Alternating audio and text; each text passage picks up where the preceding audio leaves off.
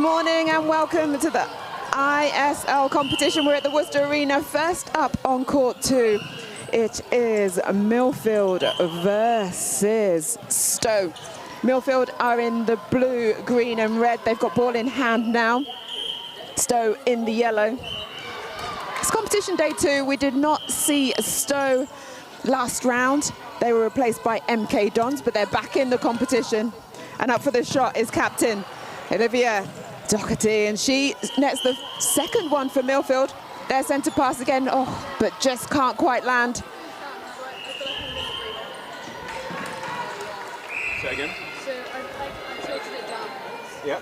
Let's run through the starting sevens for you. So Milfield, coming from the goal shooter is Olivia, as I said. A goal attack, Eva Dubler. At wing attack, Olivia Pitt. Centre is Mauve Murray. Wing defence, Freya Artel. Goal defence, Harriet Pickering. And Isabella Jones is a goalkeeper. For Stowe, goalkeeper Layla. Goal defence, Zara. Wing defence, Lottie. Wing attack, Tallulah. Centre, Lily. And the lady that's just scored there is goal shooter Emily. She's the vice captain. Her goal attack partner is captain Imogen. There's Imogen now. She takes the overhead ball. Quick shooter to shooter. Emily goes up. She nets. We are now level.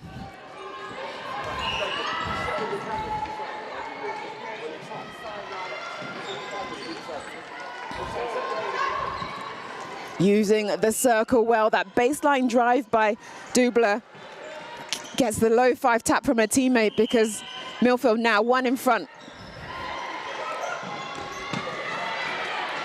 Oh, great defensive pressure from Pickering at wing defense, the Bath ADC player. Twinkle toes on the line, couldn't quite get it to her teammate. Penalty pass for Milfield. They attack quickly, driving through that centre court.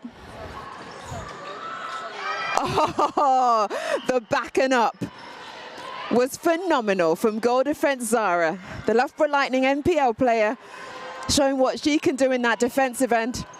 Right under the post, read that beautifully. Can her teammate make it count? Yes, she can. We're back to level with that shot by Vice Captain Emily. We're back on the centre pass. Olivia Pitt, a wing attack for Milfield. It's 3 apiece. Can they make it 4? Yes. Milfield take themselves up to 4 with Stowe at 3.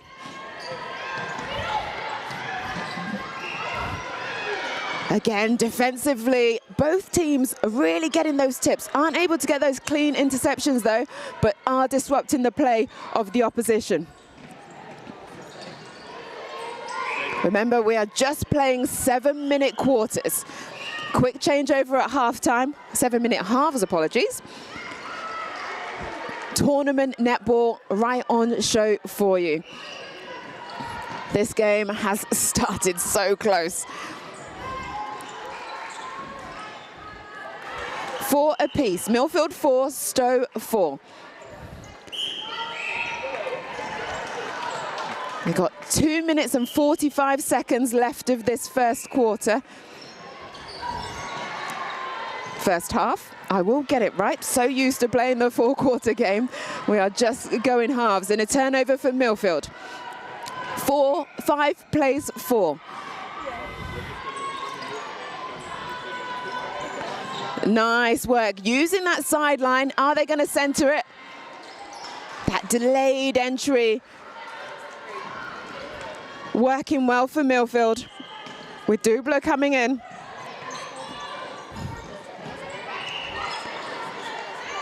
Score, Milfield 5, Stowe 4. Milfield on that back line, still have possession, but struggling to get to a shooting opportunity.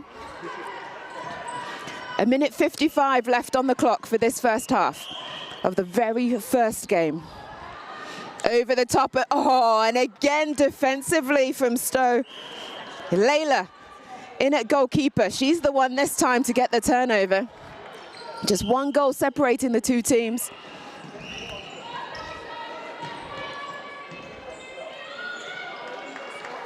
just falling short, but she's in for a rebound, is Emily. This time, second time, she's not going to miss. We're level again. Milfield 5, Stowe 5. Centre pass taken quickly. It's gone back. Murray at centre for Milfield. She takes the ball. She looks forward. Goes down into the pocket. Lovely shot to take the pass. The baseline drive that is coming from Dubler. Really loving that timing. Just under a minute left on the clock.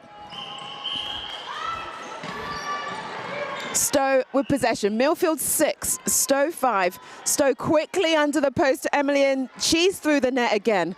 6 apiece. Centre pass taken, they go deep.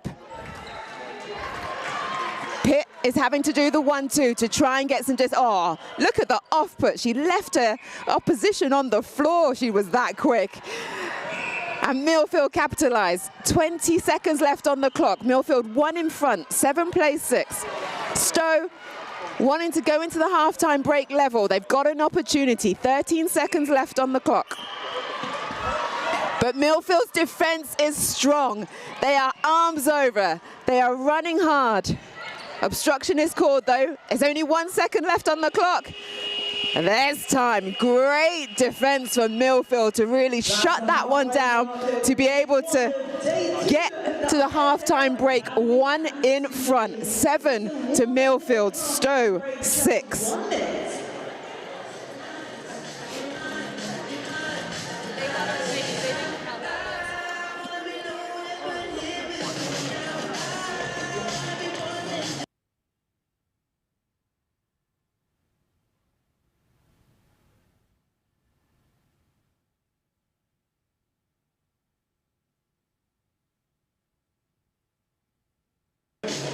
Whilst the team take their halftime break, let me just give you a little bit of background info. So as I was saying during there, the match duration is 2 times 7-minute halves with 1 minute at halftime. So it's a quick turnaround for the coaches to get some key information and make any changes that they would like to.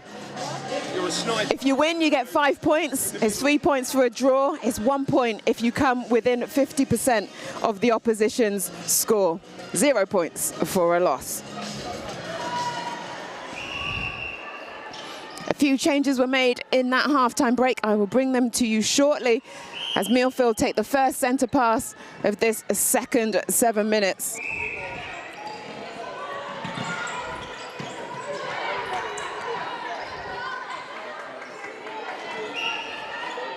Lovely shot, a nice little step back.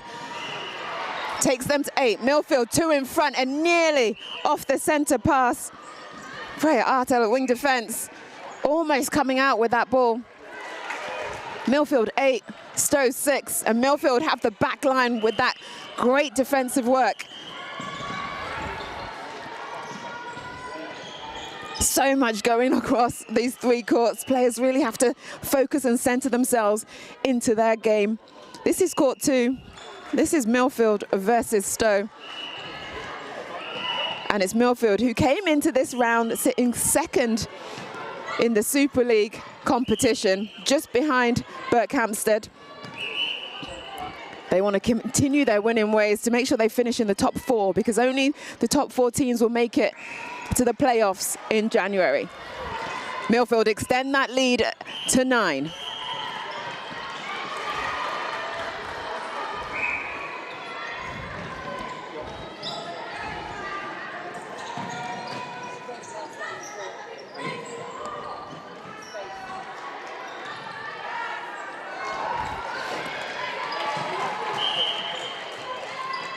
A little bit of hot potato going on through the court, but Milfield, there's a little swap in defence. Harriet Pickering is now at goalkeeper, and Saskia Davis comes on at goal defence, well, came on in that halftime break. The rest stayed the same. Nice rotation, good composure. The work of Dubler really paying dividends. That ball a little bit off, but let's credit Layla at goalkeeper. But let's credit even more goal shooter Olivia Doherty. That one was a swoosh. 10 plays 6. Milfield in front by 4. Stowe's just struggling to penetrate into that shooting circle. And when you've got defensive work rate outside of the circle in centre Murray, making it even harder for them.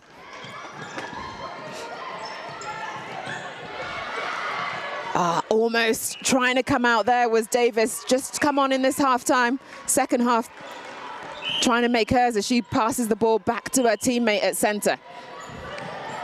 10 plays 7.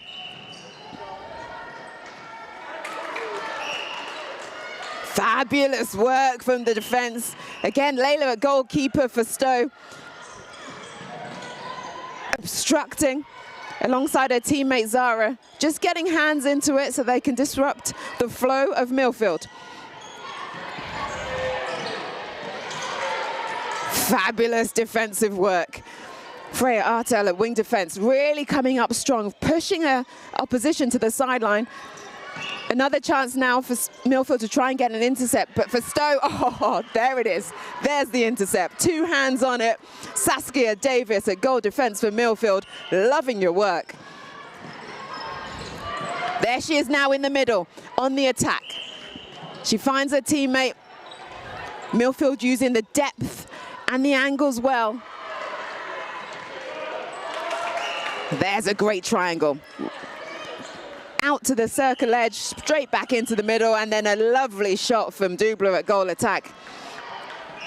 Now 11 for Milfield. They're trying to extend this lead. Unfortunate contact call there from Olivia Pitt, a wing attack, but that's the strength from Zara at goal defense.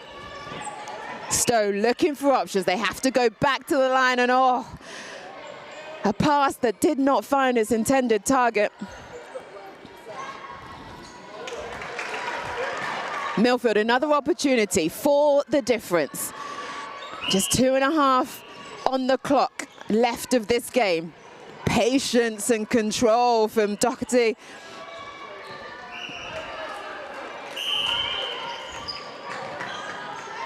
Weetabix had this morning for breakfast. That one too far. Stowe, another opportunity. And Davis, having come on at half-time, she's really getting stuck in. Another tip to the ball. It's backline to Stowe. Imogen at goal attack. She sets up. That one went long. However, she does get the penalty pass or shot. She will reset herself again. Over the top. And Davis was there for the rebound.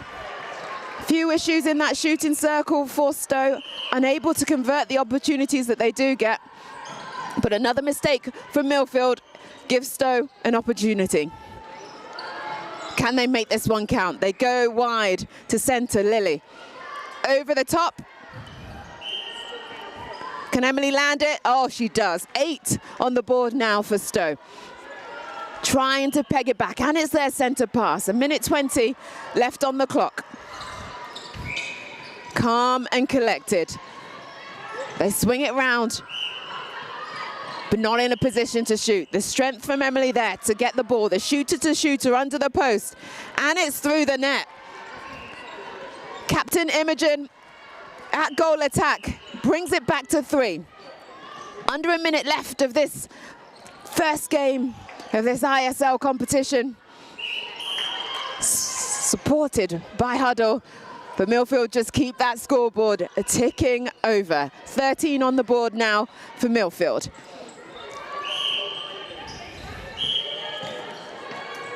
Stowe will get 1 point for coming within 50% of Milfield's score. Milfield will get the 4 of 5 points as we come up to the last 20 seconds. Backline Milfield. Coming through, nice and sharp, great angles, good space. Textbook through court. 11 seconds on the clock. And it's through. One more on the board for Doherty. They want to go quick. 3 seconds left. Can they get one more? No, and the buzzer just beats them. What a great first match, especially for Milfield to get the win under their belts. 14 on the board for Milfield, 9 for Stowe. Those games are coming thick and fast. So as the two teams shake hands and head back to their respective benches, we see the next two teams that come onto the court. It's going to be Millfield School B team versus the Wales under-17 invitational side.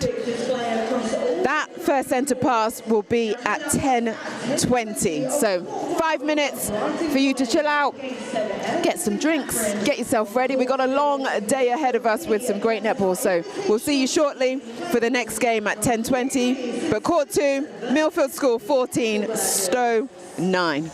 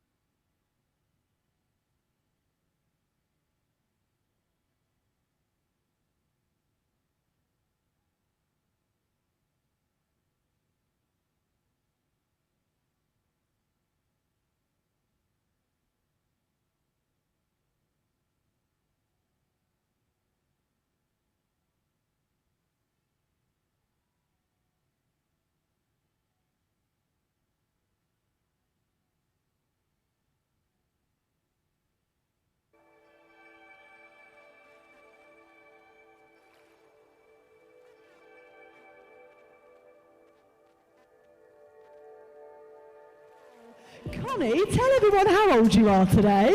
I'm 18 today. An 18th birthday in the house. That is so exciting. I mean, what better way to spend your 18th birthday than playing a bit of netball? I know. Well, there's only one thing for us all to do now. You know what I'm going to ask you to do, guys? We've got to sing her happy birthday. Here we go. Happy birthday to you.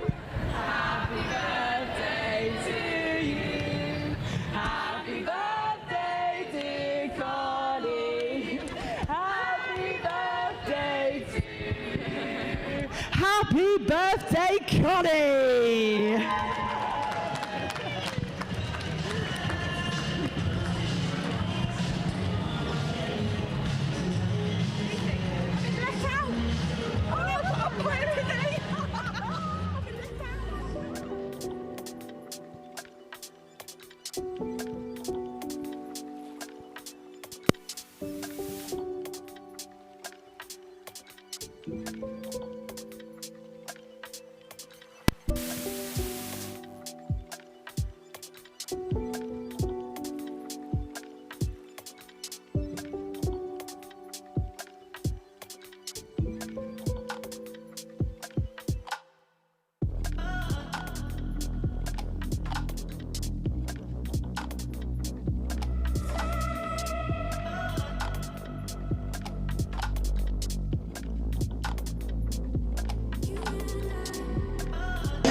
Ready?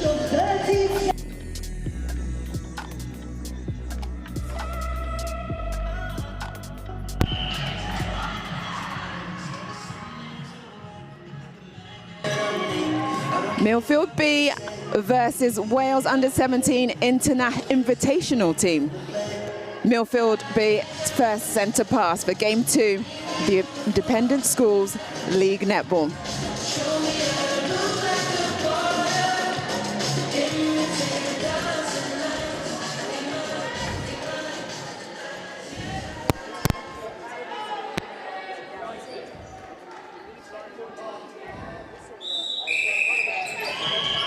And there's the whistle. Millfield in the familiar red, blue and green.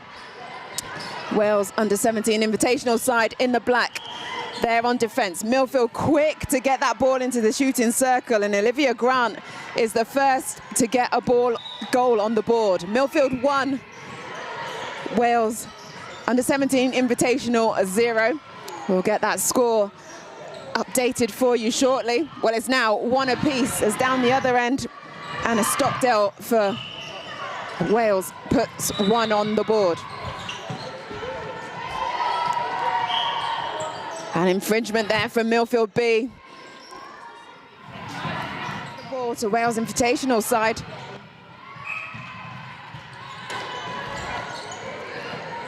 But it's a mistake from Wales on the back line. Millfield coming through the court now with their defensive.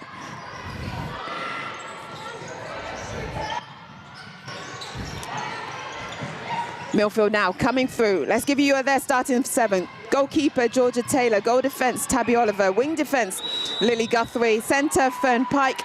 Wing attack, Emma Shipton. Goal attack, Grace Tubb. And goal shooter, as I said, Olivia Grant. Lots of turnovers occurring. But it's now in the hands of goal attack. Isabella Badminton. She gets another opportunity. This time is through. 2 on the board now for Wales under 17.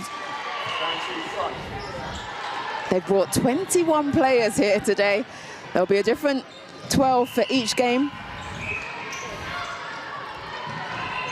An opportunity to give them some court time and experience playing at this level. They are currently 1 in front.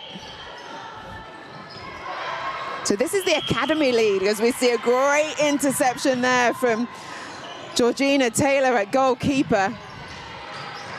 Great hands to get back and up. Gives Millfield now the opportunity to come forward.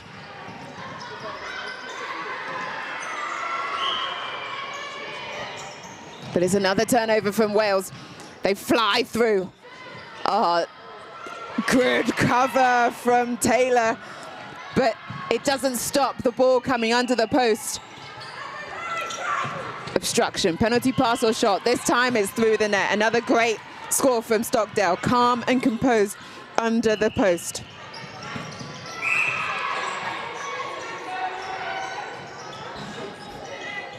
Three on the board now for Wales. They're now starting to turn the tap. Oh, but that one just misses. But Stockdale was under the post. Gets the rebound. And Wales under 17s take their scoreline to 4 on their centre pass. Great first and second plays. They're using the angles well, but oh, they were stopped from Oliver.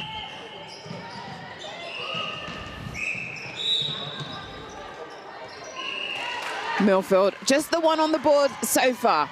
Opportunity now to come through.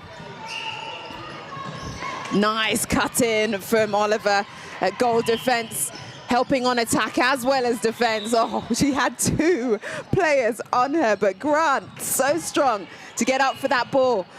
Oh, couldn't quite land, and picked up by Tyso at centre for Wales. And the hold was strong from Stockdale. Trickles in, but doesn't matter how it goes in as long as it reaches the net. Wales on 5, Milfield just the 1. Milfield centre pass. Grant all by herself. Oh, play the advantage.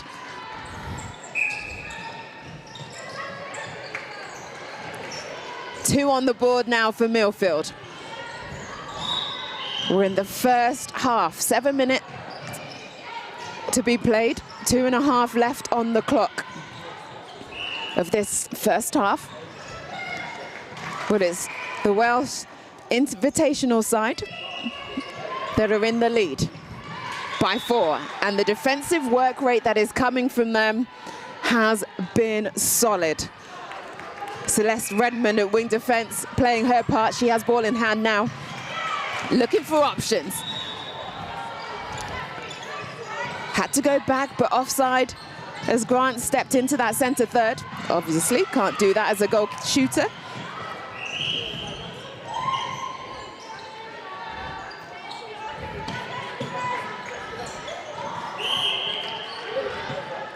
A lovely step. And Stockdale has been the key for this Welsh side. The footwork, the positioning, and the accuracy on the shot. There she is there again. She brought her defender forward, gave herself plenty of space to go backwards. And Maddie Sims at wing attack, finding her nicely with that pass into the circle. Wales 8, Milfield 2.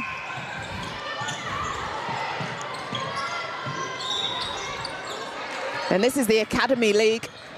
So Milfield B versus this Welsh International Invitational side.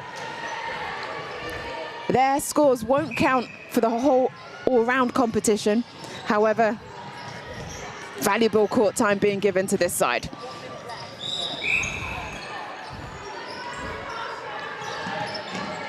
That's better from Milfield B. And a great shot to finish it off. Grace Tubb at goal attack, part of the Bath Junior PDP. Takes them to 4. Just under 30 seconds left on the clock. Oh, that was a late challenge there from Lily Davis at goalkeeper. And it's punished by Grant. Milfield making a late comeback. 8 on the board to 5. 10 seconds left on the clock, but that's a superb pass in. And of course, Stockdale's not going to miss from that range. 9 on the board now for Wales. Under 17 as the whistle goes for half time. That was fast and furious. The Welsh Invitational side far out in front. But then Milfield B did not let that get to them. They pulled it back a little bit. Milfield B 5, Wales under 17 Invitational side 9 at halftime. Just 1 minute, and then we will get ready for the second half.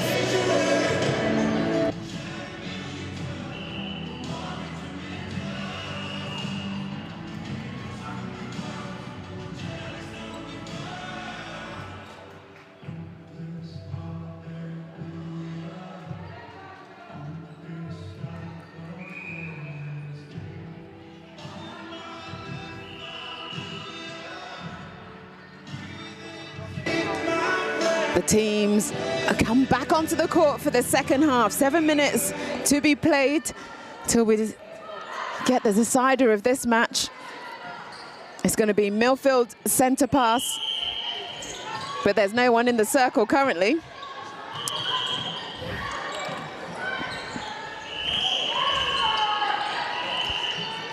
And they thought as much.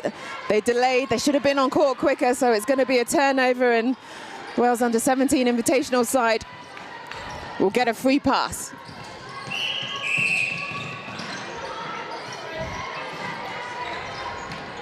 There's going to been a flurry of changes for the Welsh side. Goal shooter Jess Strudwick, goal attack Maddie Sims, wing attack Layla Glide, centre Tallulah Carbonneau, and goalkeeper Isla Grace Martin. Seems to be blood, and so that's being taped up.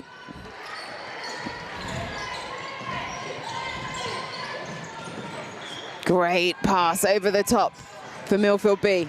They bring it to 6, just 3 the difference now. And it looks like a rolled ankle of some sort, so a quick change for Wales as time is held.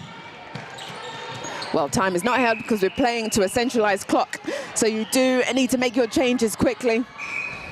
Oh, fabulous turnover. Gracie Tubb at goal attack, coming out with ball.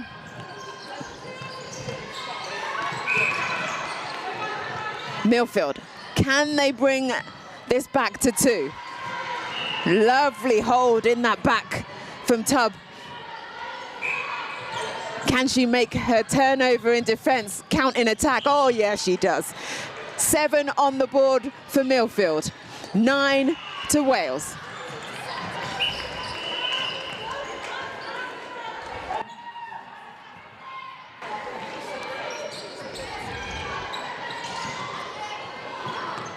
Is Wales coming through on the attack? Oh, again, the defensive work from Milfield proving dividend.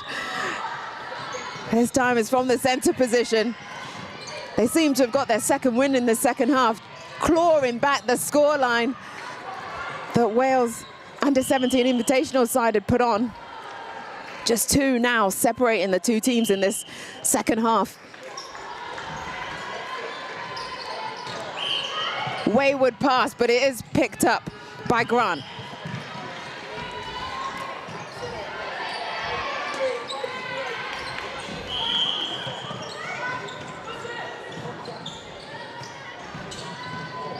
Using the width. Quick pass in. The obstruction just getting a little bit too close there. From Williams at goal defence. Obstruction and contact called again. The quick shooter-to-shooter offload, and Milfield have brought this back to a 1-point game. 8 plays 9 with 3 minutes 40 on the clock. Just managing to keep it on, twinkle toes.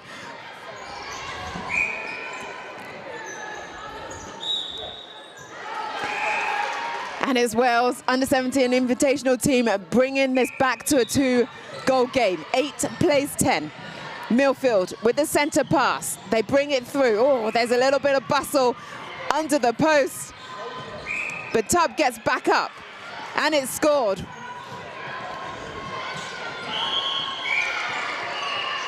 Nine plays 10. Just 3 minutes left of this second half. Overcooked on the shot. Strudwick at goal shooter, unable to find the target. Gives Milfield a chance to bring this game level. They're flying through the court. They're using the width. Maddie Sims just going offside there.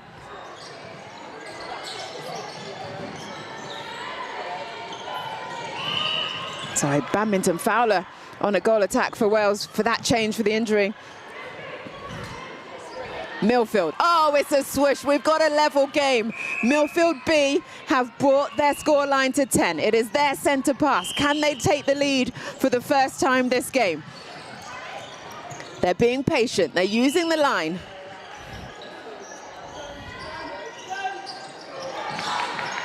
Strength, patience. Oh, beautiful work. The exit from Stubb. The backspace from Tubb. Grant and Tubb working nicely in that circle, and another mistake from Wales.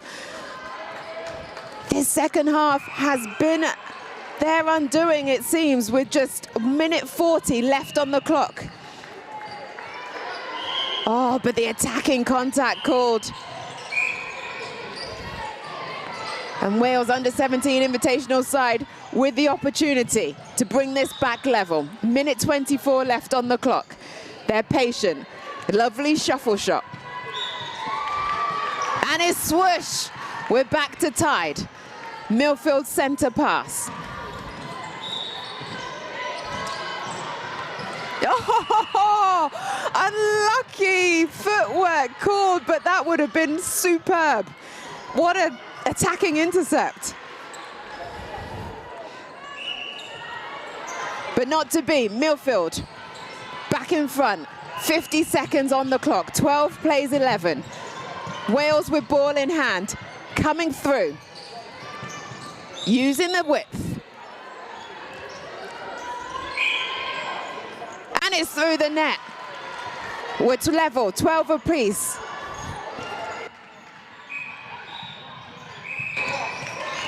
So apologies, the screen is a bit frozen for you guys, but I'll tell you, Wales have got another turnover. Oh, but it's back to Milfield. Goal defence come out flying. 12 apiece with 15 seconds on the clock. Milfield with ball. Oh, the time is ticking. 7 seconds. They go quickly. They go strong into goal attack. Oh, it just falls over. Not to be, but what a finish. What a comeback for Milfield B after that first half where they were down 5-9.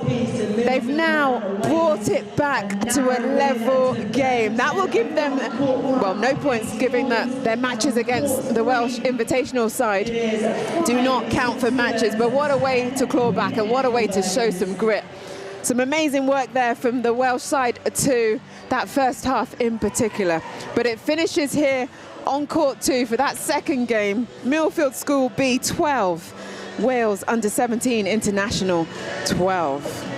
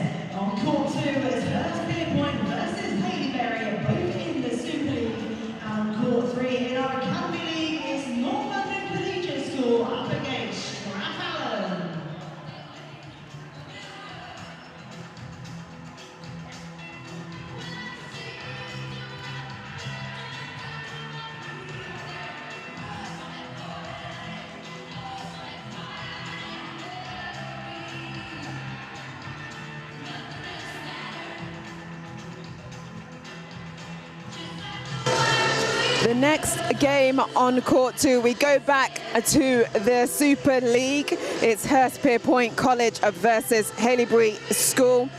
Hurstpierpoint come into this game 6th after the first round of competition. Haileybury, they were 3rd with a 25 points.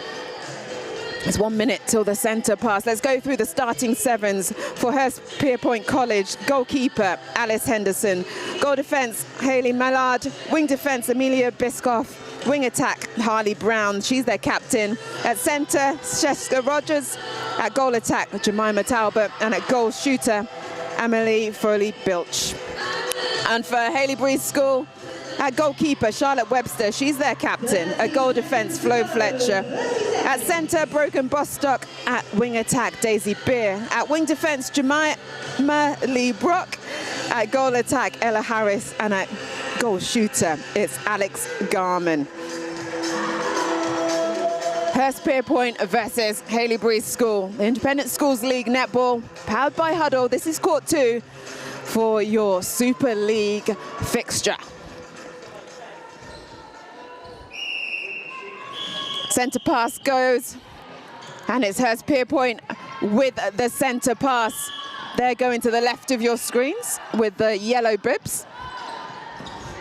Haileybury are in the maroonish colour, but it's Hurst that get the first one on the board, and that was shot by goal shooter Foley Bilch. The Island under-19 player, so she's got some international experience, bringing that to this independent schools league competition, but a footwork down the other end for Haileybury, and Hurst have another opportunity.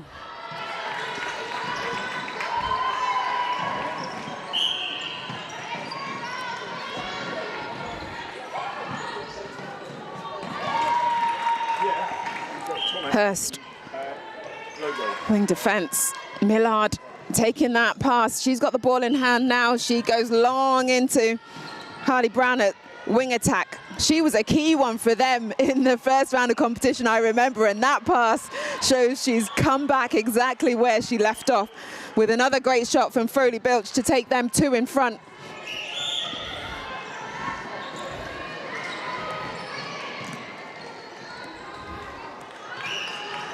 Rogers this time at centre, but it's an attacking contact called on Foley Beach.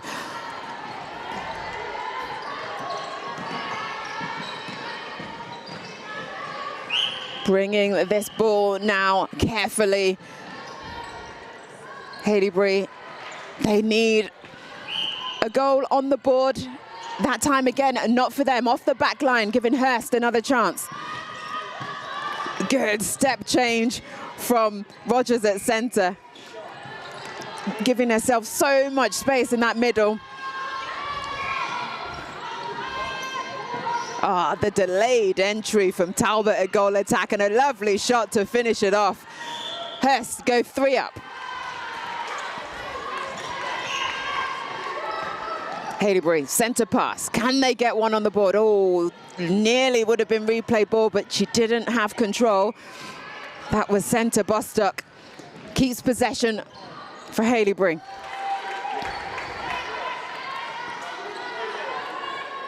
Up and in. They get their first one, Haileybury. The last time they played each other, sorry, it was Haileybury scored that won 9-14, but Hurst are coming out with some fire. They don't want a repeat of that scoreline, and they take their lead to 3. 4 plays 1.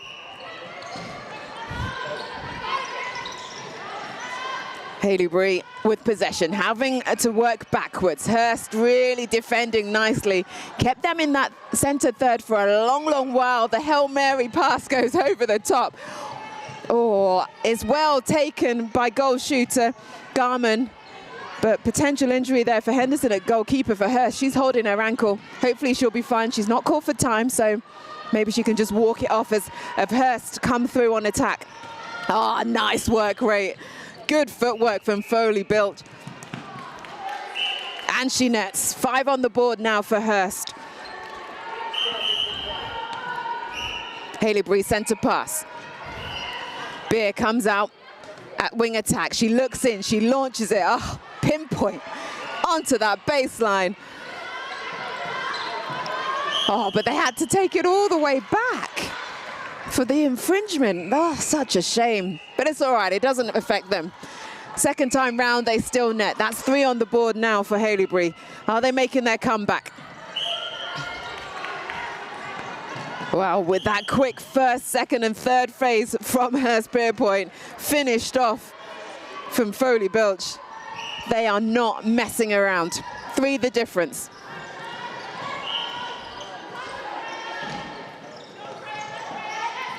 That would have been spectacular. The change, the footwork done by Beer at wing attack for Haileybury, but the pass just not where it needed to be. Off the back line gives Hurst another opportunity. They're coming through the court now through Henderson and Millard. Goalkeeper, goal defense. Now they're finding it into that goal third. It seems as soon as they land and look into the circle, the pass is on to Foley Bilch. Oh, miscommunication on the centre pass. Rogers will be kicking herself from Hurst. But they've still got a comfortable lead with just under 2 minutes left of this first half of 7 minutes. Oh, nice hands Hurst defense making it hard, but the hold and the pop-off from goal shooter Garman for Haileybury. I like it a lot.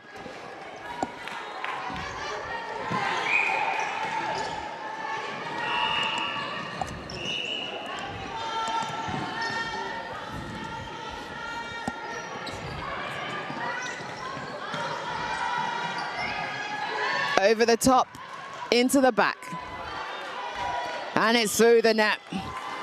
Haileybury bring it back to 2 the difference.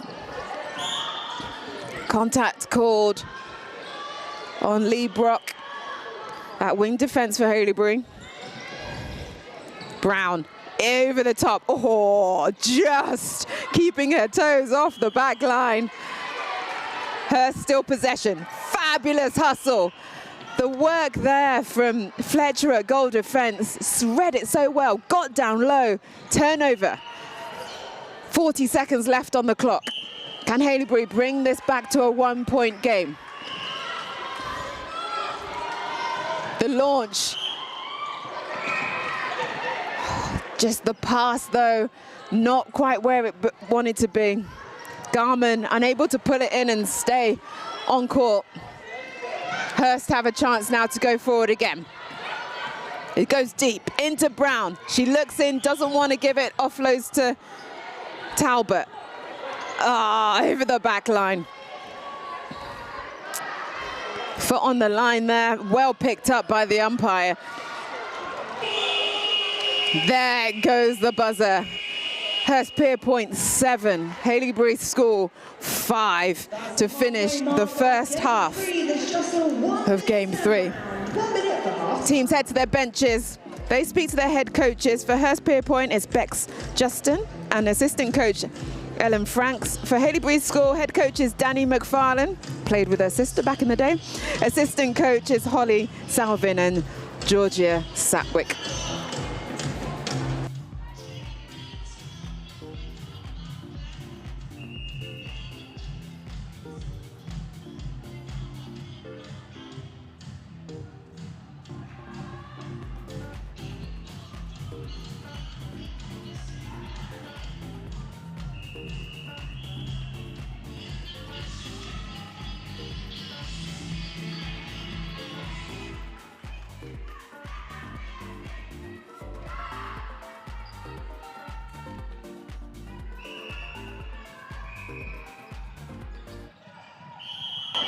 Second half underway and a few changes for Haileybury School.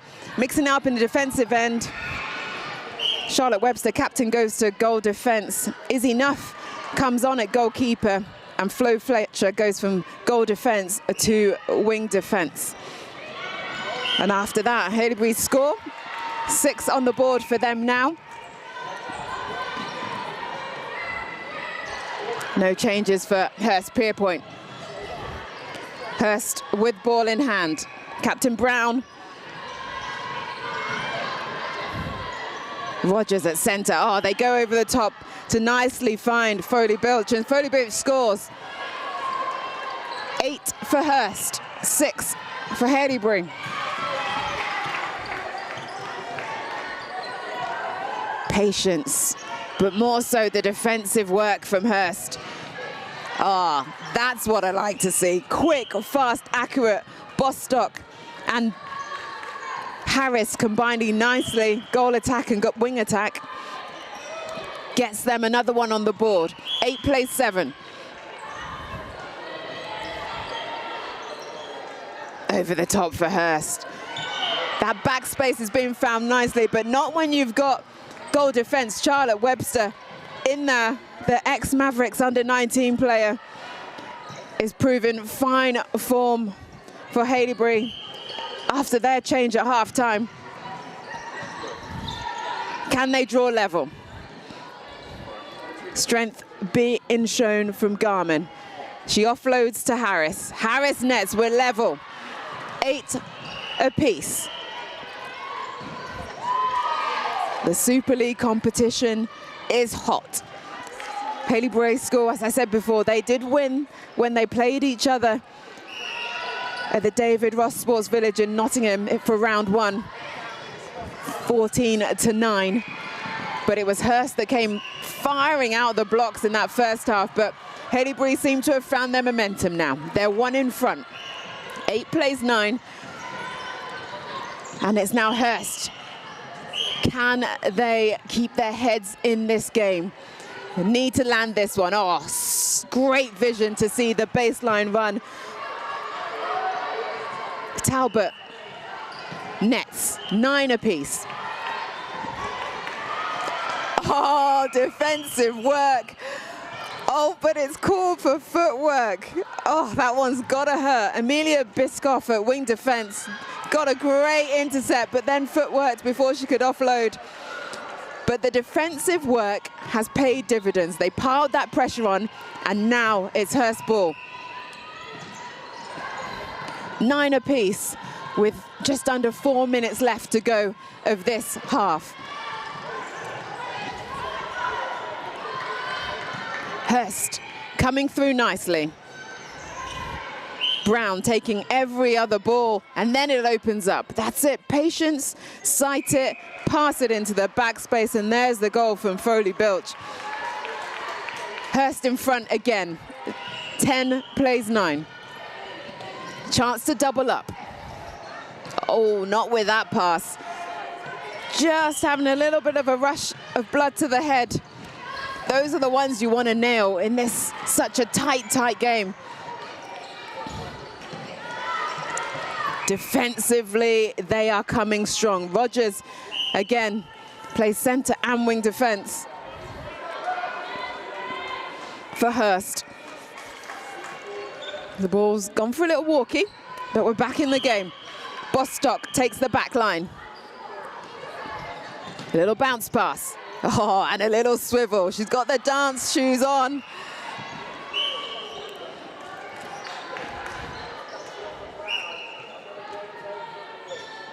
Through the net, another score. We're back level, 10 apiece. We're gonna change. It's Hurst making a change in that center. Tiana Brown comes on. Sister of Harley. A year apart in age, literally to the day.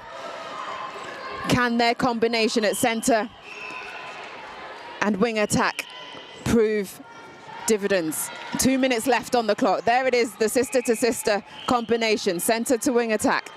And there it is again. Oh, but footwork called, and it's a turnover. Haileybury coming through now. The defensive work of Hurst trying to slow the flow, but they've got their momentum now. Looks in, off the back line. A minute and a half left of this game. Hurst coming through. Brown having to go back to the keeper. Good hands. Still with Hurst though. Oh, error there, a free pass under the post. Hurst go one in front, and it's Hurst centre pass. Just over a minute left on the clock. Obstruction called on Bostock. She thought she had the distance. Hurst up by 1. Are they gonna turn the tides on round 1? Will they get this win over Haileybury? 42 seconds left on the clock. They go 2 up, they're making it difficult. Haileybury centre pass. They need to be quick. They need to nail this and get a turnover back. Defensively, Brown gets the tip and is picked up by her goalkeeper. Speeding through the court. Oh, what a take. Foley Bilch, and she nets. What a turnaround from Hurst. 13 plays 10. Can they make it 14? Play the advantage. Second time round, it goes through. And it's through the net. 14 on the board as the buzzer goes. Wow. Hurstpierpoint, what a comeback after round one. They came out firing out of the blocks in the first half of the 7 minutes that they were played. Haileybury School came back at them, but it was not to be. Hurstpierpoint College 14, Haileybury School 10.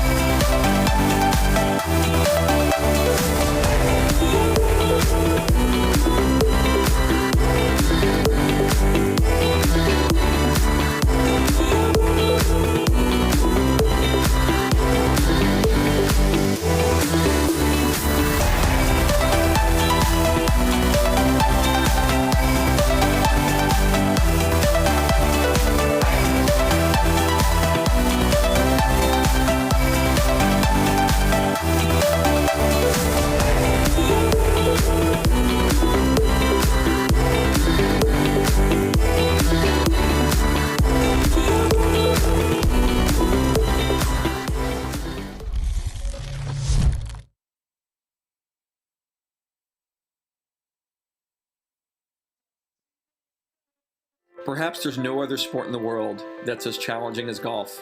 It can also be a 5-hour opportunity to choke. The difference between a good player and a great player is consistency and mentality. The absolute last thing any golfer needs to be thinking about is their feet slipping inside their shoes at a critical moment. Golf technology has made great strides through the years in regards to clubs, balls, and some gear, but not socks. That's until now. Viper 5 Performance Grip Socks help keep your feet locked inside your shoes so you stabilize more, which can increase your overall power transfer. By avoiding any negative foot shifting in your shoes, your swing mechanics can be biomechanically better.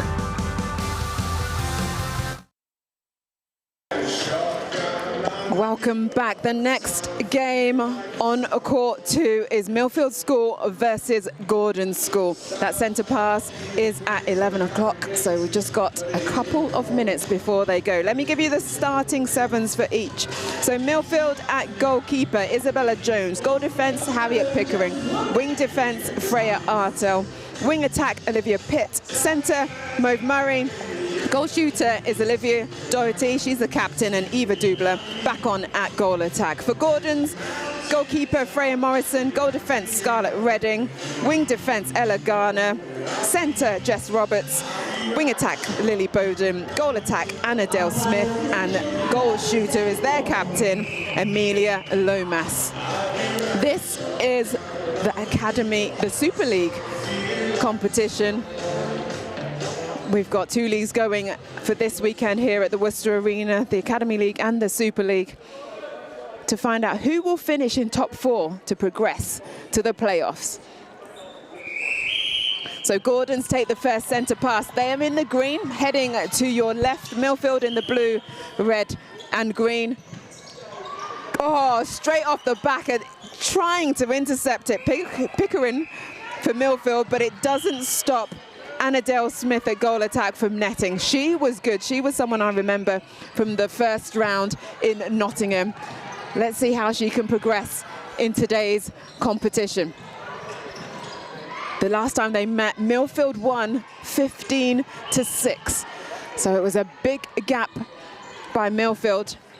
Can Gordons reduce that, if not take over, so that they can get those much needed 5 points? And there's the first turnover. Fabulous work from goalkeeper Morrison. She's got ball now, takes it through. Opening up now, nice depth found from Robson at centre.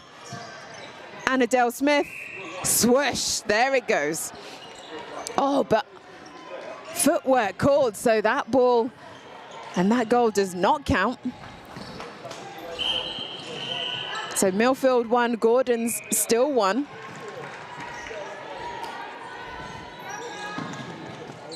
Nice back space, good feed in from Olivia Pitt at wing attack. She finds Doherty and she nets, so we're one apiece. It's going to the centre pass. Strong take from Dale Smith. A little bit getting tight and congested there on this left-hand side. Trying to open it up now. Oh, but she got in front. Jones at goalkeeper. But then it's like, one thing you can do, we can do too. As down the other end, Gordon with Reading at wing defence, she gets the turnover. And it is capitalised on from goal shooter Lomas, the captain of this Gordon side.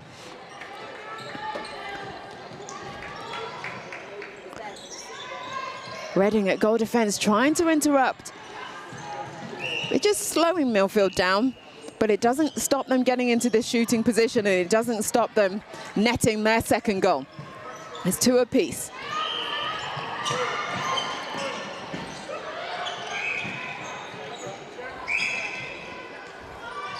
Scarlett Reading at goal defence for Gordons, making herself available on attack as well. And what a ball that was, fired into her teammate and netted from Dale Smith, the Roses Academy under-17 player. The two of them working well together, but Milfield go over the mess. Right under the post to Doherty. With 3 apiece. Goals are coming thick and fast. A nice, strong dive. Not finished though from Dale Smith. Oh, this ball moving nicely through the court now for Milfield. Finding the right space. Timing was spot on there. Just a little fumble, but still falls to the hand. Murray at centre was there to pick it up. Milfield take themselves in front. 4 plays 3. And it's Milfield centre pass.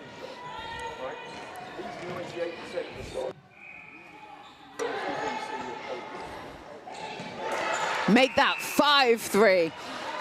Milfield on a roll, 2 in front. A few changes for Gordons in that attacking end. So Captain Lomas goes to wing attack, it looks like. Dale Smith stays at goal attack.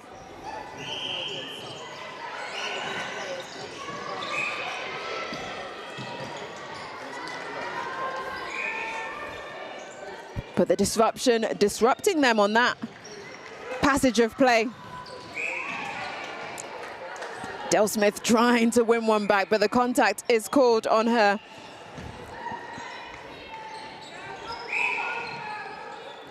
Coming up to the 2-minute mark for this first half of the game. Reading just slipping up. Oh, but she was up quick, almost got a hand to that. They do the hoist, but it doesn't put off Doherty at goal shooter. 6 on the board now for Milfield. Starting to pull this one away. Oh, that's a great second and third phase. Good depth, hugging the edge of the circle. Dubler lines up her shot. And it's through the net. 7 on the board now for Milfield. This is starting to become the scoreline that we saw in the first round. Can Gordons keep in touch? Del Smith says, I can be here. I'm here for you. Give me the ball. I can get it through the net.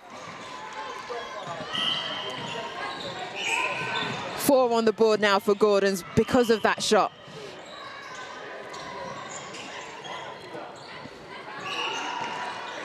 Some width, the give and go. This is nice from the attack of Milfield. And they score. 8 on the board now.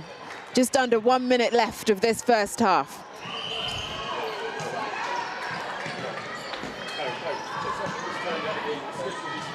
That was a wind up, but straight into the hands of Murray. But Gordon's managed to get it back. Dale Smith lines up. Just rolls off the back line. She couldn't convert that one. 30 seconds left on the clock as the ball goes for a wander. It's brought back by Isabella Jones. She lines up the back line.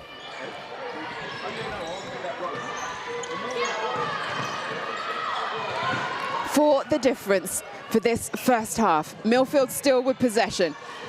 There's Independent Schools League here at the University of Worcester Arena. This is the Super League.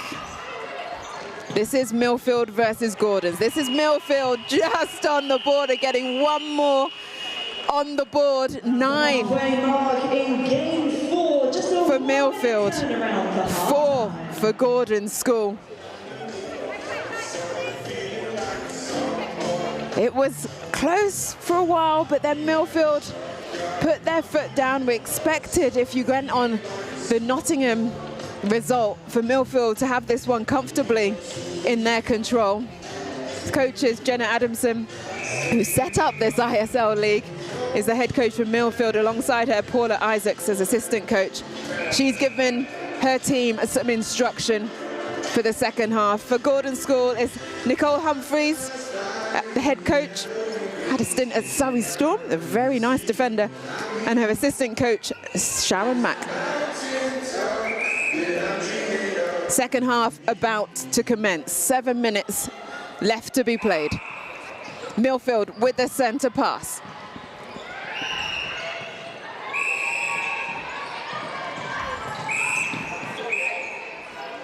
And they net. Quick off the board for Milfield. 10 on the board now for them. Oh, there it is, Gordons. That's the flow rate we want to see. And nicely finished off.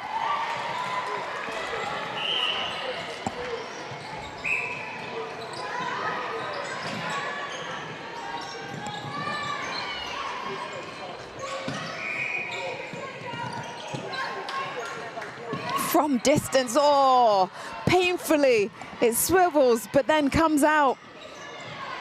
Unlucky Milfield. That attempt at goal not landing. Gordons with the opportunity. Getting a bit stuck. Milfield nicely pushing everyone up towards the ball carrier and then getting in front. Reading seems to have moved to wing defence. Holly Fernandez has come on at goal attack.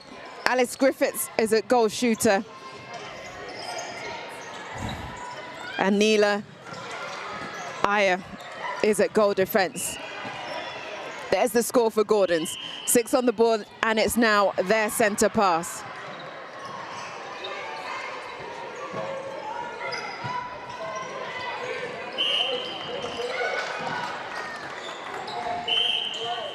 Milfield continue to keep this one ticking over, getting the ball into shooting opportunities. And Doherty, she nails.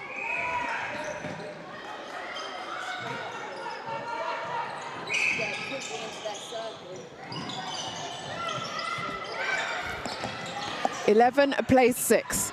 Milfield. Oh, there's some beautiful work, but just too far in front. Pitt aimed for the post. couldn't be brought in from Doherty. Gordon's now coming through. 11 plays 6. 4.5 minutes left.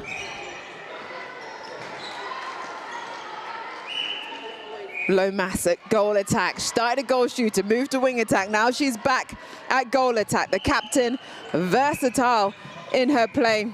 Nets one for Gordon. 7 on the board now for them.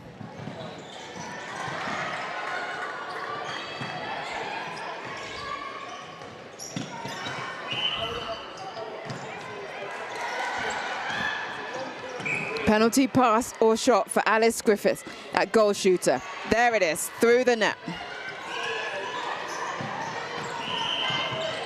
8 on the board now for Gordon's. 3 the difference. Milfield, can they keep in front? Their work rate and their quick passages of play doing the goods for them. They net again. 12 on the board now for Milfield. Hands, good hustle from Jones. Unable to get the turnover. Overcooking from Griffiths, but she gets the rebound. And again, a little bit too long and off the rebound. Jones makes amends, two-handed.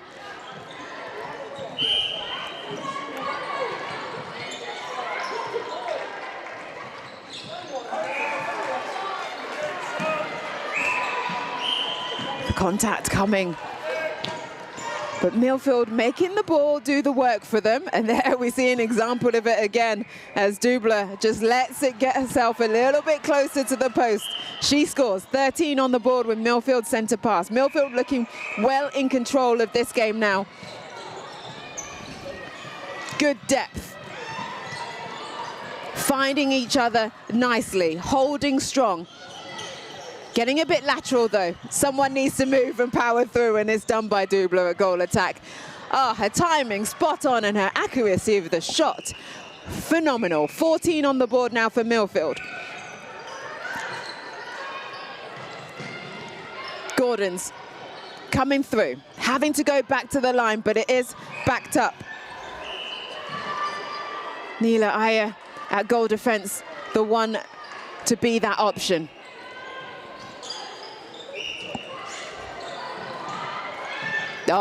Deep, deep ball. Luckily, contact was called. Otherwise, it would have been backline Milfield. Griffith up and rolls out. And it's another quick pickup from Milfield. Defensive work rate from Holly Fernandez at wing attack, sorry.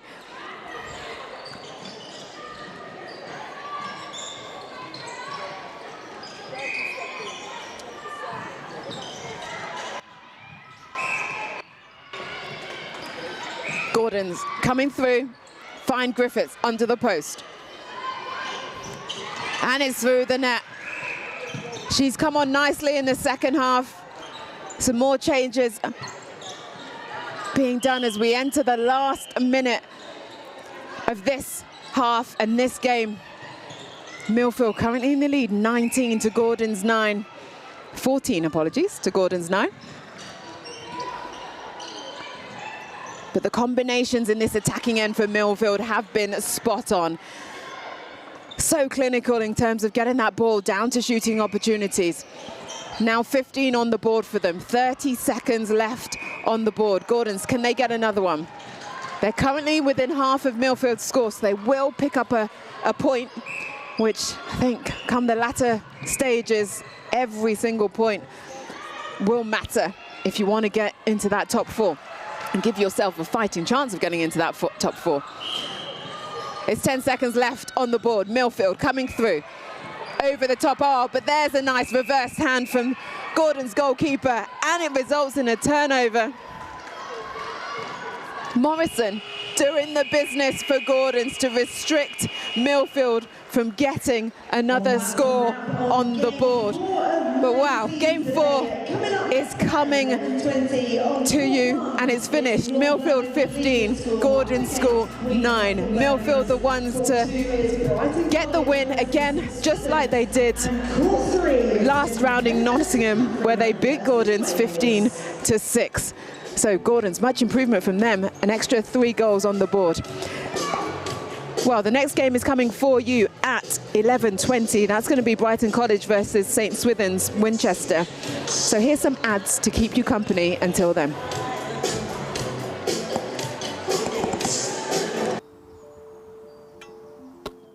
We started for love, a spark, a laugh, a moment on the court. And we kept going, through every pass, every pivot, every leap. Because this game isn't measured in seasons, it's measured in decades. In dreams that miss the mark, until they don't. There's magic in motion, where strength meets grace, where stability becomes freedom, and confidence feels endless. We are Alanda, born to defy limits, designed to protect the moments that matter.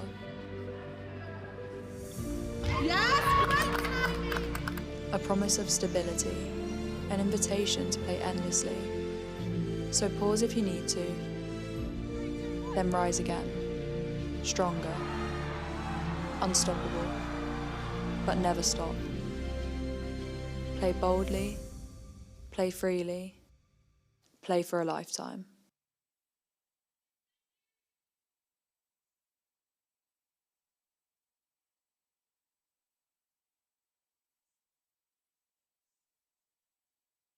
Sound so self-assured when you talk about all the things you're gonna do.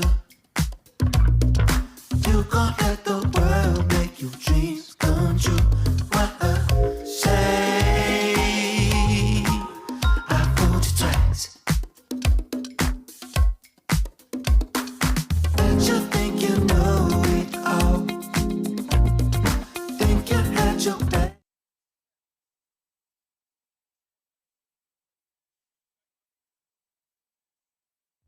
Over 60% of women and girls have avoided playing sports because of period and bladder leaks.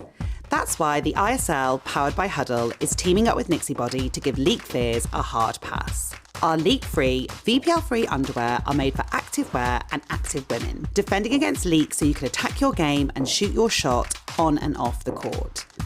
Leak-free, VPL-free, worry-free. Nixie Body underwear, proud partner of the ISL, powered by Huddle.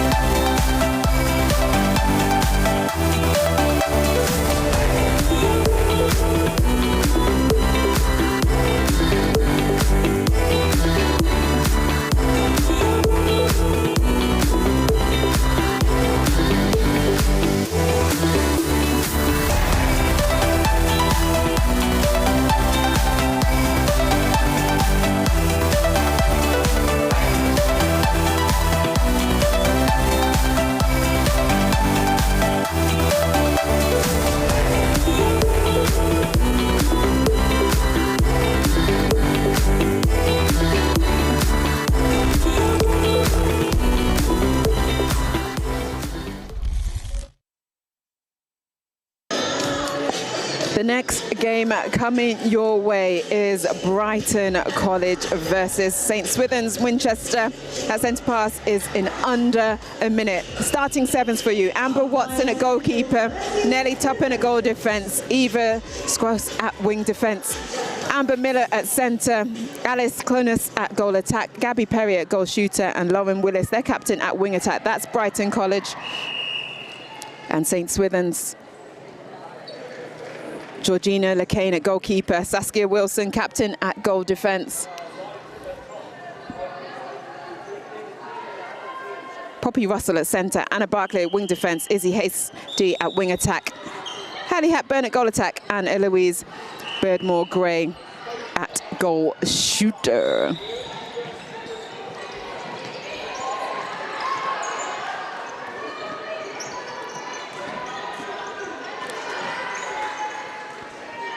And first goal on the board. Goes to goal attack from St. Swithun's. And St. Swithun's have a turnover.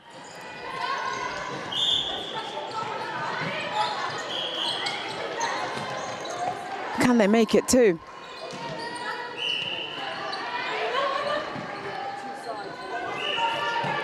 Well, both shooters getting on. It was Haley Hepburn that scored the first one.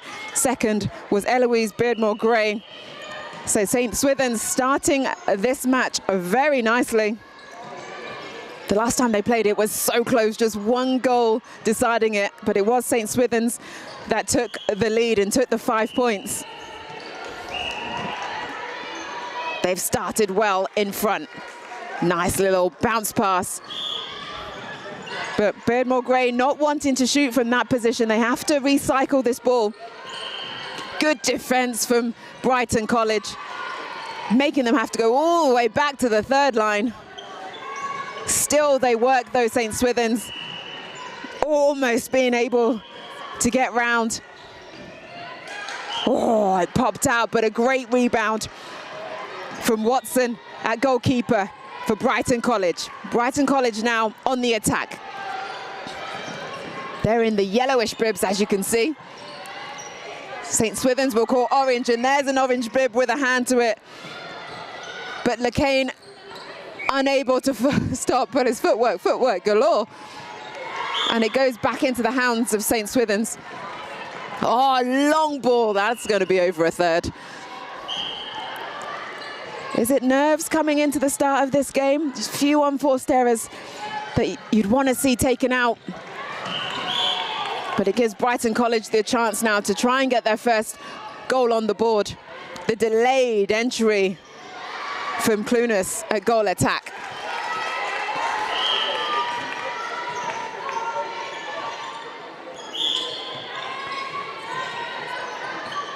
Just managing to keep control. Gabby Perry nets. Brighton College get their first goal on the board, and it's their centre pass. Nice depth there.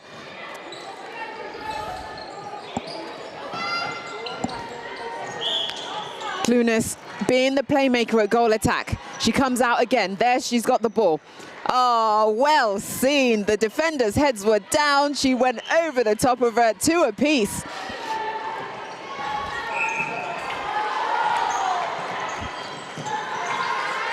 Based on the Nottingham fixture, that was tight. So this is the Academy League. We've got both leagues happening on this court too. St. Swithun's, they finished 5th after their first round of competition. Brighton College, they finished 3rd. The points are close though.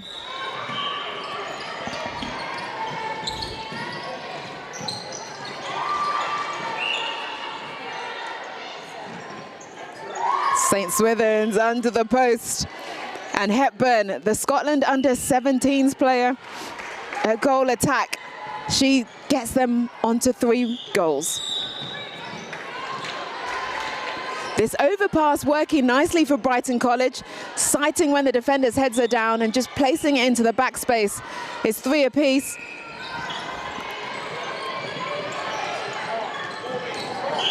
Oh, footwork definitely called there. Couldn't lock that one in. Lauren Willis, captain.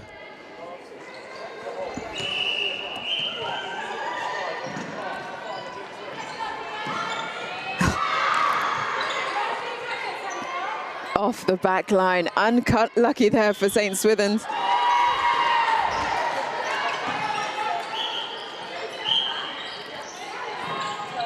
And it's a pop and it's a shot for Gabby Perry. I'm liking her timing at goal shooter, reading it well, when to pop forward or when to hold for that backspace. There's the backspace hold. And she draws the contact from Wrekin. That time though, Perry couldn't net, but her teammate is under the post, and Clunas, she nets for them. Brighton now on 5, 2 goals separating.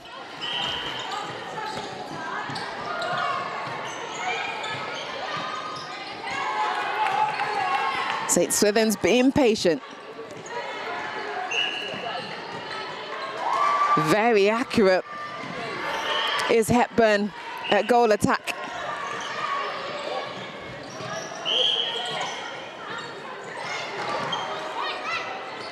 Defense coming strong from centre. The vice captain, Poppy Russell, for St. Swithun's, but it's just the sideline that she managed to force. Can Brighton College go forward again?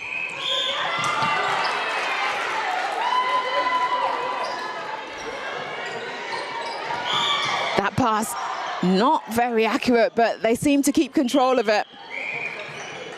The obstruction called. Perry will have another opportunity. Second time as well, she couldn't nail it. And it's a great defensive rebound from Wrekin. There she is with ball now. She's there again, having to go lateral. St. Swithun's only just breaking into that centre third.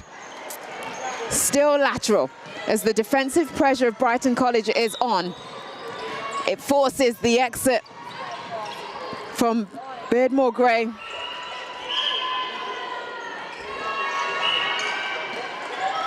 And it's through the net. 6 seconds left on the clock. There's not enough time.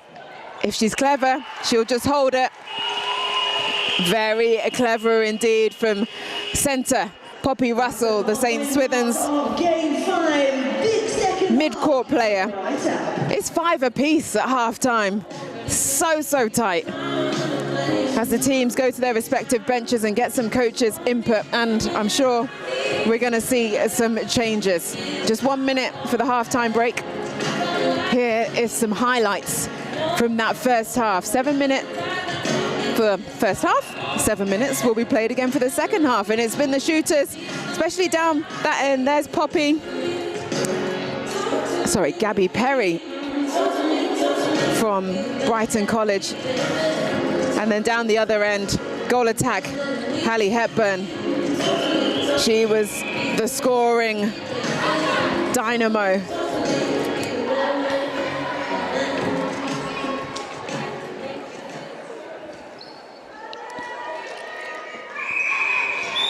So I'll give you the changes in a while when they come through. So it's St. Swithun's with the first centre pass of this second half. 7 minutes to be played.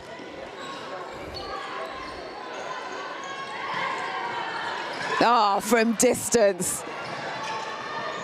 And for St. Swithun's, Nyla Williams-Wright is in at goal shooter, and Eloise Beardmore Gray goes into goal attack.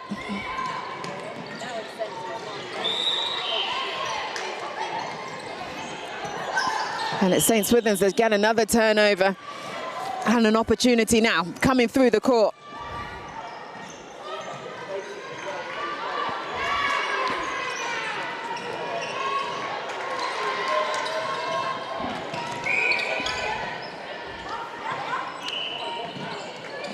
Oh, it just rolls out from Williams-Wright, and the contact called. Brighton College coming through. Oh, can't quite keep control of it. But it's another turnover, hot potato in this middle third.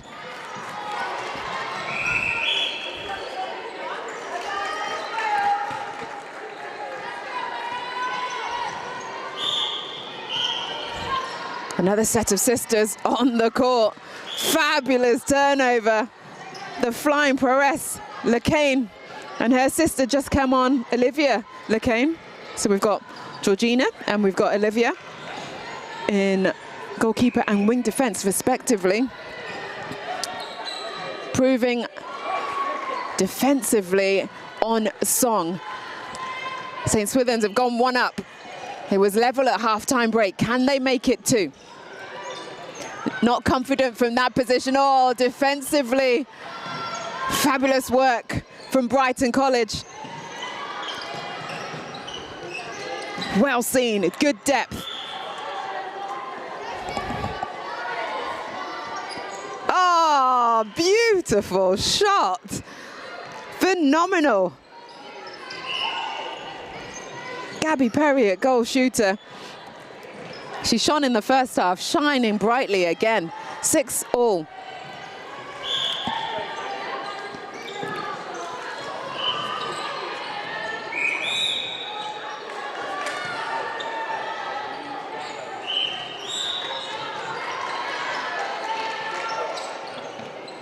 Boom.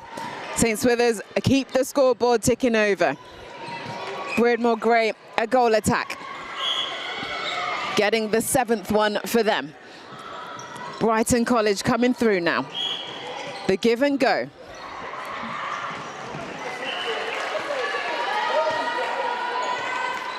They keep this neck and neck. 7 apiece. So tight in Nottingham. St. Swithun's just pipping it with the 11-10. Currently 1 in front.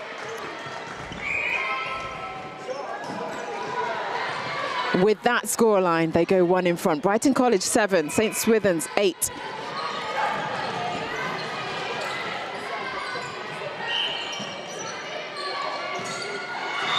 Oh, just a little bit too much power, but it allows for Georgina Lacane to get 2 hands on the ball. Oh, and a powerful bullet pass down through the middle from wing defense. Olivia Lacane.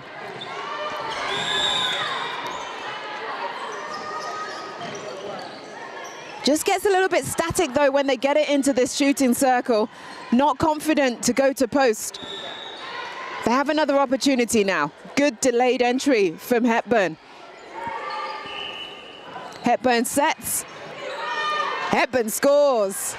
9 on the board now for St. Swithun's, and it's their centre pass. Can they double up? Oh, cheeky, quick feet there from Hasty at wing attack for St. Swithun's. She plays England lacrosse, so very fit, I can imagine. The wing attack is just making sure she's constantly available. And then Hepburn, the Scotland under-17s goal attack, is netting in. They go 3 in front now, St. Swithun's.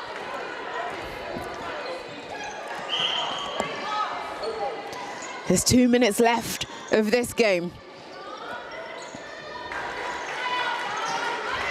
Oh, Lacane is on fire at goalkeeper. Defensively getting some great turnover. Helping now in attack. She took every other ball before it now found the centre third.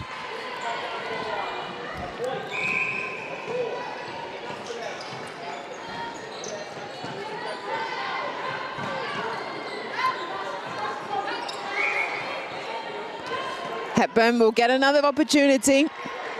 The obstruction, and she nets second time round. She's got her eye in. She is pushing St. Swithun's forward. It was close last time, but this time round, they are really firing. But it's a turnover though for Brighton College. Courtesy of Watson at goalkeeper. Defensively now come through. Tuppen, a goal defence for St. Swithun, getting the contact. Oh, fabulous. She had the contact up on the other third line. She hustles herself back to get the turnover. Fabulous work from the goal defence from St. Swithun's.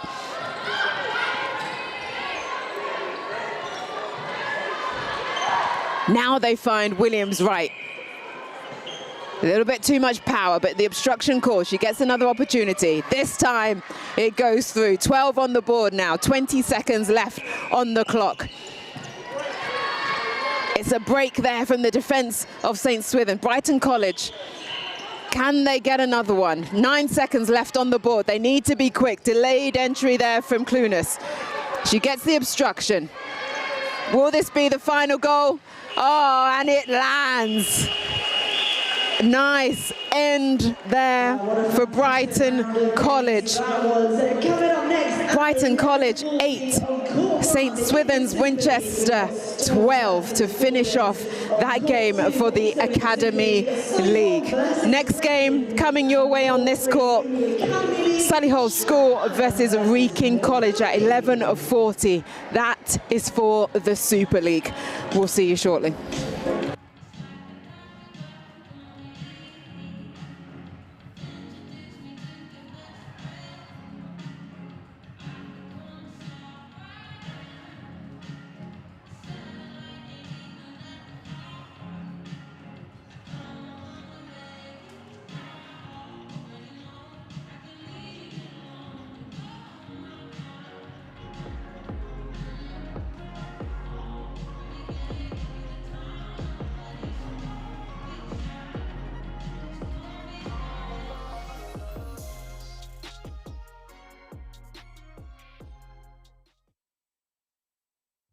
Over 60% of women and girls have avoided playing sports because of period and bladder leaks.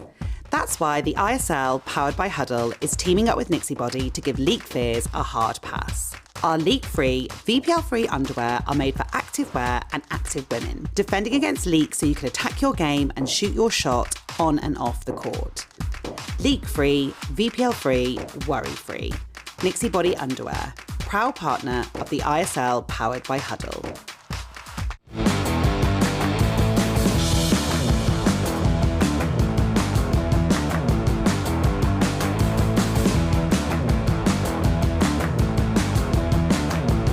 Hey, my name is Jared, and I'm with Viper Sports, and thanks for taking the time out to watch.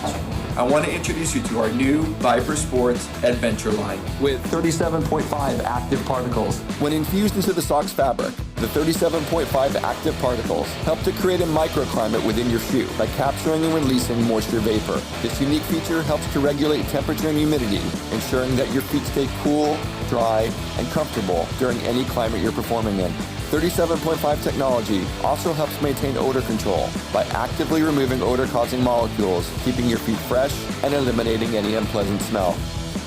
Here's our friends over at 37.5 to tell you more about this ingenious technology. To show 37.5 in action, we have two identical chambers, each being filled with water vapor to create humidity.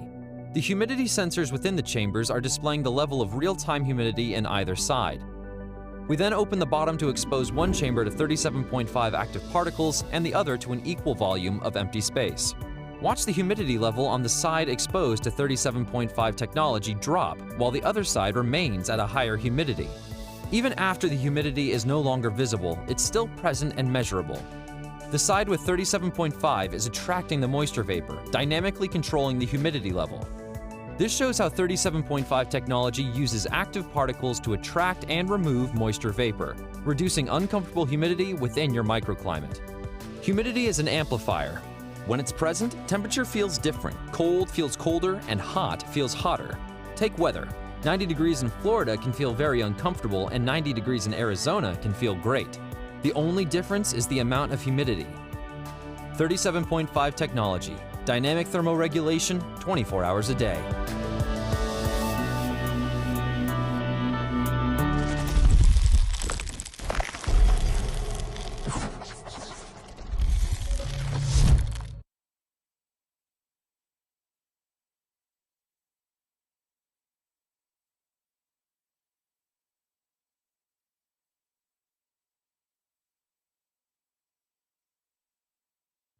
Over 60% of women and girls have avoided playing sports because of period and bladder leaks.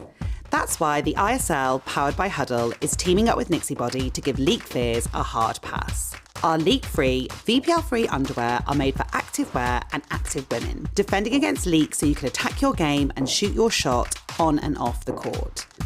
Leak-free, VPL-free, worry-free. Nixie Body Underwear, proud partner of the ISL, powered by Huddle.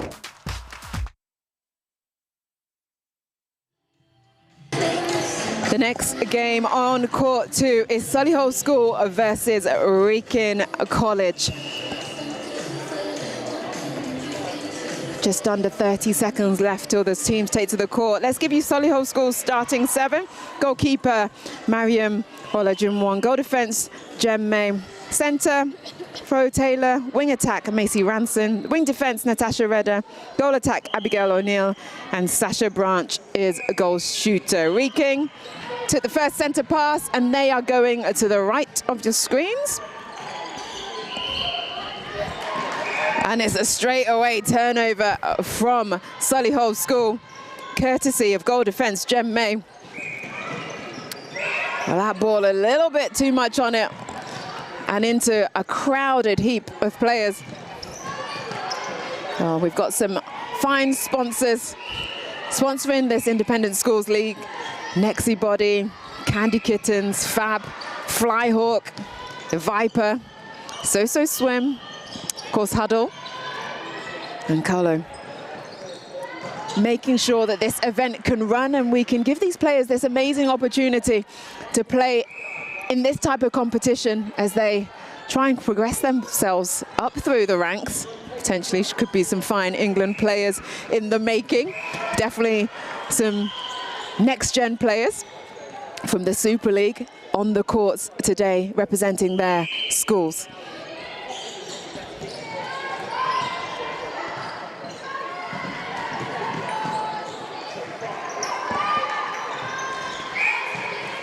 Solihull under the post. O'Neill with the ball. Can she score it this second time round? Yes, she can.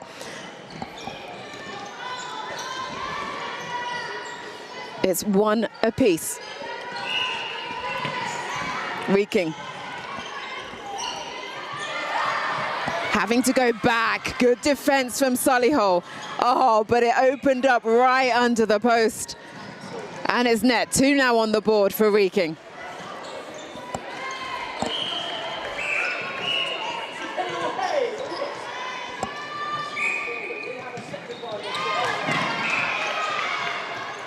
Ah, look at how that space opened up, but she came from out of court.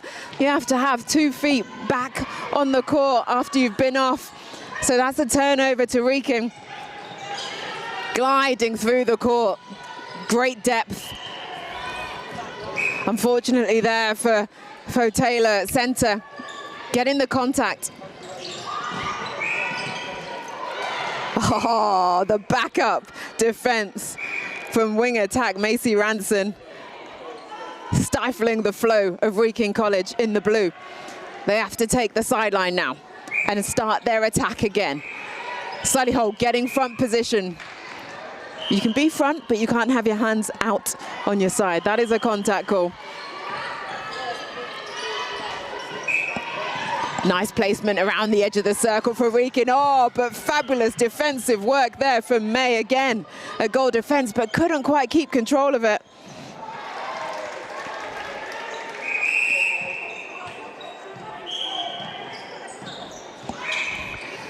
It's Solihull 1, Wrekin College 3.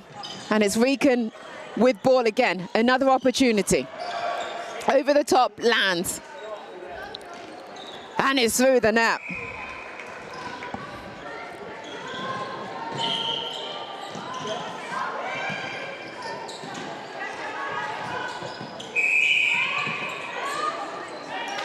Three minutes left of this first half. 7 minutes is being played. Not only are these teams playing for points, but they're also playing for prizes. We've got an MVP defender, mid-court shooter, and overall of the league to be awarded. And that's sponsored by Viper Sports. Whichever player in each of those categories shines and catches the eye of us co-coms across the 3 courts, we'll get that award at the end of the day. Wrekin now on 5, Solihull 2. And it's another turnover for Wrekin.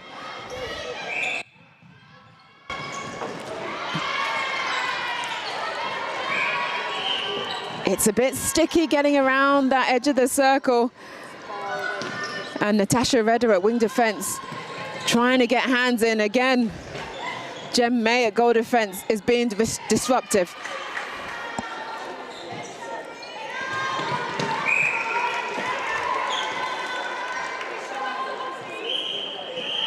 That's another on the board for Wrekin.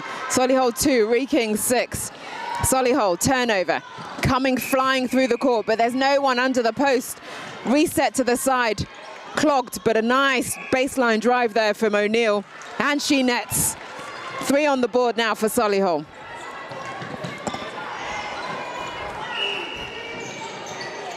Their centre pass. Double up, can it be? Deep depth. Oh, the 3-foot mark, though, stops that quick ball into the circle. But it's O'Neill again using that fancy footwork to get into some nice space and also draw the contact, and she nets. 4 on the board now for Solihull. Are they making their comeback? It was 15-2 to Solihull when they last played in Nottingham. Wrekin have boosted their squad. And this is now a much tighter game, but also Wrekin in front. Oh, but she should have left that one, Ola Junwon, a goalkeeper, because it would have been backline Solihull. But she got a tap to it, and it means Wrekin had the backline pass. They now have a penalty pass or shot. They choose to pass. 30 seconds left on the clock for this first half. Are they going to extend that lead further? Oh yeah, they are, because that brings Wrekin to 7 now. 20 seconds, there's enough time for Solihull to get another one. They go round, they go over. A nice, well-weighted pass into the hands of Branch, a goal shooter. Branch nets, 5 on the board now for Solihull. There's still enough time, she's gonna have to take the centre pass. Oh, but a schoolgirl error with the offside. Luckily, though, it does not harm Solihull. That quarter finishes Solihull 5, Wrekin College 7.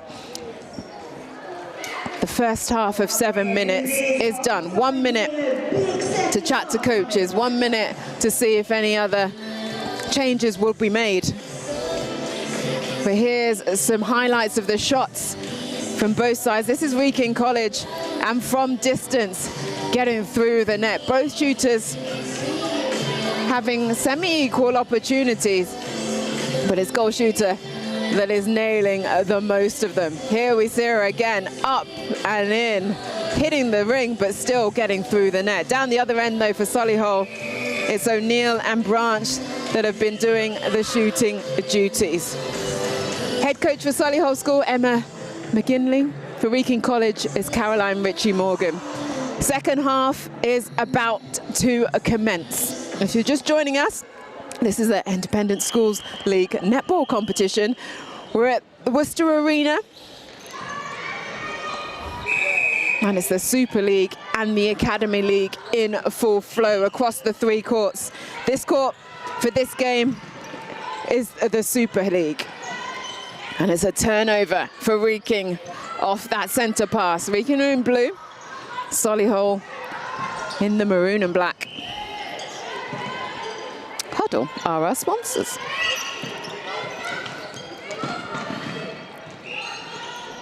Was so accurate in that first half. Second time round, it's through the net.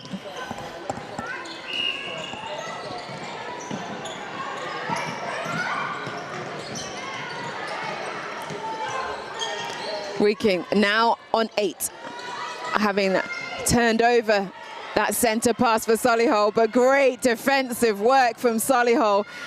And their centre, Taylor, the one to get the turnover. They bring it back to 6. That's 2 goals the difference now with a Solihull centre pass.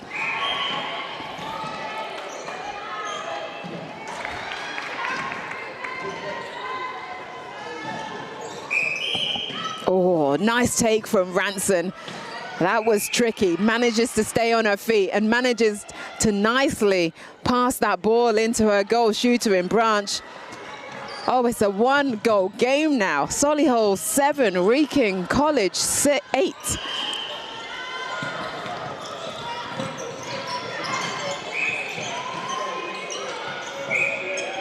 Is that a mistake? Or just manages to pull it in and keep possession with Wrekin.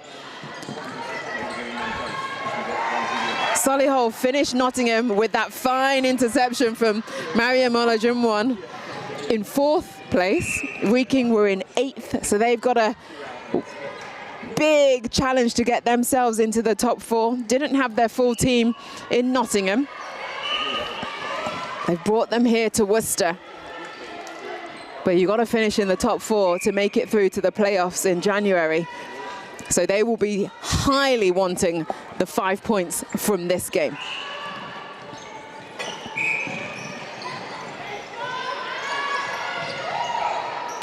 Deep pass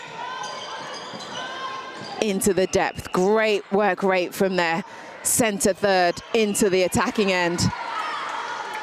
Obstruction called though. Second chance is through. 9 on the board now for Wrekin.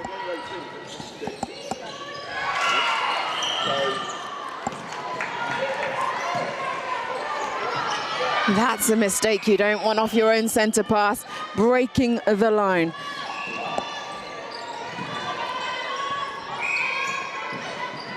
It gives Wrekin College an opportunity now to push this lead even further. But Gemma May at goal defence trying her hardest to get the ball back into Solihull's hands. There's commitment right there from Redder at wing defence.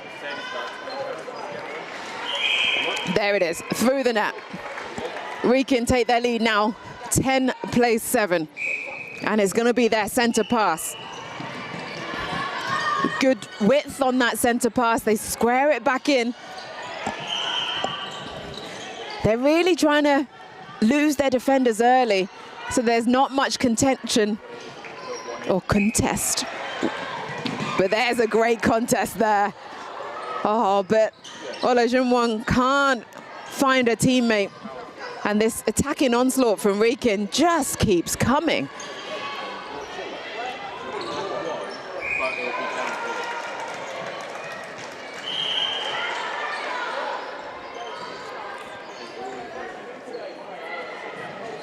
We're going to have a change from Wrekin.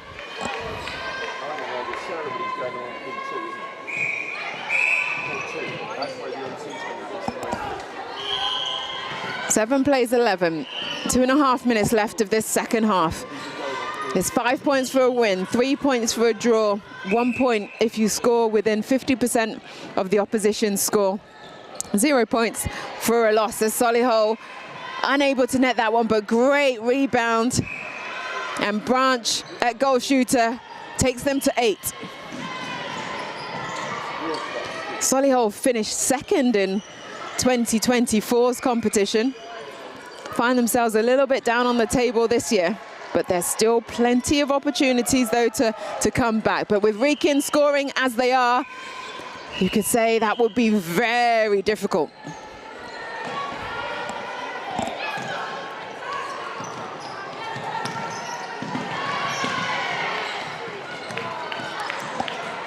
Oh, well picked up.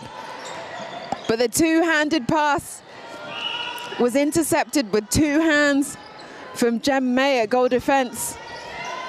But Wrekin still with possession.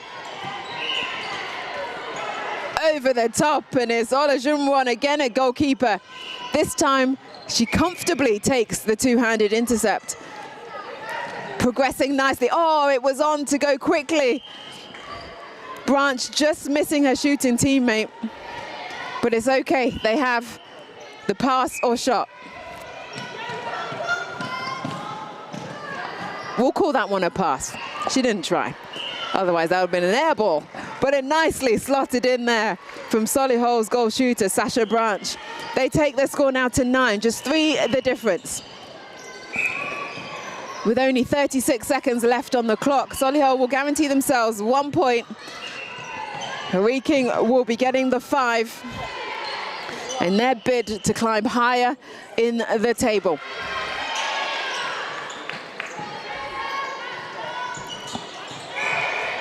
Oh, great intercept.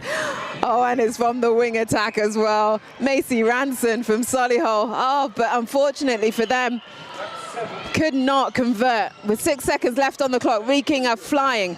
Want to get one last goal in. It's set up nicely. Is it going through? Oh, over the top.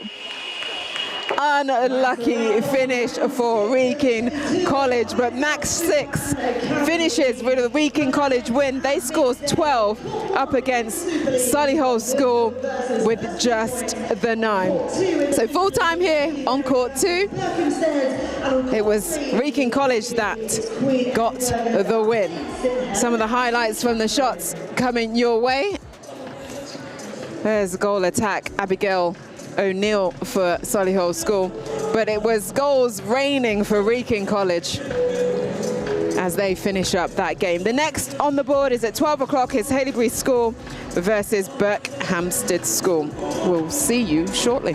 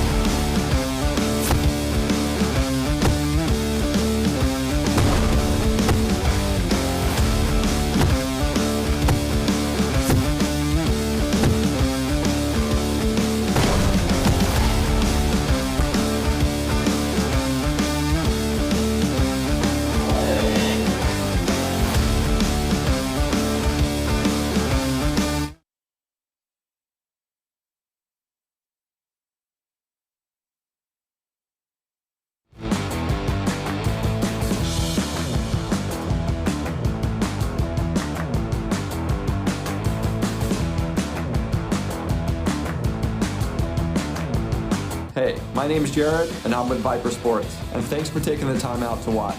I want to introduce you to our new Viper Sports Adventure line with 37.5 active particles. When infused into the sock's fabric, the 37.5 active particles help to create a microclimate within your shoe by capturing and releasing moisture vapor. This unique feature helps to regulate temperature and humidity, ensuring that your feet stay cool, dry, and comfortable during any climate you're performing in. 37.5 technology also helps maintain odor control by actively removing odor-causing molecules, keeping your feet fresh and eliminating any unpleasant smell. Here's our friends over at 37.5 to tell you more about this ingenious technology. To show 37.5 in action, we have 2 identical chambers, each being filled with water vapor to create humidity. The humidity sensors within the chambers are displaying the level of real-time humidity in either side. We then open the bottom to expose one chamber to 37.5 active particles and the other to an equal volume of empty space. Watch the humidity level on the side exposed to 37.5 technology. Welcome back to Court 2. The games are coming thick and fast, and the next one for you is Haileybury School versus Berkhamsted School. This is the Super League competition. 12 o'clock will be the centre pass. It's Berkhamsted School who were the winners the last time they met in Nottingham, 10-14. Berkhamsted are the only undefeated team so far in this league, getting 5 points for every single match that they played. I'm going to run through the starting sevens for you, starting with Haileybury School. Charlotte Webster, captain, is at goalkeeper. Flo Fletcher at goal defence. Wing defence, Jemima Lee Brook. Centre, Brogan Bostock. Wing attack, Daisy Beer. Isla Gardner is at goal attack, and Alex Garman is at goal shooter. For Berkhamsted, Grace Hughes is wing defence. Timmy Adewale, goal defence. Emma Beebe, goalkeeper. Ashley Diaz-Stevens is centre. Hallie Brown is wing attack. Ella Newton-Smith, goal attack, and Sophie Taylor, goal shooter. And it's Haileybury that had the first centre pass. They are going to the right, and they are in the maroon. The darker dresses is Berkhamsted School, aka Burko.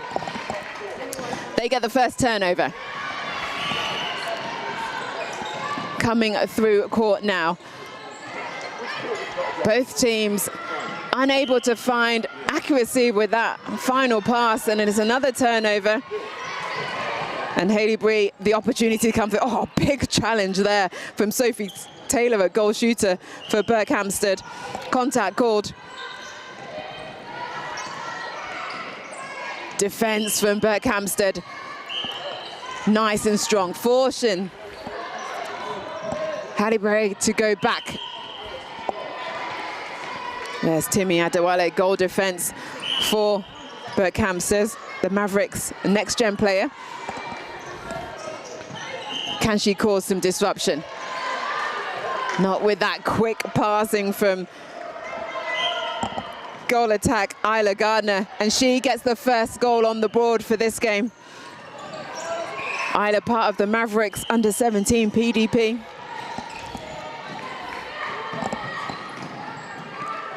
Ah, great speed. Hallie Brown, a wing attack, drive into that circle head, and then her teammates getting it on the board. One apiece in this Super League fixture.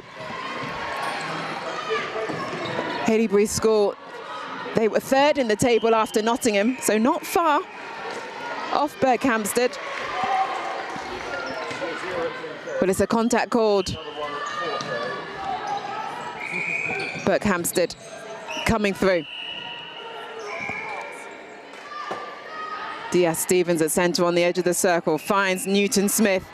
Oh, she can't land, the footwork called.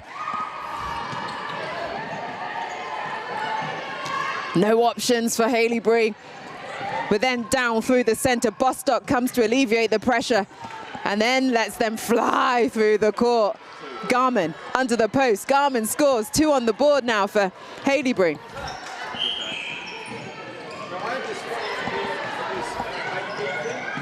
Brown with the 1-2. Oh, nice feed over the top into Newton-Smith. Newton-Smith lands. The London Pulse under 19 NPL player.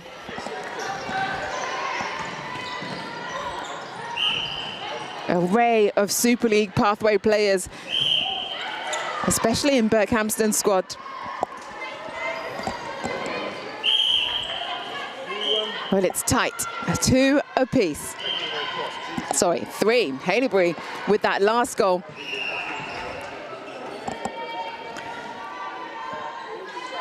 They are bringing this game to Berkhamsted. Will it be the first loss of the league for Berkhamsted, or will they be able to pull this one back and get some front momentum? Both shooters there.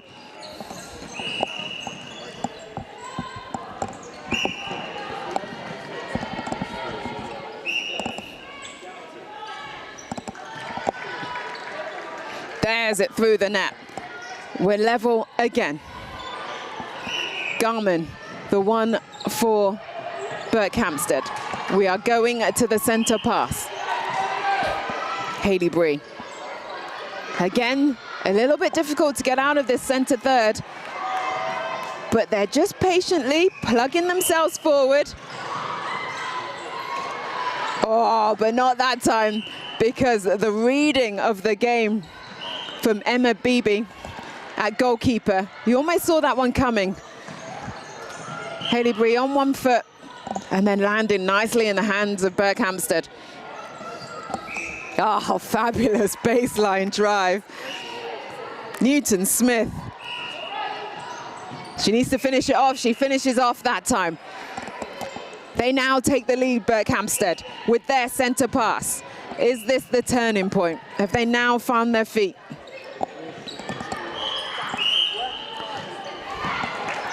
Not with that kind of pass, no. Back line, Haileybury.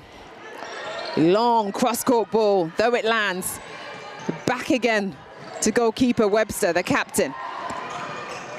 Oh, that ball was always telegraphed and again lands in the hands of Bibi.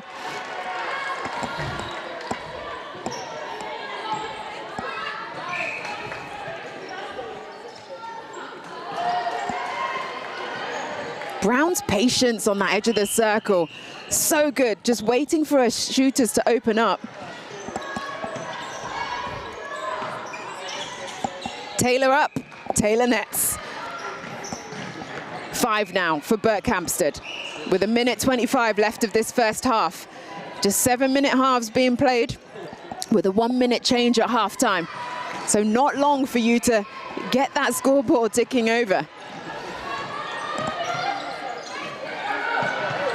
Oh, it was close. Almost the turnover. Pressure there from Berkhamsted. Adewale going to the floor for the contact. And it's left to goal attack, Isla Gardner. Oh, it goes over the top, but Garmin ready for the rebound. Garmin nets. 4 on the board now with 45 seconds left on the clock. 4 plays 5, just 1 goal the difference. Berkhamsted flying now through the court. Oh, that was definitely footwork indeed. Haileybury wanting to be quick. Nice step change. Gardner at goal attack, providing the playmaking role. And it's supported by Alex Garman at goal shooter. We are now level, 5 apiece with Haileybury to take the centre pass. 7 seconds left on the clock. They need to be quick to go into the halftime break with 1. The Hail Mary, oh, straight into the hands of Adewale. And there goes the buzzer for half-time. Oh, Haileybury score came flying. They were in front. But Berkhamsted score. This is why they are currently sitting top of the table. There's Danny Titmus-Morris, their head coach, giving some instruction. 5 apiece for Haileybury School and Berkhamsted School.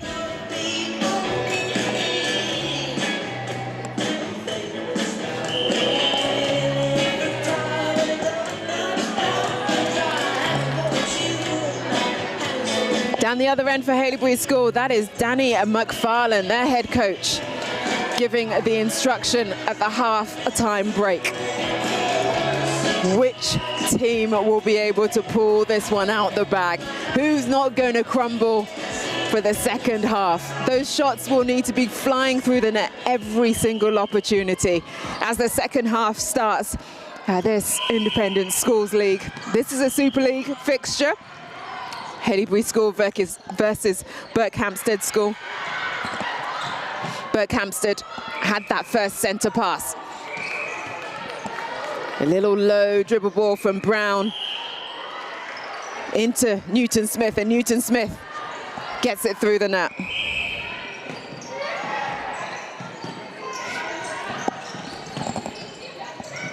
Six on the board now for Berkhamsted.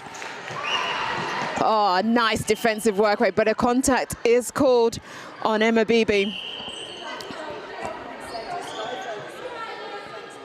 Oh, frustratingly rolling round the circle, but that was a push in the back from Bostock. So the contact called, and Berkhamsted now the opportunity coming through. Newton-Smith exits the circle, using the footwork to try and get her goal defense off her, creating the space for Taylor. Taylor overcooks it too, but it still stays with Berkhamsted's possession. Oh, great work into that back space and over the top. Brown's feeding accuracy continues for Berkhamsted.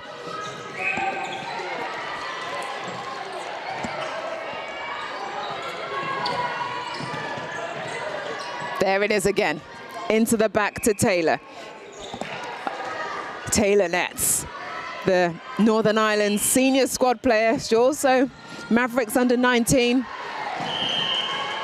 And defensively, but attacking defenders for Berkhamsted, causing that mistake from Haileybury School.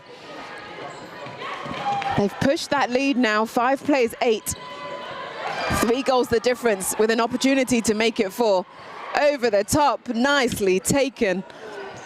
And can Newton-Smith land? Yes, she does. That's 9 on the board now for Berkhamsted and their centre pass.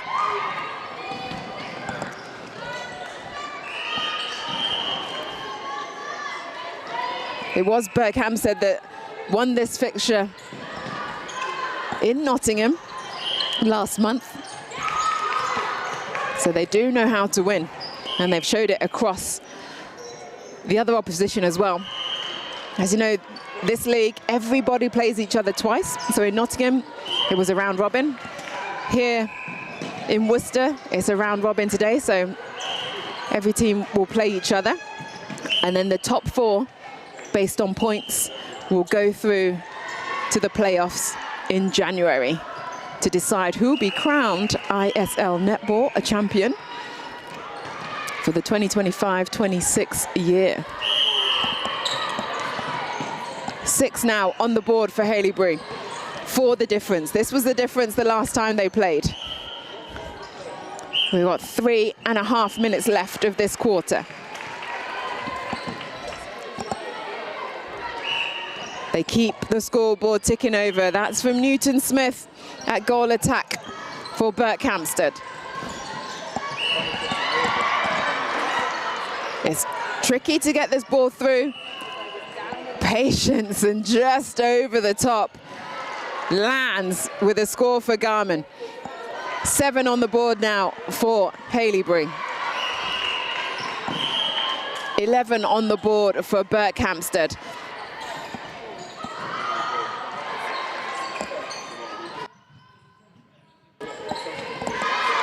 Over the top to the back line.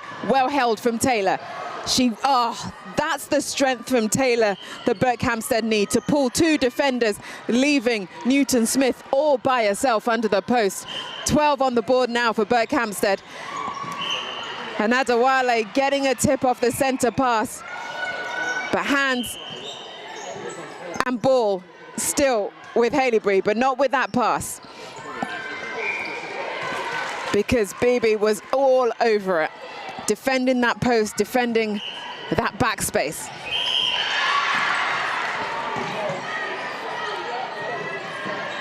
Oh, deep, deep ball.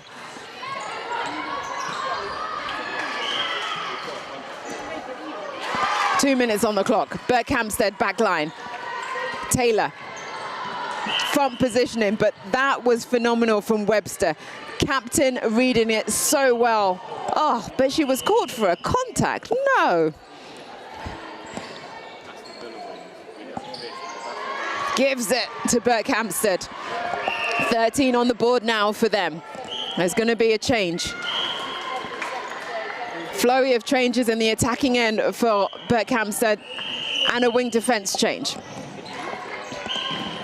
Just 1.5 minutes left on the board. The change disrupted. Haileybury on the turnover, coming forward now. Nicely over the top. Almost from Bibi.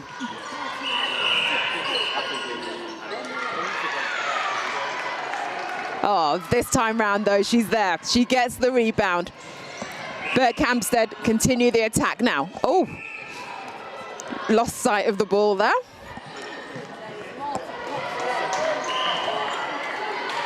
Well taken from Carmen, but she needs to finish this one off. Up and in, there it is. 40 seconds left on the clock for this game. Haileybury score versus Berkhamsted score. Berkhamsted are continuing their winning ways, continuing to get the 5 points on the board each time they step onto the court. But Haileybury School keeping themselves close. You want to be within 50% to get 1 point at least out of this game. 10 seconds. Berkhamsted quick. Oh, lovely reverse hand. Webster.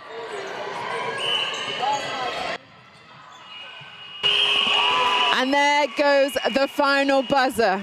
Haileybury School 9, Berkhamsted School 13. That is the 7th game here at the Worcester Arena.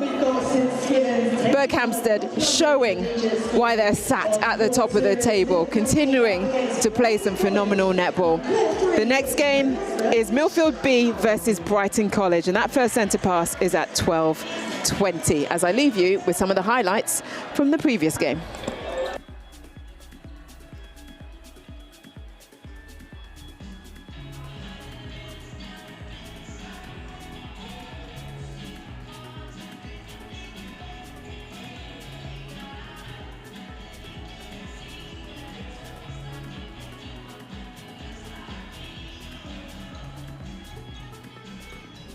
Well, it's not just the players that I pick on. I'm joined here by one of our netball dads, Martin from Millfield School.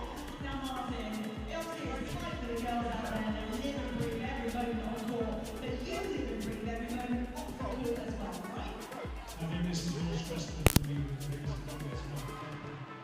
And how much do you love being a netball dad? I'm assuming you travel the country following these guys. Well, I actually live in Scotland, so yes, we travel up and down. Yes, so it's lots of traveling, very fun. Ever fancy playing a bit of netball yourself? Absolutely not. We started for love, a spark, a laugh, a moment on the court. And we kept going, through every pass, every pivot, every leap. Because this game isn't measured in seasons, it's measured in decades. In dreams that miss the mark, until they don't. There's magic in motion, where strength meets grace, where stability becomes freedom, and confidence feels endless.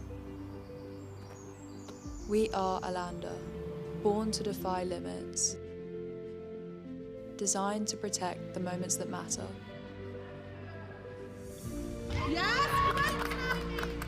A promise of stability, an invitation to play endlessly. So pause if you need to, then rise again, stronger, unstoppable, but never stop. Play boldly, play freely, play for a lifetime.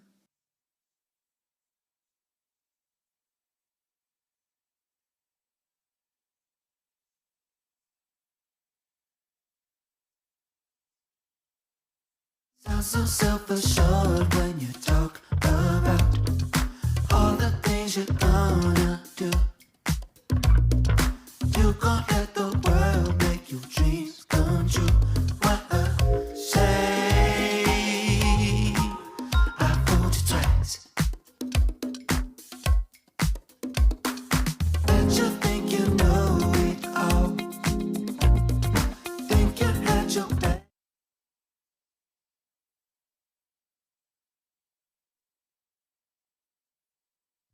Over 60% of women and girls have avoided playing sports because of period and bladder leaks. That's why the ISL, powered by Huddle, is teaming up with Nixibody to give leak fears a hard pass. Our leak-free, VPL-free underwear are made for active wear and active women, defending against leaks so you can attack your game and shoot your shot on and off the court.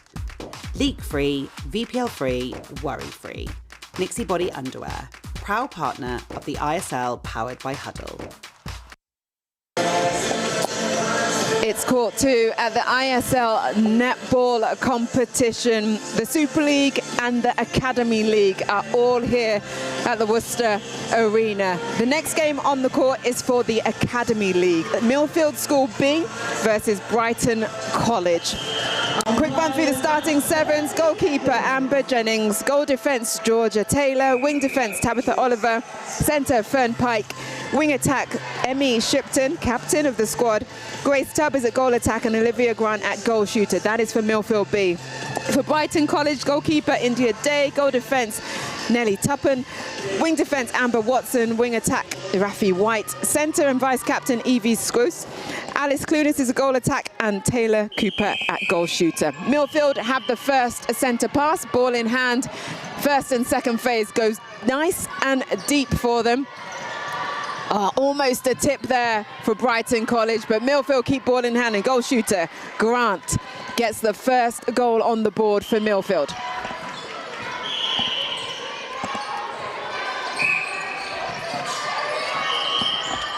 Now Brighton College coming through on attack. Over the top and under the post. Cooper goes onto 1 foot, she nets. One apiece to start this first half. We'll play 7 minutes.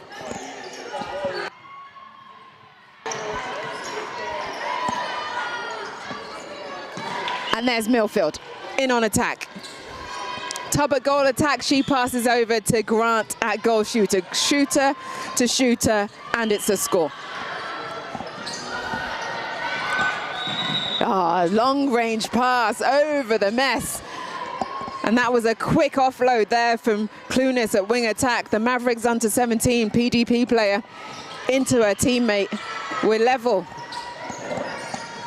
The last time these two teams played, it was 20-7 with Brighton College coming out with the win.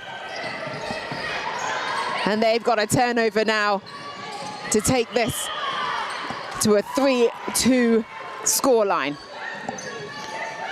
Will it happen? Over the top. Nice passage of play. Evie Scracer, centre. Apologies, Evie, I hope I'm pronouncing your surname correctly.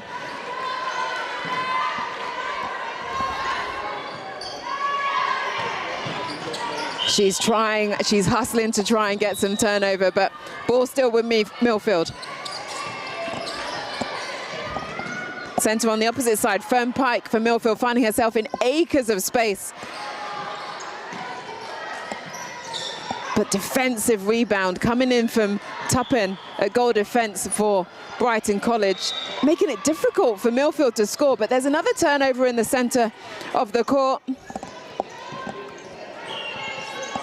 As you watch the play, take a look down at the banner as well of all the sponsors that have kindly contributed to making this competition happen.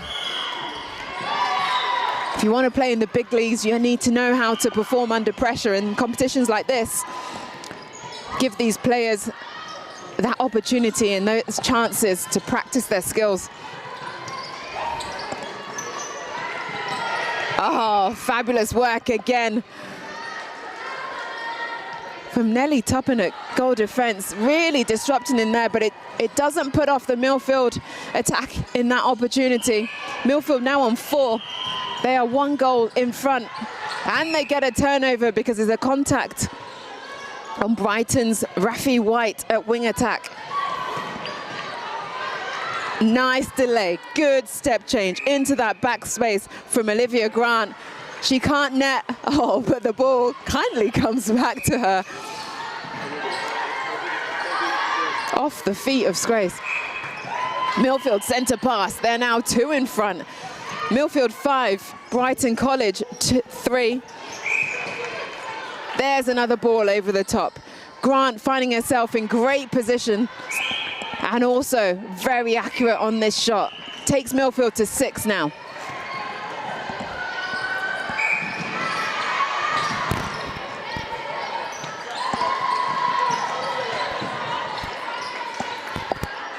Delayed, just hits the front of the ring, but she followed her shot in, and Cooper nets the 4th one for Brighton College.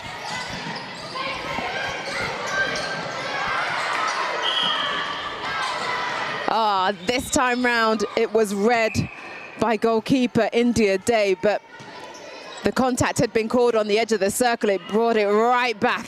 And the fumble from Milfield means Brighton College are in on attack, and they're quick through this score. Oh, the heave. What a pass under the post. Vice-captain Evie doing wonders for Brighton College at centre. She wants the ball, you can see her. Oh, luckily the post, a helping hand for Brighton College, and now they have closed that gap. 6 apiece. We are neck and neck. And another turnover. Evie again at centre, running things. She is a workhorse. Ball in hand with her now. She's giving and going. She's taking every other pass. Finally, the respite. And Brighton College take the lead. 7 on the board now for them. They've clawed this game back with 1.5 minutes on the clock. Oh, the momentum, though, was with them. But that pass, too much. Back line. Milfield, opportunity now to level the score. Keep your eye on the board. That was a replayed ball. Back to Brighton College hands.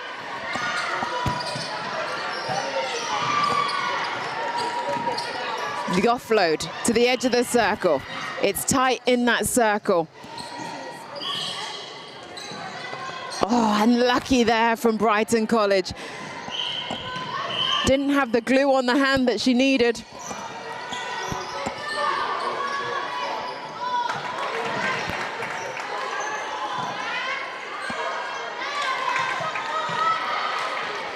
Oh, won the difference, and what a turnover from wing attack Rafi White for Brighton College.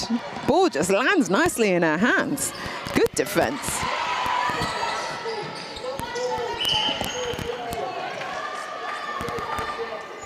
Millfield's momentum just being stemmed from Brighton College.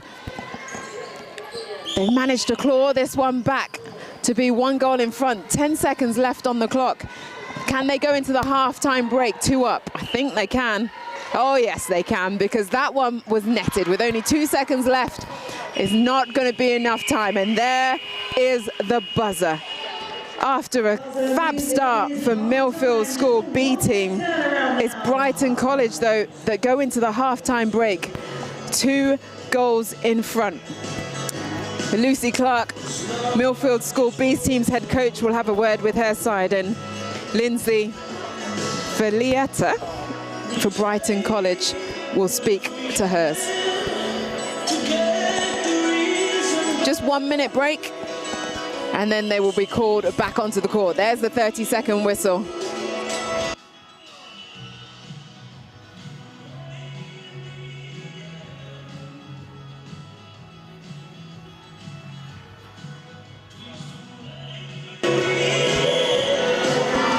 The teams re-enter for the second half. 7 minutes to play in this game. 5 points for a win, 3 points for a draw, 1 point for a score within 50% of the oppositions. Milfield trail by 2. It's their centre pass to start this second half. Just one change for Milfield. In at goalkeeper, Amber Jennings comes on. She's down the other end, though, as her goal attack. Gracie Tubb gets the 7th goal on the board for Milfield.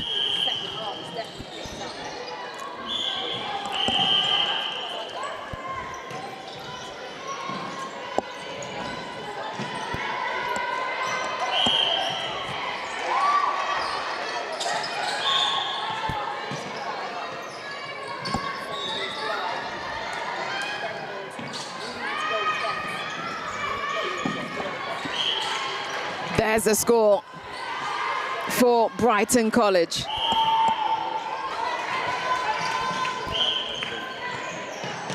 Two still the difference. Over the top, 2 opportunities, but the 3 seconds called on Milfield The frustration you can see in the players' faces, which is no surprise given that it gives Brighton College a chance to go 3 in front.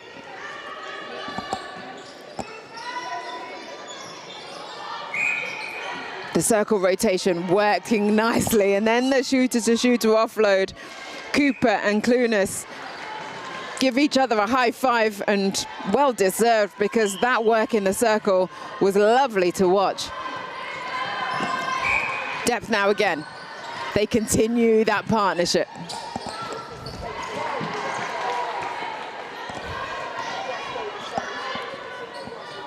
$11 now on the board for Brighton College. They did win the fixture in Nottingham, 20-7. And there's a great turnover, but occurred earlier. And Brighton again on the attack. Over the top, nicely done.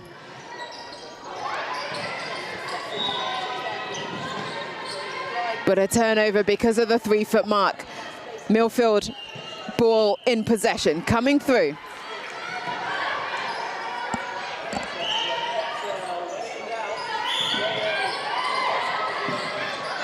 Oh, it's hard, and she's there again. It's the center, of course. It's Evie for Brighton College.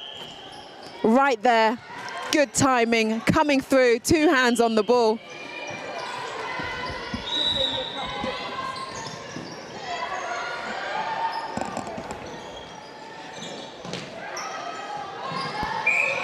Couldn't convert it though, and it's Milfield coming through. Oh, sticky hands, nicely done from Grant. And then she finds her teammate. Tubb goes up, she nets. 8 on the board now for Milfield. Brighton College centre pass. Ah, the flying goddess. What a take from Amber Jennings after coming on in that halftime break. And her teammates, can they reward her with a goal? Yeah, it is. 9 on the board. We've got a 2-goal game. Milfield make another change.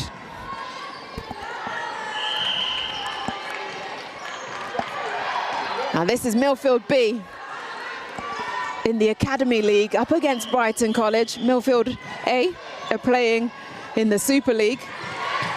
Oh, great body positioning there from Tubb. Shipton at wing attack, providing good options. And it's netted. Just 1 goal the difference now, with 2.5 minutes left of this game. If it's a draw, 3 points goes to each team.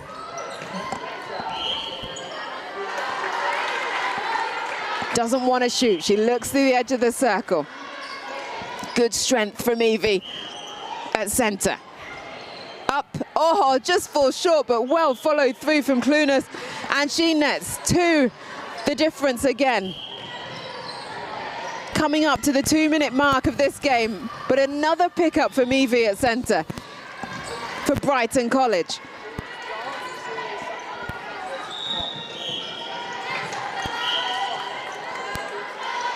Front position well held. The patience being shown in this attacking third from Brighton College, really positive to see. 13 on the board now for them. 1.5 minutes left on the clock. From distance, can it score? Oh yes, it does. Fabulous work in that attacking end. 14 now for Brighton. Can the defence get a turnover, or can Milfield B keep that scoreboard going? It's going to be tough now to get that draw, and they're still within half, so they do get the 1 point, but you want to go into the next game with momentum, and that score there is going to help them do that. 11 on the board now for Milfield to Brighton College 14. The last minute of the game. Brighton College on attack. They go deep, they go long to the baseline. just overcooking it there, Cooper, a goal shooter. But it's Brighton's back line. Still have time. Can they get free? Movement needed. Not quite the ball to give, but again, back line with Brighton College. This time they go to the top of the circle. Use the triangle. Offside called. Goes back again. Keeping on the move. There's still 18 seconds left on the clock. They've got time, but they don't need the time because there's the score by Cooper, the 5 weights under 19 player. Milfield, 7 seconds to score. They look long, they look high, they find Grant under the post. Grant lets it as well. 12 on the board for Millfield School B. Well, we're approaching the halfway mark of day 2 of the What a game that was in terms of Brighton College. The way they were able to get in front and then push ahead. That game finishes Millfield School B 12, Brighton College 15. The next game on this court, Millfield B will stay, and they're up against Queen Elsburgers in the next game. We'll see you shortly. That first centre pass is at 12:40.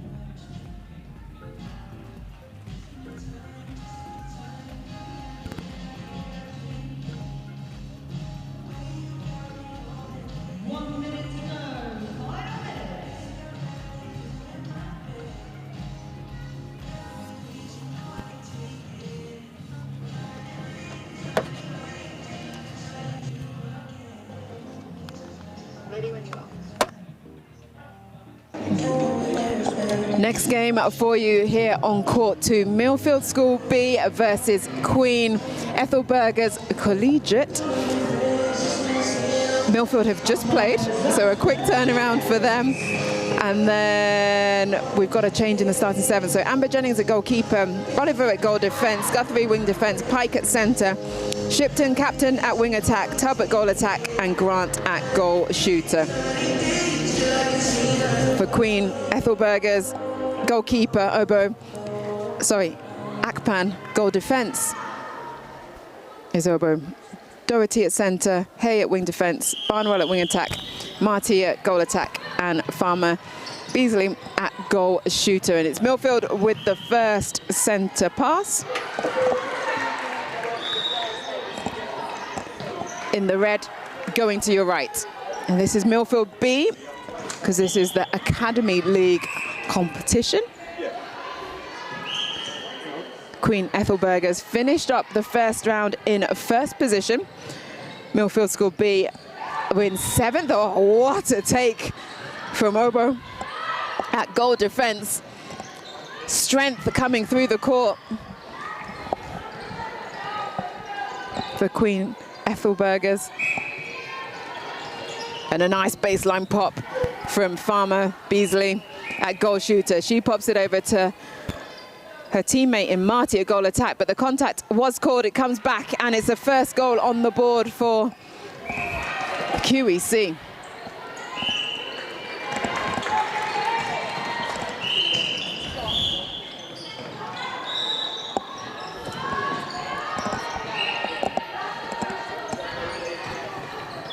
Out pops Farmer Beasley to release the pressure.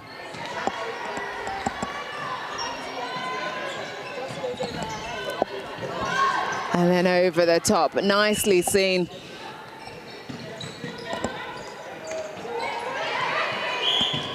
The goal shooter is Marty.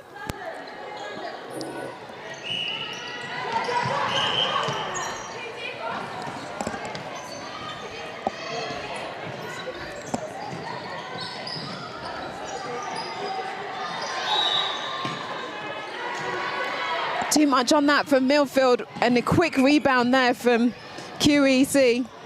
They are so quick to get this ball down the court, go deep into Farmer Beasley at goal shooter. She scores 3 on the board now for QEC.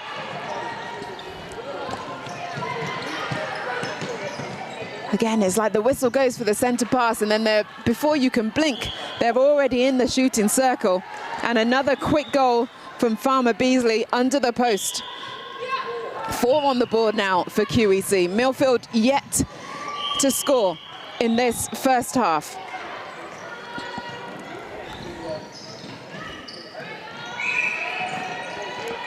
Milfield B working their way. They use some width. They go wide to Shipton on the edge of the circle. She then goes into Tubb at goal attack. There's the first goal on the board for Milfield.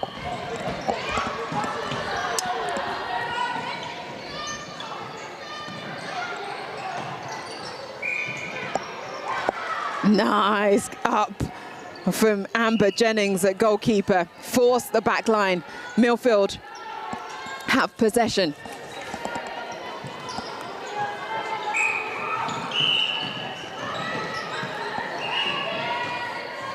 Ball will be taken back for the obstruction.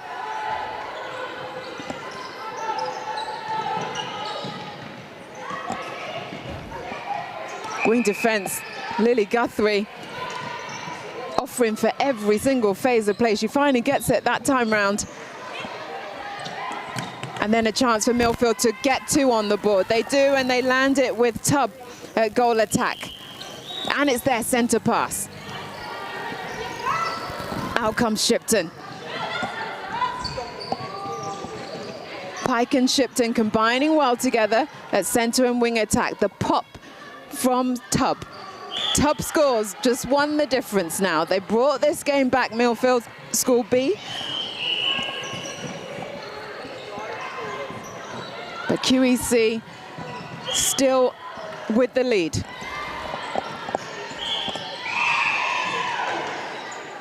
Great hold in the back from Farmer Beasley.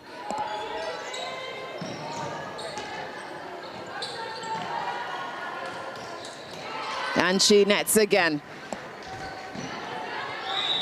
2 the difference, 2.5 minutes left of this first quarter, 7 minutes to play for the half. Timing spot on from Grant at goal shooter, and accuracy spot on too. 4 on the board now for Millfield School B.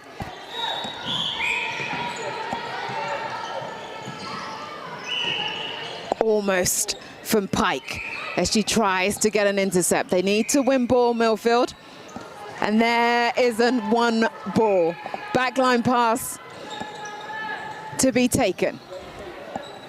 Guthrie, wing defense. Where have we heard that name before at wing defense? But I don't think related. Pressure is on. The 3-foot mark put up by Lara Hay at wing defense for QEC causes the disruption, but the screen nicely set up by Millfield School B. Oh, can't quite land, and her toe is over the back line. Turnover for QEC. QEC go long into the middle. After 2 passes, they're in the attacking third. Good vision from them.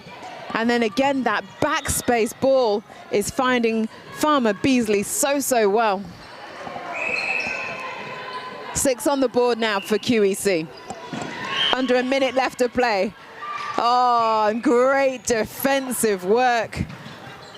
Elbow at goal defense, coming out with a turnover. There she is again, helping an attack. She goes long. Well kept. Oh, but it's footwork. Thought it was nicely kept on. But a footwork called a wing attack bound well for QEC.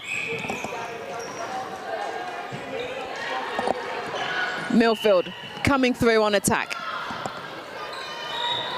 They've got 20 seconds left to bring this to a 1-goal game. They're using that left-hand sideline. Need to be quick now. The clock is a-ticking, but not if Oho is in there. Another great turnover, 2-handed pass. There goes the buzzer. It was crackers in that latter part of that half. 4 for Millfield School B, 6 for Queen Ethelburga's Collegiate. It's half-time, 1 minute in between. Coaches, Lucy Clark and Ella Porter for Millfield School B. Jenna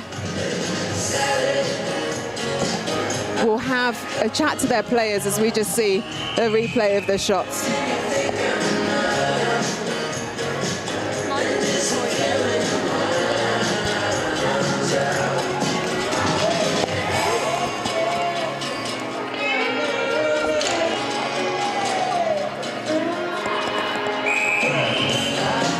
It's a quick turnaround, and the second half is about to commence here at the Worcester Arena. We've got both leagues playing today, Super League and the Academy League. This is the Academy League. Millfield School B versus QEC. QEC in the yellow, and with ball in hand, they go over the top, and it continues for Farmer Beasley.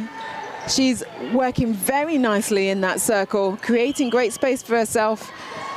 And that backspace especially opening up every time for her. Millfield managed to get close. I think there was just 1 goal the difference in that first half, but QEC able to push on ahead. Just 2 goals the difference now.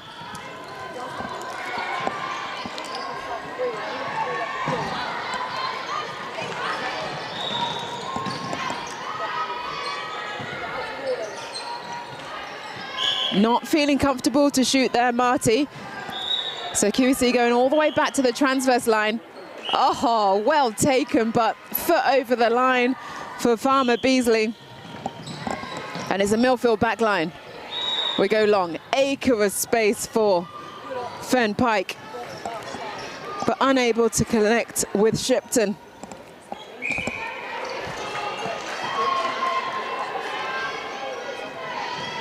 There's a big scoreline the last time they played, 8-15 with QEC, the winners. Currently in the lead, but only just by 2. And still 5.5 minutes left to play of this game. The shooter to shooter, Marty to Farmer Beasley. Farmer Beasley, it's like she does this every day. Every time the ball is in her hand, you know it's going to go through that net. Well, she should be practicing every day, as all shooters should be doing.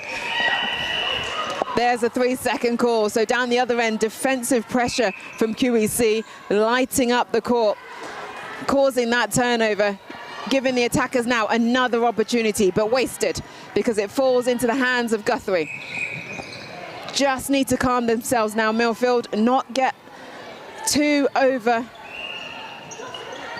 that momentum. There it is, the footwork. Oh, fabulous feed. These balls into spaces from QEC, really good. Using the edge of the circle nicely, using the rotation of the shooters nicely, and scoring through that net nicely. QEC 9 now. Chance to make it 10. Really attacking this game. Farmer Beasley holding strong. Farmer Beasley scoring. 10 on the board now for QEC.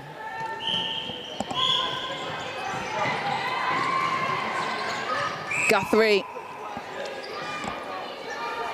chasing the ball as it's gone onto the other court. Time does not stop because it's centralized timing to make sure we all stick to time.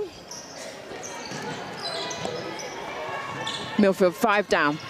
You need to be within half of the score of the winning side if you want to get 1 point. Currently they're there, Milfield, but they're attacking contact. And the ball back into the hands of QEC. Obo at goal defense, passes it off to a wing defense in Hay. Chased down by Farmer Beasley, but into the hands of Amber Jennings for Milfield. Amber Jennings calling for it at the back. Luckily stays in the hands of Milfield. Coming through the court now. Over the top, into that backspace. Passes, footwork, yeah, you can see the drag. Grant just needs to be a little bit more careful as this ball comes through the attacking end. A couple of contacts, a couple of footworks. She'll want to tidy up her game.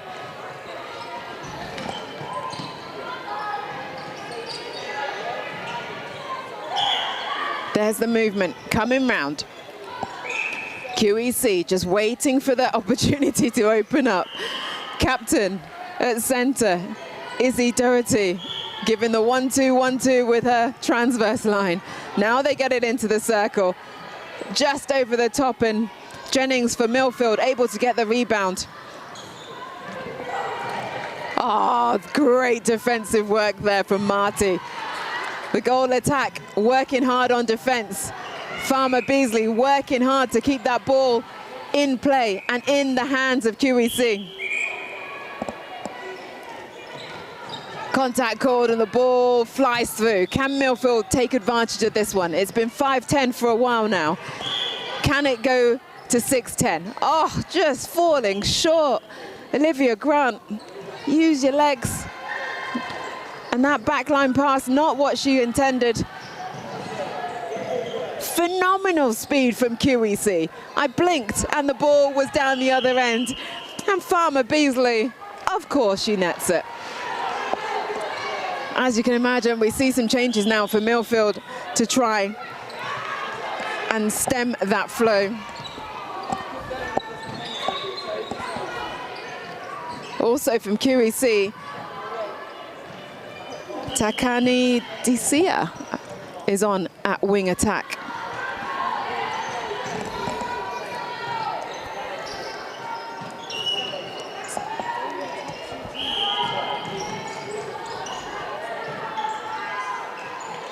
Quick release, quick passes, up, just dropping short again though for Marty.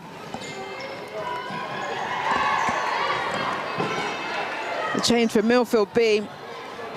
Georgia. Taylor comes on at goal defense, looking to try and stem this flow, this speed that we're seeing from QEC.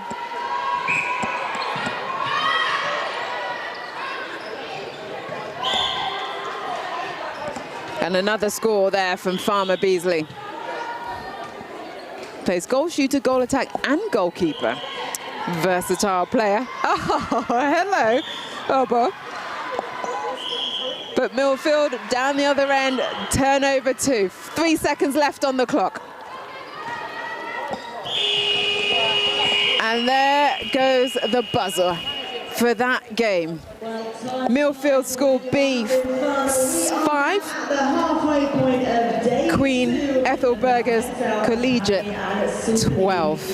What a game from QEC. That is why they are top of the table currently, well, coming into this league for the Academy League, coming into today. And that lady there at goal shooter, Fleur Farmer Beasley, has been a phenomenal.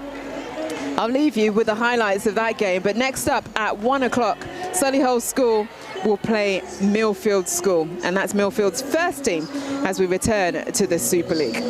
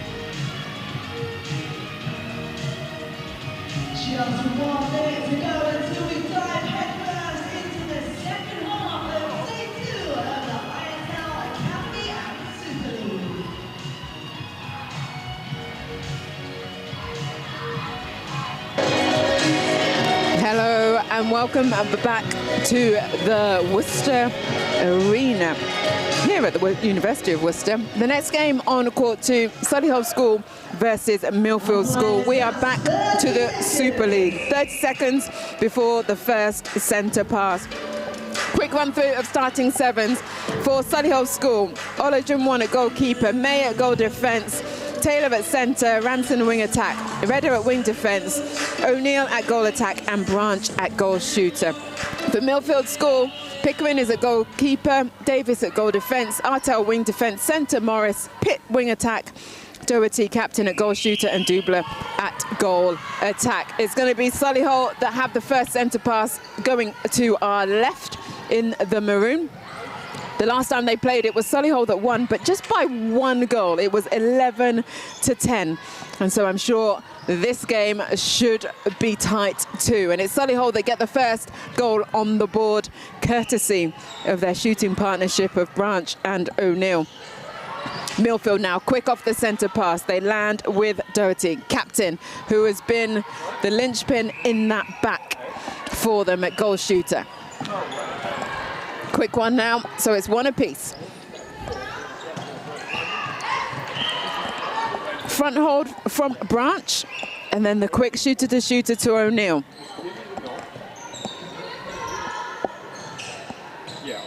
There it is, 2 on the board now. We're going with the centre pass. Centre there, Caitlin Morris for Milfield. Takes it quick. Oh, this time Olajuwon is there at goalkeeper to disrupt, but then gets a little bit carried away, a little bit too close. Both players being pulled up for obstruction. But it's going to be Doherty that nets to bring it 2 apiece.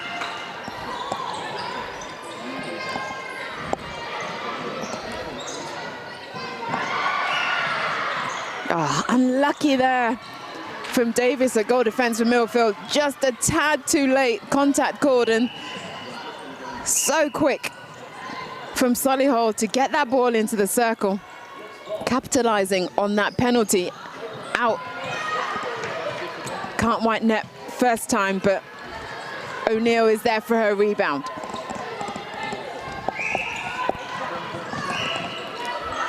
Oh, footwork.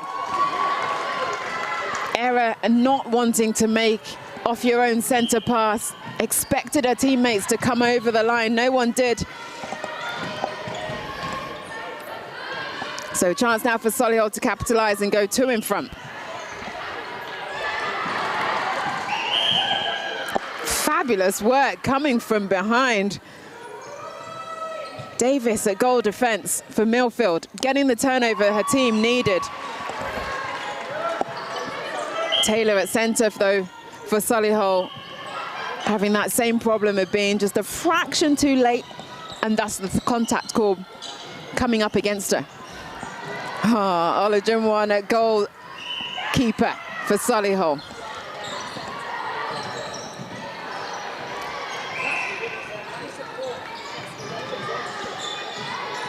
The nice drag and drop over the top into the backspace. Branch from mid-range, she nets. 2 the difference now. Solihull 4, Milfield School 2.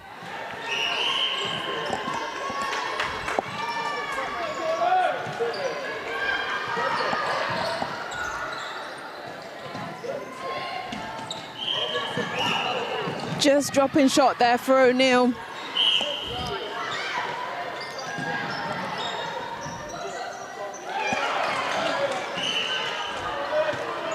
The pressure is being put on, but just to that final second, just falling in.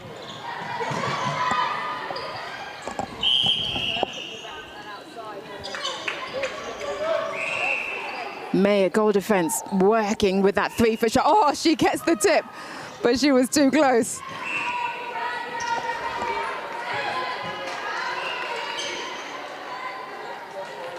A contact called on Dubler at goal attack for Milfield. Ball into the hands of Solihull. The give and go over the top. working the edge of the circle, lining up for the backspace and straight through the net for O'Neill. 5 on the board now for Solihull. And defensively working great, but another infringement off the centre pass, not wholly within the circle. And I know we've got that massive Wolves sign on there, not sure why that is. Whereas we should have a nice centre circle for netball. But deemed not wholly within, but I can't see a circle anyway, so we play on.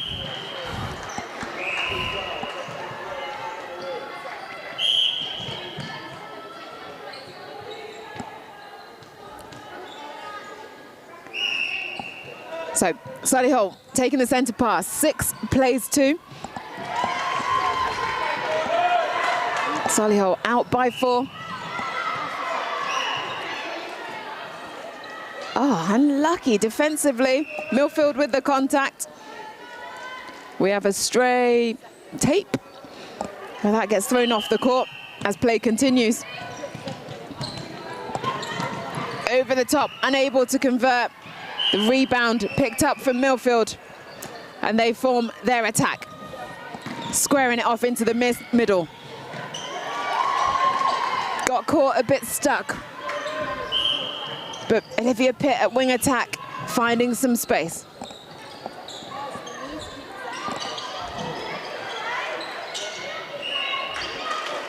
Strong hold from captain Doherty. Only had 2 opportunities, scored with a 2. Scores her 3rd one.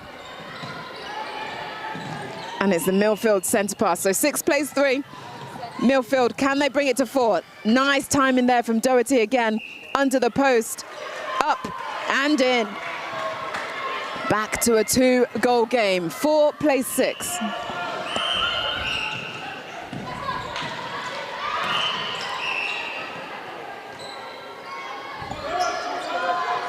Solihull looking to keep their lead. We're in the first half, just 20 seconds left of it, and then there'll be a minute break for half-time.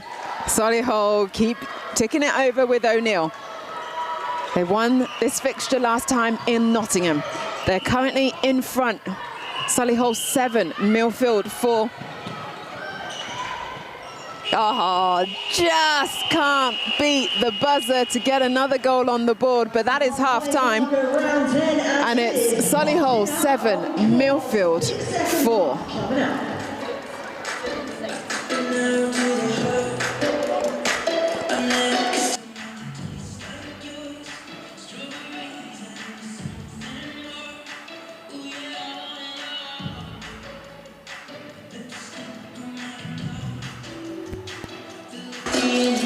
There's Jenna Adamson, a former Welsh assistant coach, taking her Milfield team through the motions.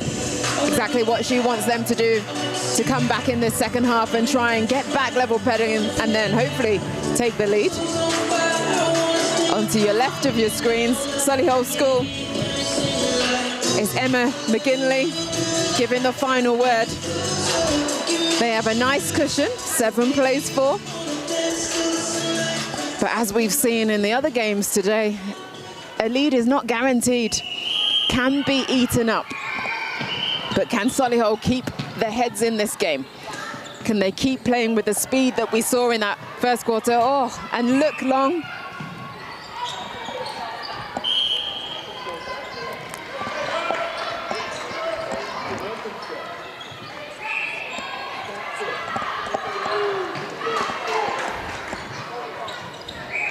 Solihull working the way through. They find under the post Sasha Branch. Sasha goes up, Sasha nets.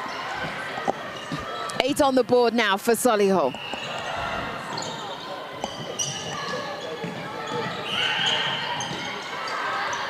Milfield trying to find a way.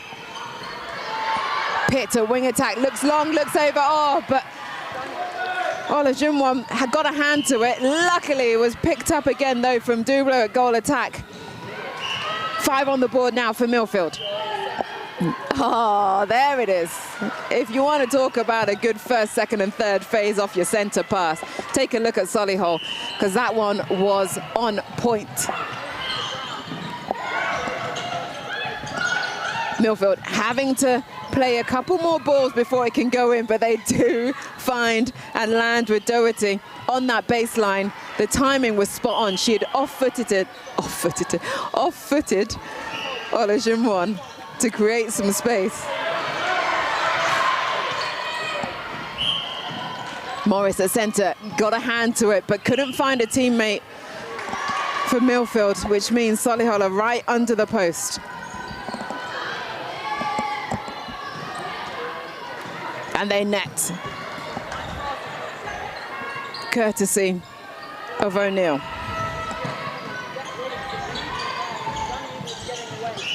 Niamh Murray is now at centre for Milfield, and Isabella Jones has gone to goal defence.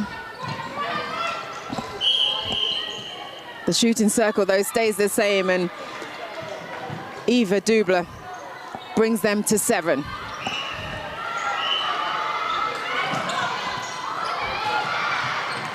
Where was the space?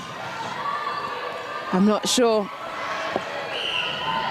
Branch thought it would go there, but it means Milfield are on the counter. There's Murray at centre, just come on. Oh, a little clash of bodies. Definitely contact called.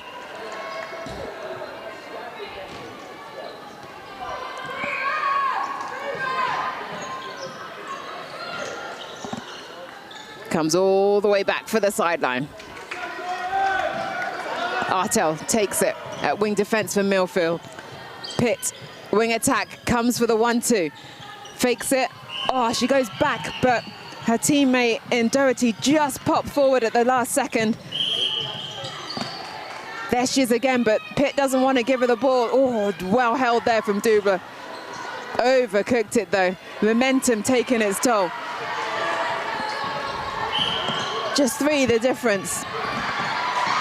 And great defense from Pitt. She claps and roars because she knows her team need that turnover. As this clock is ticking down, Milfield chances are diminishing. Play advantage. Milfield have to take it back. A big step in though from Doherty. She scores. 8 on the board now for Milfield, and it's their centre pass. Murray, who came on in that substitution, takes the centre. Doherty comes out. Well weighted. Oh, beautiful under the post. The drive, the stop, the turn back. There it is. Another one on the board for Milfield. Those changes seemingly to have an immediate impact. Just one the difference. Can Solihull keep themselves in front? Can they be composed? They play this ball round, use the edge of the circle. Oh, and it's another turnover for Milfield. The hustle is real. Fabulous work from the defense. Taking every contact and moving this ball forward. Pitt hits the deck. Pressure is coming. Pitt is again the one-on-one. Great take there from Doherty. Draws the contact. She lines up the shot. Just make sure Olajuwon is out of play. And it goes through their level. Milfield 10, Solihull 10. And it's Milfield centre pass. Murray took it. She's there again now with ball. Oh, and she finds Dubler in the circle. Not happy to shoot from that position. Oh, but that ball was never going to make it. Milfield needed that one. But good hustle, though, from Solihull. All the players putting their bodies on the line to try and get the turnover. Another contact. Coming up to the 1 minute mark. Could that passage of play be the undoing for Milfield? Because this will take Solihull 1 in front, and it's their centre pass. Solihull can afford now to be calm and collected. Solihull 11, Milfield 10. 40 seconds left on the clock until the half-time break.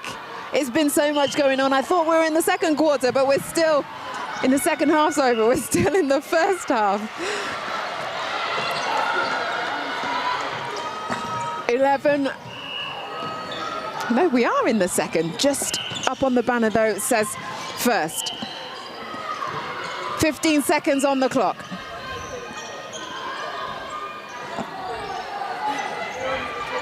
There we go, updated. 7 seconds on the clock. Milfield score. 12 plays 11, but it's Solihull centre pass. And there goes the final buzzer. Wow, what a second half. That game gave us everything. Solihull had the lead, but Milfield did not want to leave this game without putting out a full-on fight. Some changes occurring, and they brought it back, but not with enough time. Solihull 12, Milfield 11 to finish off that game. Next game at 1:20 will be Berkhamsted School versus Hurstpierpoint College. See you shortly.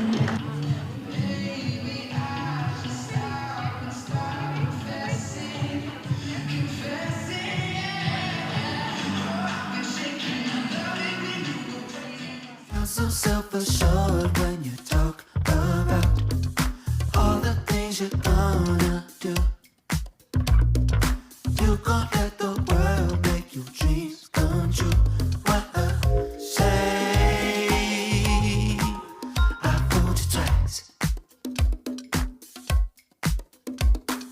Bet you think you know it all. Think you had your back.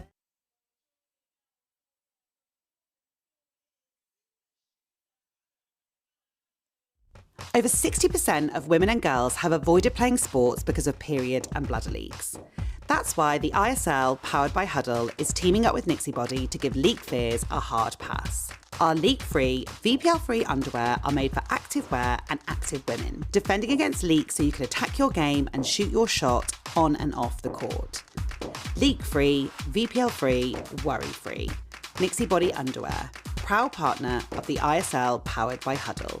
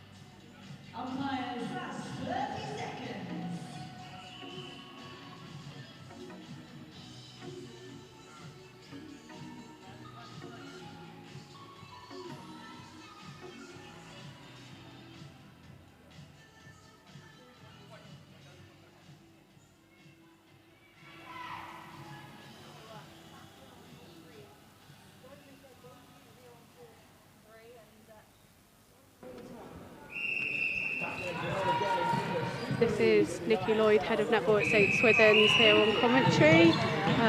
We are watching Berkhamsted versus Hurst, and Hurst have been really efficient and got the first goal straight on the board.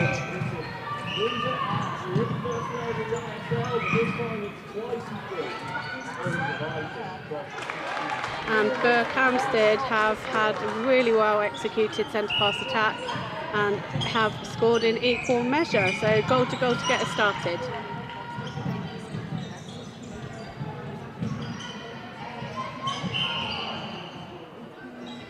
That's a good attempt at a challenge on the back there from the goal defence on entry, and a lovely shot to get the second goal for Hurst on the board.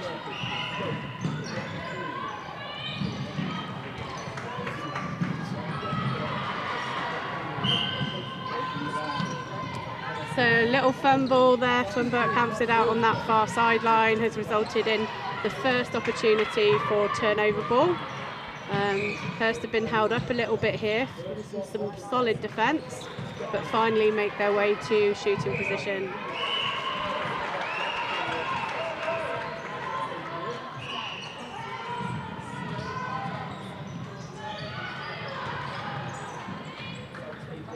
And I'm joined here in commentary from one of the players from North Collegiate. How are you enjoying the game so far? I think it's a great game, two very strong teams. I'm sure it's going to be a very highly contested match. Yeah, and this Hurst are currently leading 3-1, but Berkhamsted have turned that ball over and now have an opportunity to take to goal. They've done well to re-centralise the ball there after being pushed very wide.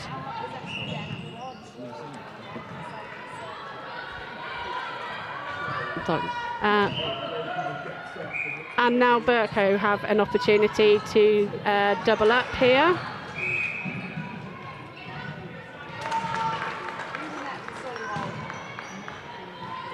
Good release through the middle there from the Burke goal attack. Just a couple of penalties in and around the circle here for Hurst. Gives the penalty castle shot.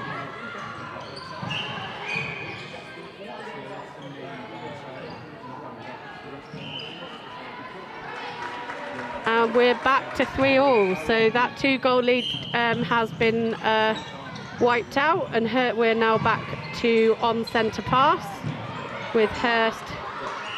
Some great passing execution there from the goal attack to beat the defence. Excellent. Okay, so we are now going goal for goal again, so what would teams be trying to do here is probably just focus on their own possession, making sure each centre pass goes through to a shooting opportunity.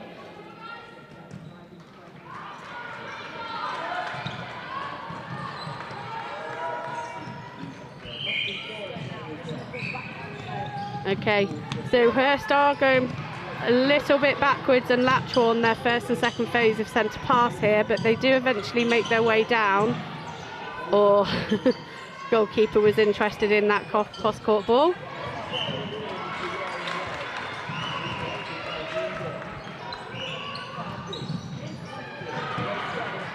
Oh, what a fabulous interception there from the goal attack on the first phase of Burke's centre pass. And they've got another opportunity here to take a narrow lead.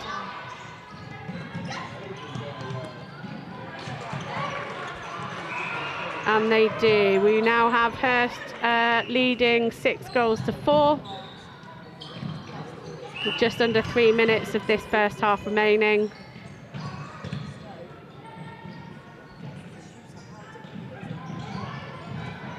Some solid front defence there from Berkhamsted, and the end result is the ball is spilt off the back line.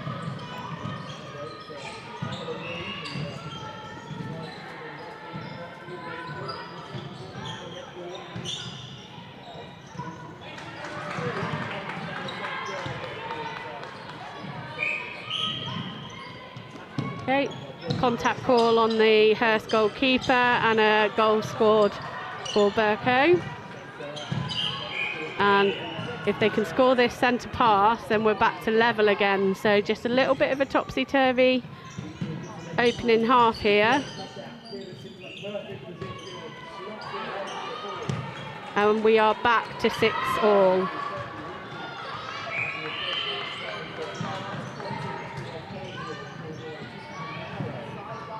So Hurst being forced backwards again on their centre pass, and the result is Burke have come up with a good turnover.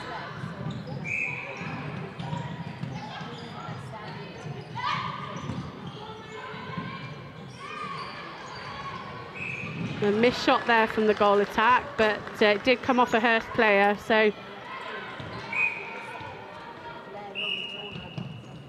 and that's Burke taking the lead for the, I think, for the first time this quarter, or certainly since the early minutes.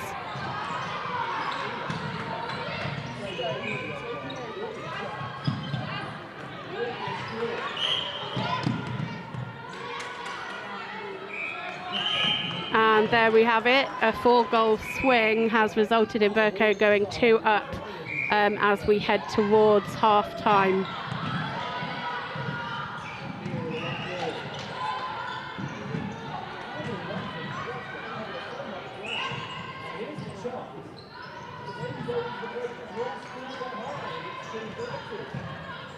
Hurst keeping possession really well, but Burke in some great ball side events, just shutting down the easy options all the way around that circle.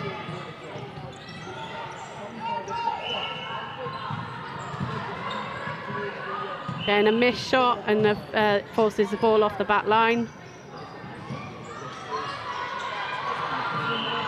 A quick transition from Burke. You can score quickly in netball if we get your timing on attack right. That's good composure from the goal attack under a little bit of time pressure. And there's half time. So really close game, both sides taking a 2-goal lead, but we go into half time. Berkhamsted 9 and Hurst 6.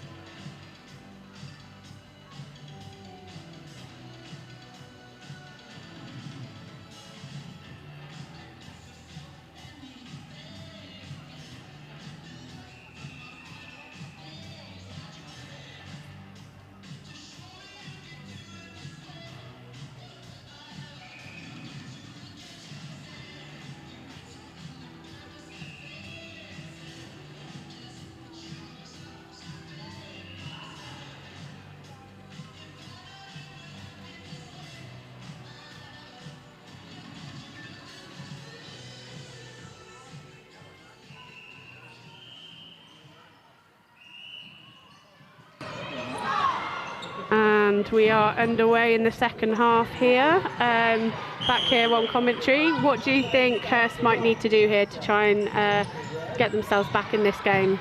I think the Berkhamsted defence is putting a lot of pressure on them. I think they need to be safe with the ball, look for short front options, just try and keep it away from the Berkhamsted hands, to be honest.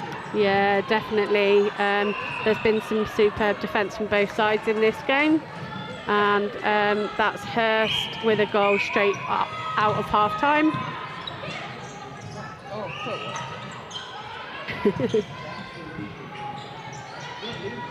Yeah, but a great transition to defence from Burke. Didn't allow that ball to come out quickly. And they've been held up here. The score is currently 10-7 in favour of Berkhamsted. That was a fabulous long ball, just exposing that back space with Berkhamsted sitting high. And that's 2 in a row for her, so good start to the second half from them.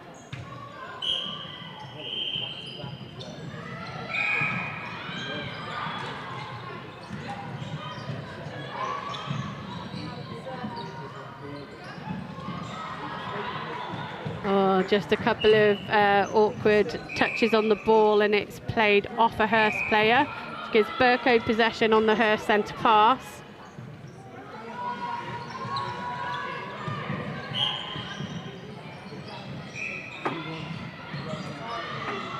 Oh, it's a really good front position from the Hurst goalkeeper there. Just probably needed to step off and try and attack the ball a little bit earlier.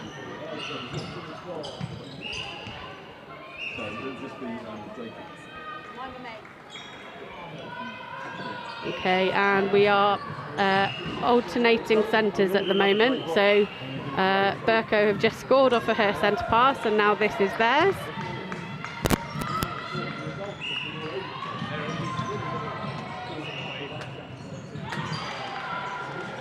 But we've got another turnover, and Hurst have the opportunity to bring this ball through court. So what do you think was good about this three-court attack? Is there anything that stands out for you as we get another turnover? We'll have the people presenting, that's probably the last one. So we'll put them there and the girls here. He'll be down there and he'll come out. Yeah. So we've not had a goal for nearly a minute, but this is Burke to give themselves a 4-goal lead. They are now leading 12-8. They'd probably be a bit more comfortable with a 4-goal lead in a 7-minute half, I would say.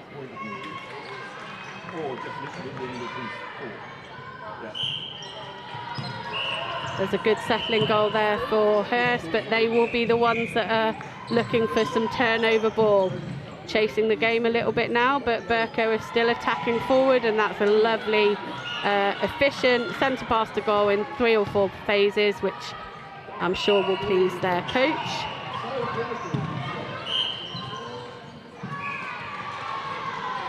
That was a confident long feed off circle edge into backspace, well held by the goal shooter.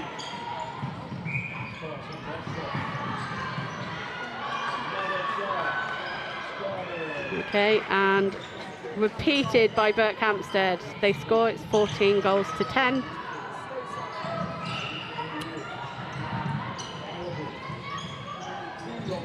Nice, just a bit of a passing error there.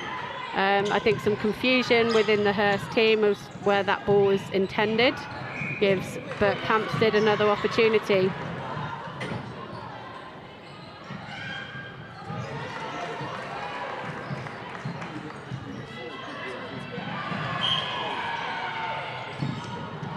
That's a really good contest from the goalkeeper. Berkhamsted retain possession.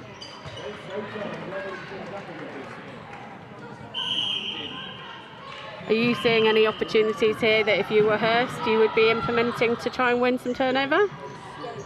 I think just on their defence they need to be on their player a bit more, just like that contesting for the ball, getting up. Yeah, rightly said, and just being in that front position has meant that Hurst has come over with the ball, but they look a little bit unsure of their setup coming off that back line, but they have managed to transition through to their goal circle. But Berkhamsted are currently sitting with a 5-goal lead with just under 2 minutes remaining.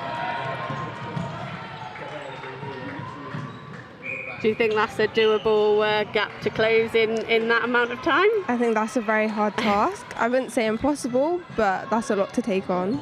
Yeah, and Burke have now regained possession with around 90 seconds remaining, and they've been finding their shooter really easily once they are on circle edge. So very clear connections in that attacking end.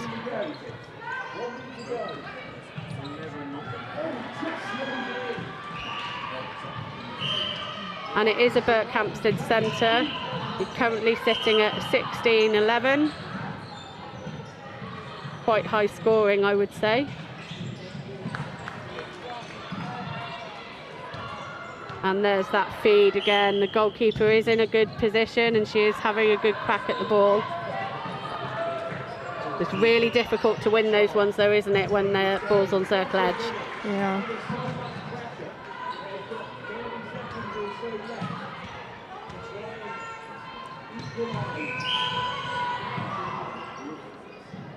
That's a lovely goal from the Hurst goal shooter to play it about a little bit before the opportunity opened up. We're currently sitting 17-12 in the last 30 seconds.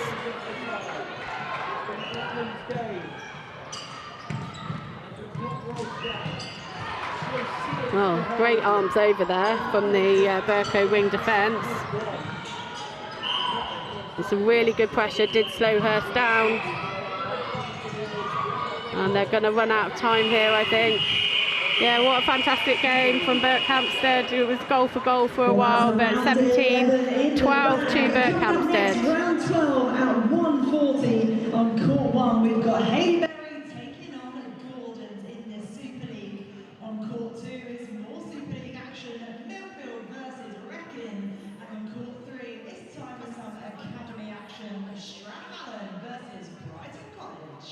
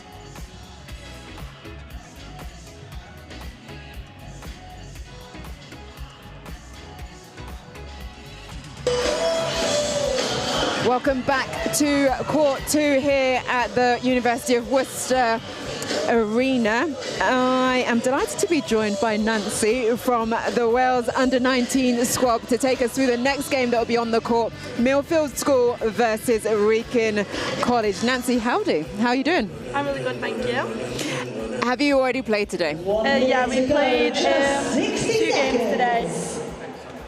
Two games today. We had a big squad, so we split into 2.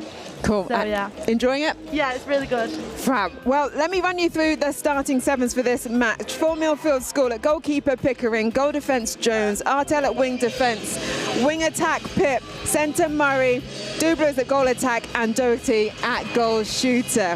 For Wrekin College, Grinrod at goalkeeper, Harris at wing defence, Nixon at goal defence, Tandy at centre, Young at wing attack, Dunn at goal attack, and Massey at goal shooter. The last time these sides played, it was Millfield School that won 20-9. This weekend, though, Wrekin College have added some depth to their squad, so I'm sure it'll be a much tighter game. First centre pass goes to Wrekin College. They are going to the left in the light blue. And a quick pass in, first, second, third phase under the post, and the ball just gets through the goal. Isla Massey, the captain at goal shooter, nets the first one. Nancy, what's your playing position? I am a defender, so I play across all three of the positions. Yes. Right, so you're going to concentrate on defence for me now. As we see, Milfield are going to the right. A lovely tip there from goalkeeper Grinrod from Wrekin College, and they get the turnover. How did that happen? So if you saw that, the pressure from the goalkeeper, arms over, forced that ball wide into the pocket where it was picked up nice and easy there from the centre. Great analysis. Thank you very much. So Wrekin are coming down now after that turnover. They've already got one on the board after that first goal. Can they make it two? Oh, they do, and it's from distance from Connie Dunn, the Worcester Reds Prem player, playing goal attack. She puts two on the board for Wrekin. And it's their centre pass. Oh, in heaps of space. Massey. What are Milfield not doing in defence to be able to counteract that? Well, as you can see there, the players are getting drawn out of the circle, so that left the shooter all three by herself there. So maybe just keep an eye on that shooter and making sure you're not getting pulled out too far. And another goal for Wrekin. Three on the board now for them. Milfield with Pitt at wing attack. She finds her goal attack in Dubler under the post. Now we know when Dubler gets that ball, she's very accurate. But Milfield haven't been able to get those opportunities in the goal third, but they do put one on the board now. So two the difference. Nice three over there, sat up there. Great, explain a three over for those that don't know. So for a three over, some people set the centre and middle, some people choose to put them in defence. But you create almost a wall over that line, creates that pressure, and it makes the illusion that there's no space for the attackers. Nicely done, and there is Wrekin under the post. It lands with Massey.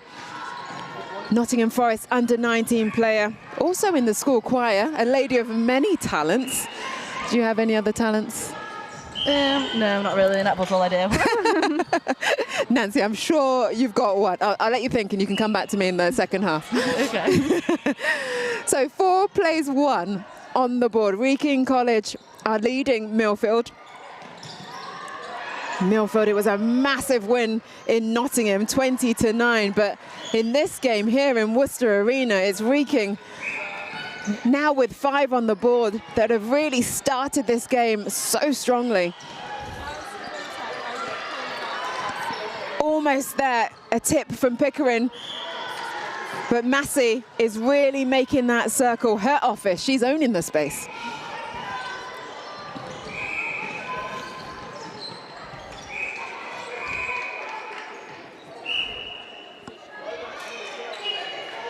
Pitt takes the ball. She finds her captain in Doherty in the center of the circle. Oh, it hits the back of the ring, but it does land in. A cheeky little smile. She knew that one was close, but 2 on the board now for Milfield. 3.5 minutes left of this first half. Another lovely hold, but Pickering was able to put pressure on. The back line goes to Milfield.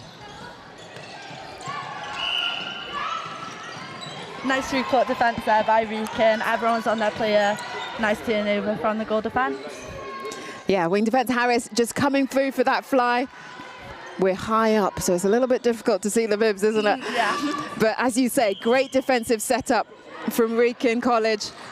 But Milfield on that attack in transition, able to carve them up and land under the post with Doherty.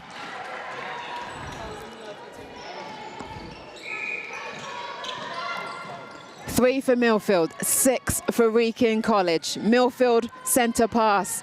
The ball on the width. Pitt again there, over the top, but that was an easy picking, right? Yeah, lovely backing up there from the keeper. So, Grinrod, the goalkeeper for Wrekin. Panthers PDP player. And a rare mistake there in the back from goal shooter Massey for Wrekin College.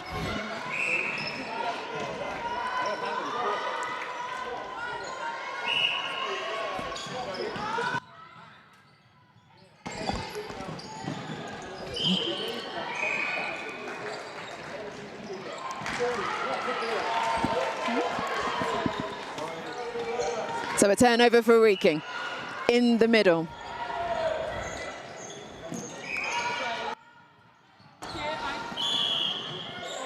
Business continues for Wrekin. Wrekin 7, Milfield 3.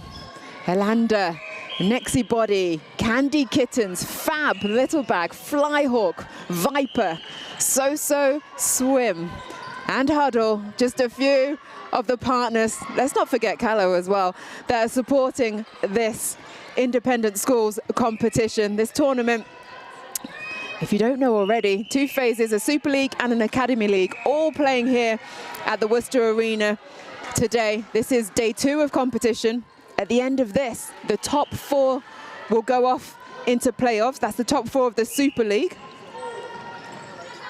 The top 2 of the Academy League will play the bottom 2 of the Super League to then see who will form the leagues for next year.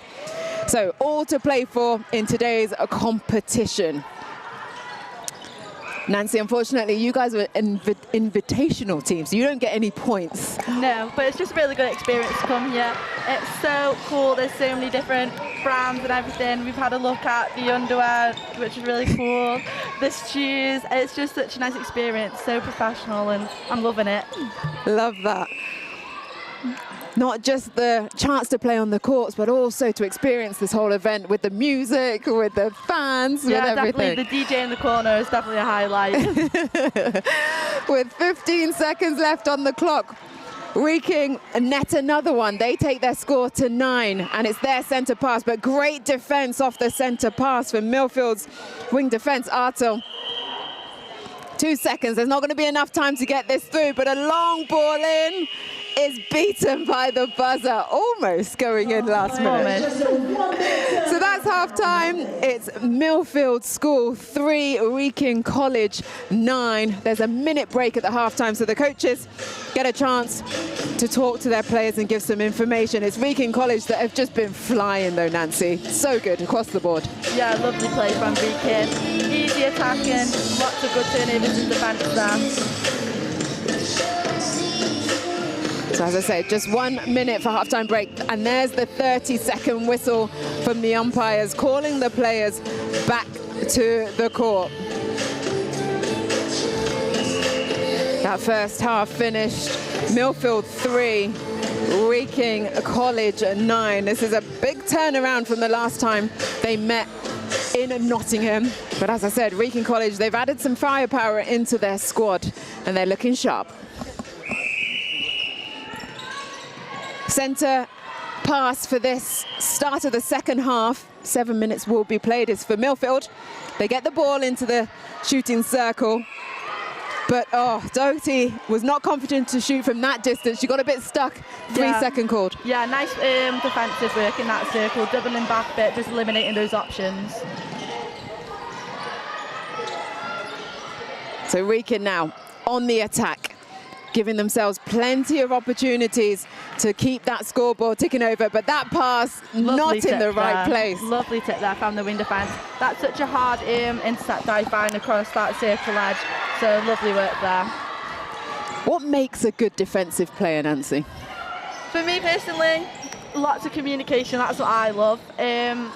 But just being able to read the game and knowing when to go for it and maybe to just wait back a bit, put that pressure over and create other opportunities for the other defenders. Working really well as a unit. That's it. Teamwork makes the dream work, right? And that's good teamwork from Wrekin to get a turnover from Milfield. Oh, nice take. Just pulling it in there. Tandy at centre. Vision into the circle to see her goal attack done, running in late. And it's another goal on the board. Wrekin 10. All alone.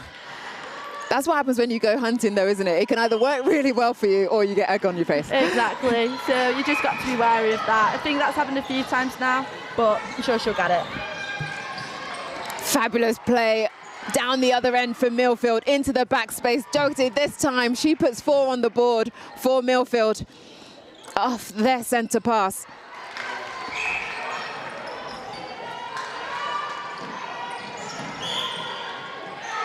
There it is. You said it, didn't you? Yeah, it will well come. done there.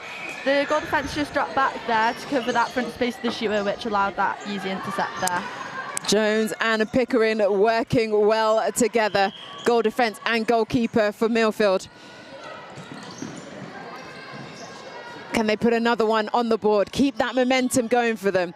The defence, though, from Wrekin, making it really difficult, but obstruction called on the edge of the circle. Oh, unlucky. Could not quite hold it. Dubler at goal attack.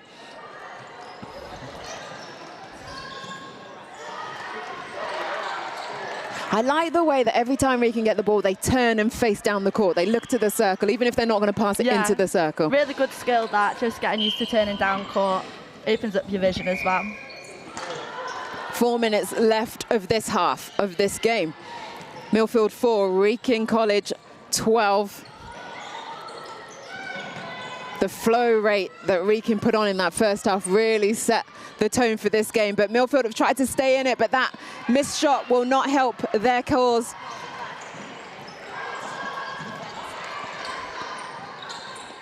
The pace, though, has seemed to have dropped a little bit from both sides. Just a little, yeah. Well, there's a lot of games having to be played today, so you can forgive the players. Yeah.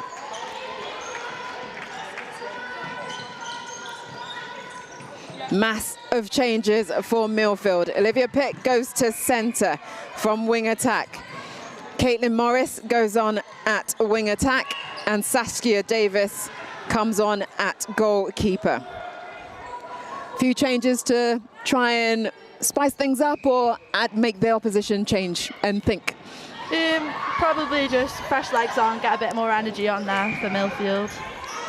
Well, this score has kind of blown out. Milfield 4, Wrekin 13. Make that 14 with 2 minutes and 45 seconds left on the clock.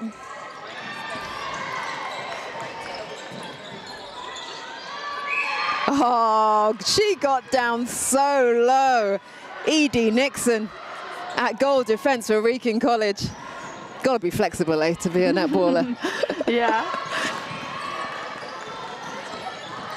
Fabulous work down the other end from wing defence. Artel gets the sideline for Milfield. 2 minutes on the clock. Can they come up? Can they get within 50% of Wrekin's score to get themselves 1 point? Wrekin at the moment are denying them that opportunity.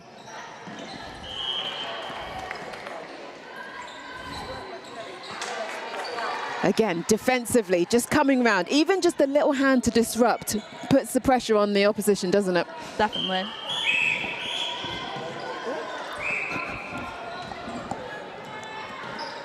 Spicy.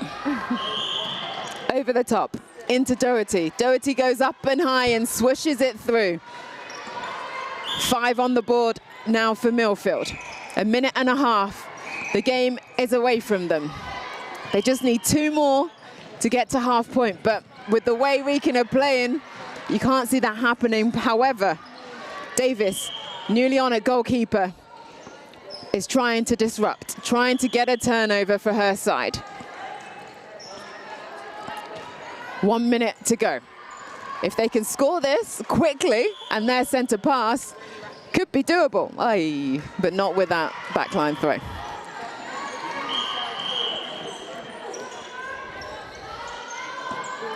Minute left on the clock.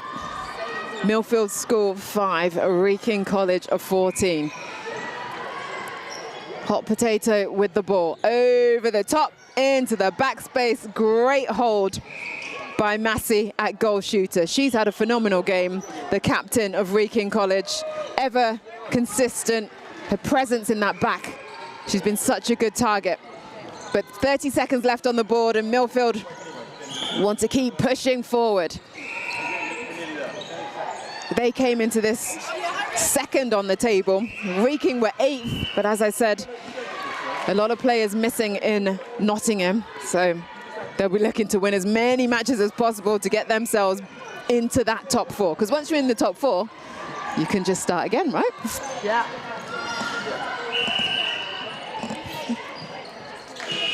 And there goes the final buzzer. Oh, What a game from Wrekin College to be able to push ahead and to get such a big scoreline up against a very classy side in Milfield School. But this game here on court 2 finishes Milfield 5, Wrekin College 15. And Nancy, fabulous to have you with you. Thank you for your insight. Who have you got next? I'm not too sure actually. I think it's at 20 past. No, I'm not too sure. Well, whoever you're playing, good luck. Thank you so much. And thanks again.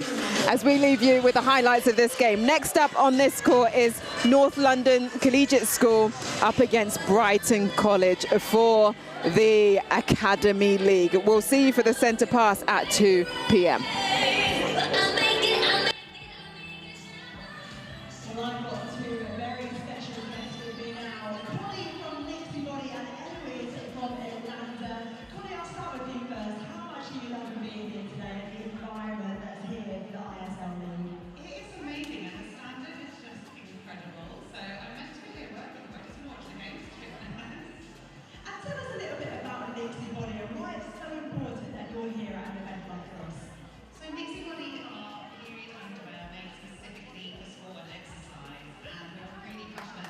Perhaps there's no other sport in the world that's as challenging as golf. It can also be a 5-hour opportunity to choke. The difference between a good player and a great player is consistency and mentality. The absolute last thing any golfer needs to be thinking about is their feet slipping inside their shoes at a critical moment. Golf technology has made great strides through the years in regards to clubs, balls, and some gear, but not socks. That's until now. Viper 5 Performance Grip Socks help keep your feet locked inside your shoes so you stabilize more, which can increase your overall power transfer. By avoiding any negative foot shifting in your shoes, your swing mechanics can be biomechanically better. See, at Viper 5, we believe in marginal gains. And if we can help your game by the smallest of increments, it can be the difference between winning and losing. So why is it that sport socks actually prevent us from our maximum output? It's actually pretty simple. Typical socks slip, creating negative propulsion first before positive movement. Every time you go back, before you propel forward, you're losing speed and momentum. Imagine this over and over again as you're playing. Your acceleration will be better if your push-off and power transfer is stronger. Our Viper 5 proprietary grip technology improves stability in your shoe so you don't slip and your acceleration and power transfer are enhanced. We could spend all day talking about it, or we can just show you.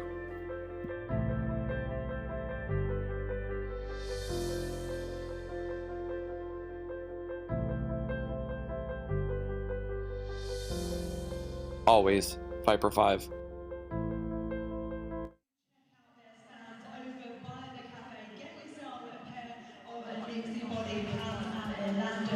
They are the business.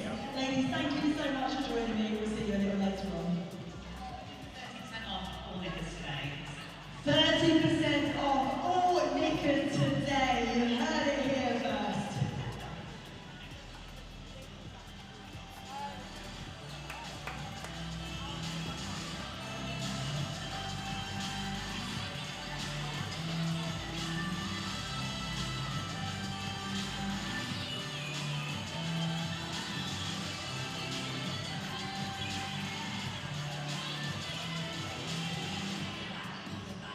Okay, folks, round 13 is coming up next. You've got 1 minute until the next centre pass.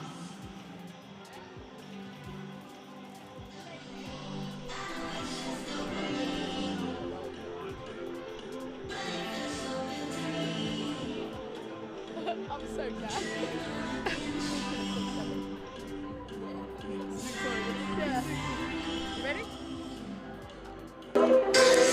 Hello and welcome back to Court 2 here at the University of Worcester Arena. Our next game is North London Collegiate School up against Brighton College. I'm delighted to have 2 ladies from Hurstpierpoint School, Tiana and Harley. Ladies, hi. Hi.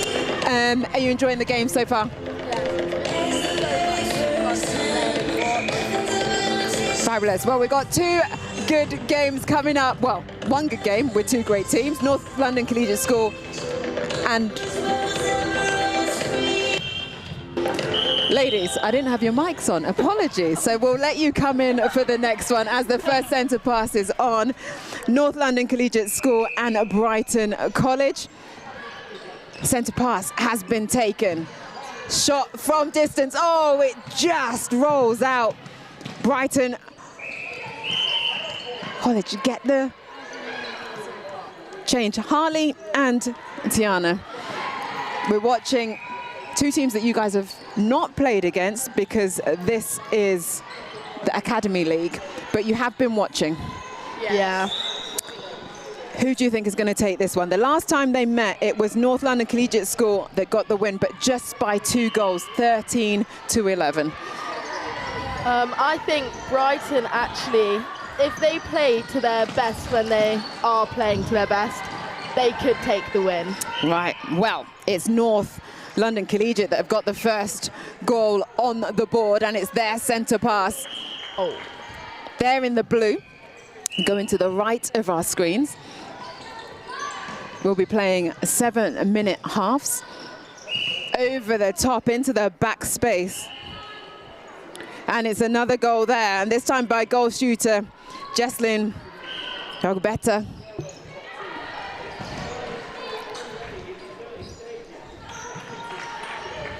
Brighton College in the maroon and blue get it under the post, and it's a lovely shot there from Cooper at goal shooter, the 5 ways under 19 player.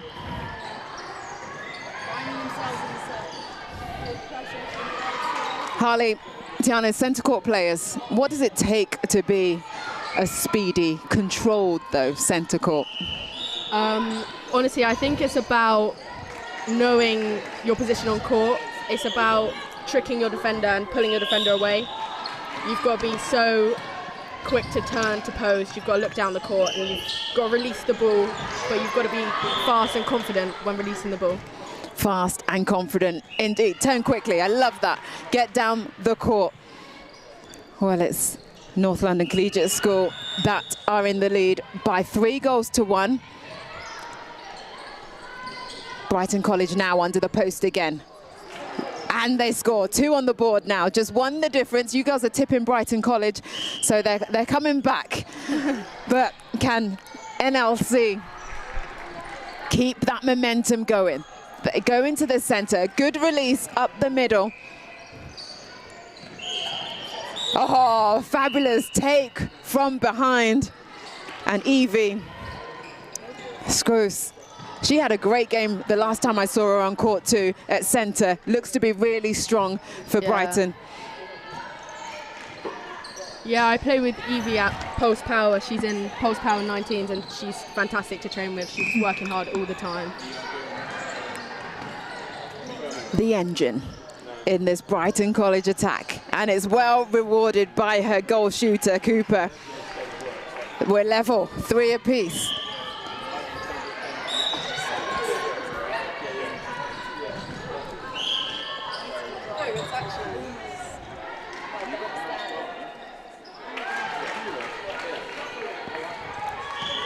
Three and a half minutes left of this first half. Oh, she looks long, Evie. And then the quick shooter to shooter. Willis from under the post. Brighton are in front. Ooh. You might have called it. I know we're early stages. We've still got a long way to go, but Brighton take the lead for the first time this game. NLCS go long into that back space again. Ogbeta scores. 4 apiece. 2 close to call. But it's Brighton's centre pass now. A lovely dodge off the centre pass. But again, defensive work rate though from goal defence. Jada getting the ball for NLCS. 2.5 minutes left of the quarter. Still in this centre third. They have to go square. Goal attack coming up high, but a lovely long ball into the back. Ogbeta again, the vice captain for NLCS, scores, takes them back in front.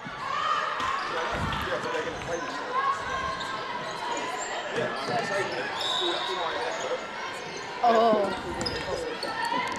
Defensively, really good from Brighton College. Ladies, why was that so good? They just read that really well. They're the first ones to the ball when there's a loose ball, which is a really good quality as their defence. Nice analysis. As Brighton College take that turnover and take it down to the goal. They're up. Oh, it's 5 apiece.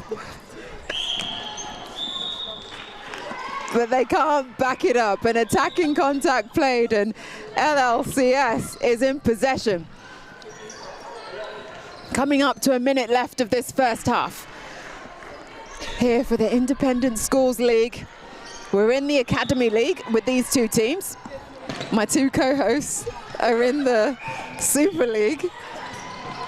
Though they won't be playing any of these two teams, they're still watching with intent as NLCS score another.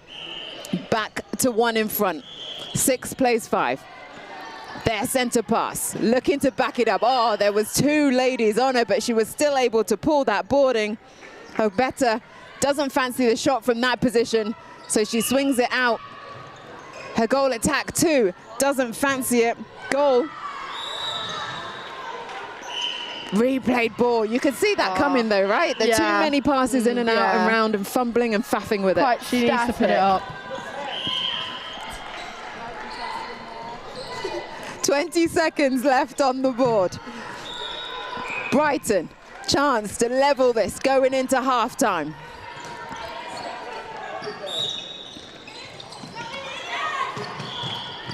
Patience was key from Miller at wing attack, which resulted in a goal. We're neck and neck. 6 plays 6 as the half-time buzzer goes.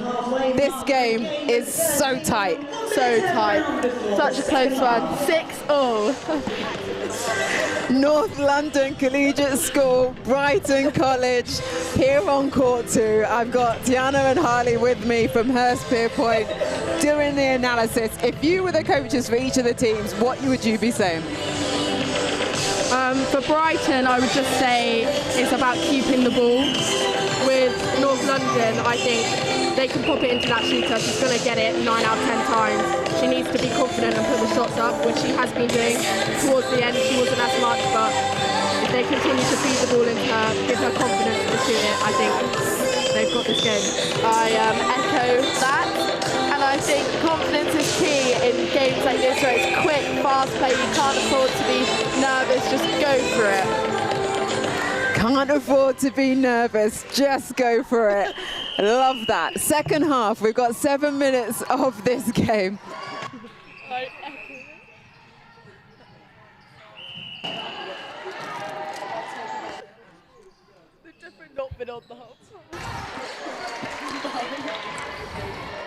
So first goal on the board for Brighton College.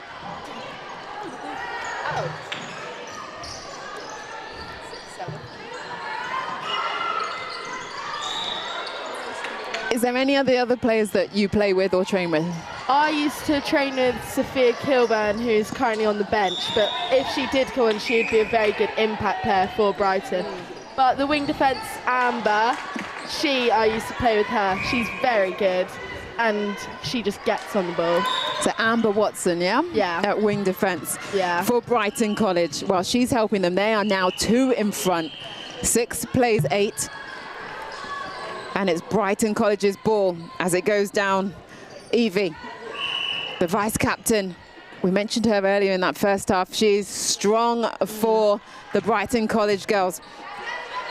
Now it's 9 for Brighton College.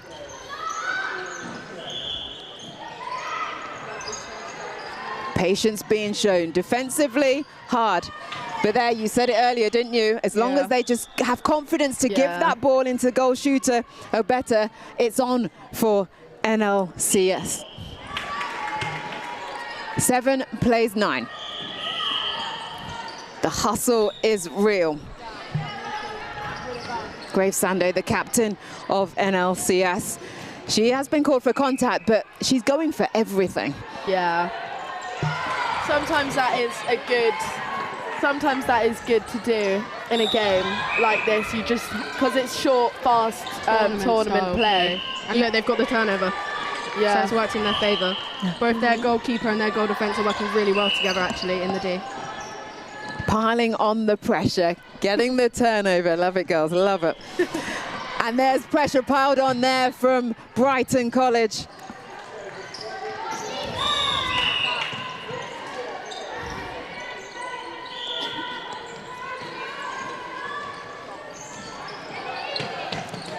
Composure, calmness, using the triangle, finding their shooter. That one just dropped short though. We'll have another chance, Brighton College. Cooper steps in.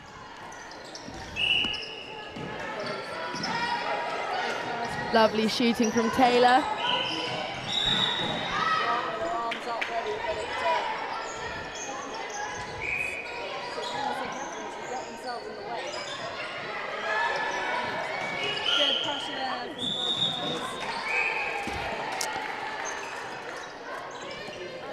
The shooter-to-shooter pass. Goal to Ogbeta. To the difference now. NLCS 8, Brighton College 10. It was NLCS that won when they played in Nottingham. They won by just the 2 goals. But this time round, it seems Brighton College are the ones with the front foot. Oh, it's going to be replay ball. Yeah, it is. You just hope, though, unlucky. It was a great pass, but she just couldn't quite put it in. Yeah. Oh, she's just got the turnover back. That's the way you mess up. You get the ball back for your team. Yeah. And that's a great take this time round. No fumble there. Can she score 2? Oh, she does. Jessling Ogbeta, vice captain for NLCS, gets them to 9.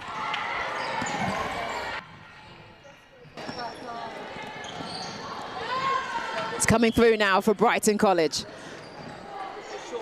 On at goal attack, Alice Clunas. And she scores, great way. Well, assisted in that score. It was a teammate though, Taylor Cooper, that got the score. 9 plays 12 as we come through. Long ball in, over the top. Well caught there from Ogbeta. Offloads it though to goal. Contact on her. Can she score? No, it's too much, but on the rebound, you need a nice tall shooter on there, don't you? Or at least someone that can jump to get those rebounds. Yeah. That's so quick, though, from Brighton College off the centre pass. Straight to goal. That's what you want in tournament play. The thing is, with tournaments, it's so easy. One mistake can change the whole game.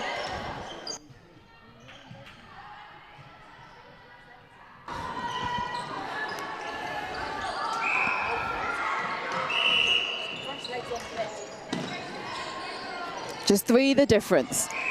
Brighton College keeping their noses in front. Just a minute and a half left. Oh, lovely little step back. Alice Clunas, the Mavericks under-17 PDP player.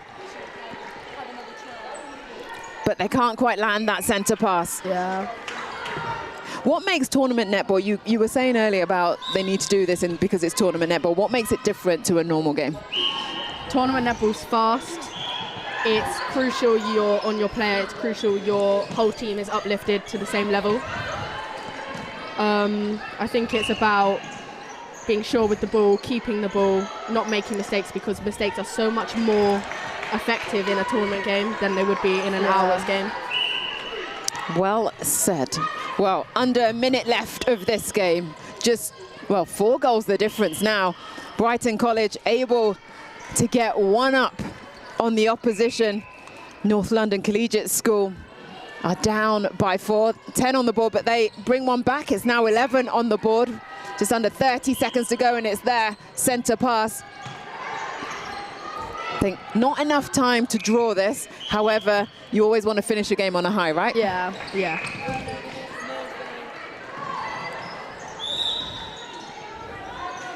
NLCS over the top. They're finding Ogbeta under the post. She nails 13, just 1 the difference. Can they get a quick? No, they can't. It's 8 seconds left on the board. There's not going to be a quick turnover. Oh, but there is a quick turnover. They need to be quick. Oh, you'd be upset there, but I will give that to Cooper. Yeah. I'm not sure she understood what was going on there, but wow, what a comeback though from NLCS. Couldn't quite get over the board, but for me, Brighton College though flew out of the blocks. Yeah, and kept definitely. They were down in the first quarter, but then got in front and then flew. Yeah, their famous zone. Their famous zone? Yeah, they have a famous zone. What is the zone? Tell me. They do a full court zone that it's very hard to get past. They love it doing it and getting all the interceptions. Nice. Well, that's it here on court 2 for that game. North London Collegiate School 12, Brighton College 14. Tiana and Harley from Hurstpierpoint, thank you so much for for being here and keeping me company for that game. Thank you. Good luck with the rest of your games. Thanks. We're laughing.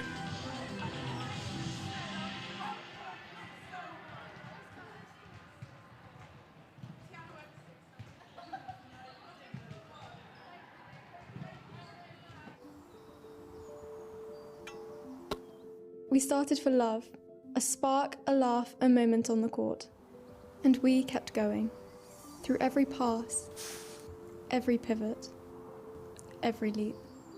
Because this game isn't measured in seasons, it's measured in decades. In dreams that miss the mark, until they don't. There's magic in motion, where strength meets grace, where stability becomes freedom, and confidence feels endless. We are Alanda, born to defy limits, designed to protect the moments that matter.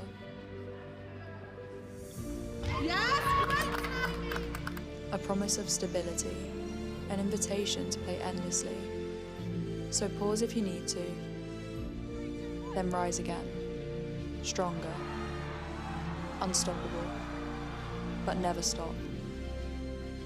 Play boldly, play freely, play for a lifetime.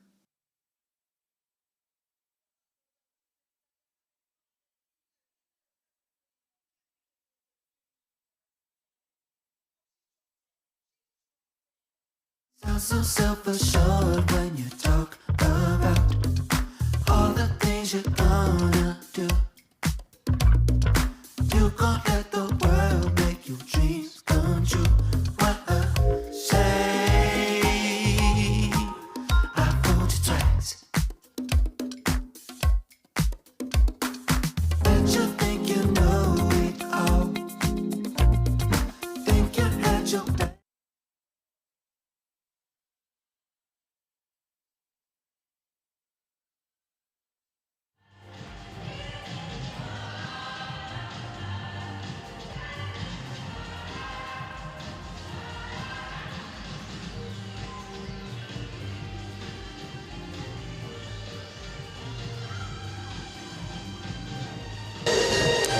Court 2 here at the University of Worcester Arena. Next up is Gordon School versus Solihull School.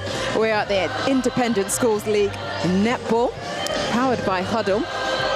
This is the second day of competition for both competitions. We've got the Super League and we have the Academy League. Next on court is the Super League.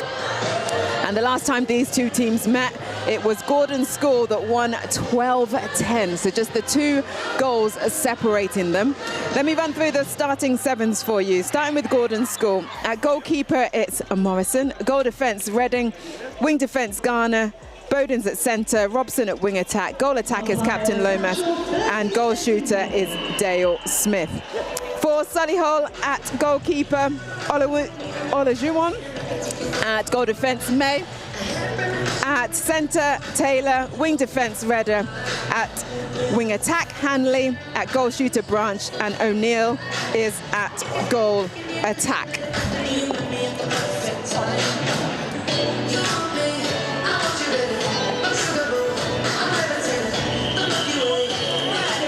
And the first centre pass is underway, and it is Solihull that have it. I'm delighted to have alongside me Connie from Wrekin School. Connie, hello. Hello, thank you for having me. Sorry, thank you for having me. Sorry, forgot to turn you on again. But thanks for being here. We've got two teams going head-to-head, Gordon's and Solihull. You've played both of them? We've played Solihull so far. Today, because you weren't here in Nottingham, were you? Fabulous. We've seen from your side that this weekend you've brought a new level to the game. Yeah. Looking strong, but it's one apiece so far. Gordon's in the green, Solihull in the maroon. Solihull driving forward now. Great give and go. I've been watching Gordon's all afternoon. They've been looking really strong. Their attack, their rotating circles looking really strong. And in defence now, it's shown they've got a turnover. They're now going to bring it out. So let's take a look at this attack that you've been watching. Let's see what they can put out to get this ball through and into the goal. A nice long pass into Bowden at centre. Having to go back again, but being patient.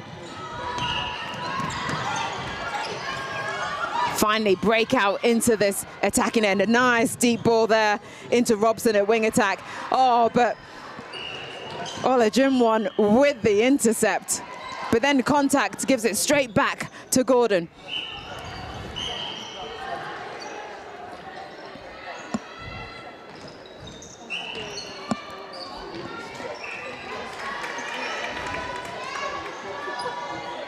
One apiece, tight. But for Gordon's, they now take it to 2 on the board. We've got 2 7-minute halves to play with 1 minute half-time break. Connie, in terms of your positioning on court, where do you like to be? What do you like to do? Well, as a goal attack, I just love staying to the side and reading the play and then driving into the middle to the top of the D to feed into my shooter. I love playing a moving, feeding goal attack. Nice. I was watching earlier. I won't lie. Your timing is very, very good, I must say. Thank you. So 3 on the board for Gordon's. Solihull looking to make sure this gap doesn't get too much wider, and that's great defence from them. All 3 of that unit working nicely together. Morrison at goalkeeper, Redding at goal defence, and Garner at wing defence.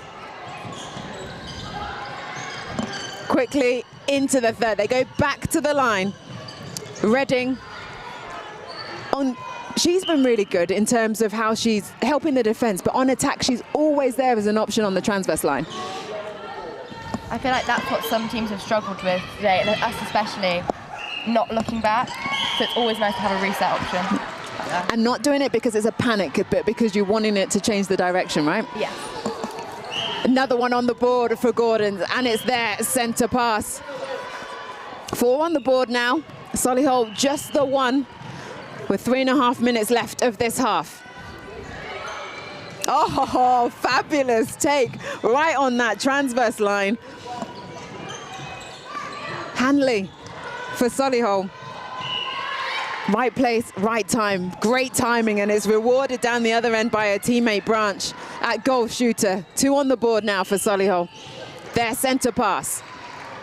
The defence of Gordon's making it have to go backwards. Now they start to attack forward. Hanley again at wing attack. She's been the options for them. Ever movement. There's her again. Over the top. And a lovely pop last minute on the baseline from O'Neill. Finishing it off with a shot. Well, we're down to a 1-point game now. When did that happen? Deep ball from Gordon into the backspace. Connie, this shooting setup from Gordon's, they're trying to do the rotation, but it still seems a bit static. Yeah, I think the goal shooter is still really holding, and she's got a really strong hold. But, well, I mean, as you can see, they've just got a tip. But I think they need to almost reset and then go again. Yep, indeed. Dale Smith at goal shooter, just getting stuck on the body of Olajonwon. Because the Solihull goalkeeper, she loves to be on the body, arms over, and she's playing into her strengths there.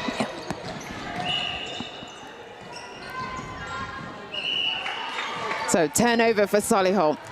Chance to level.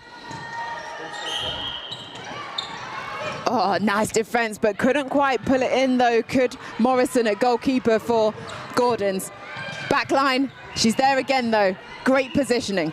She's getting tips to it, but you really wanted to get those two hands on it, right? To get those turnovers for Gordon, because now we're level, 4 apiece. Gordon's 4, Solihull 4. Solihull centre pass. They've managed to pull this game back. They were 3 down at one stage. Now they've brought it level with 1:20 left on the clock. Can she keep it in? Oh, unlucky. But it's Morrison there again for Gordon. She's been trying to keep them in this. The quick feet, the quick run from Robson at wing attack to hit that edge of the circle.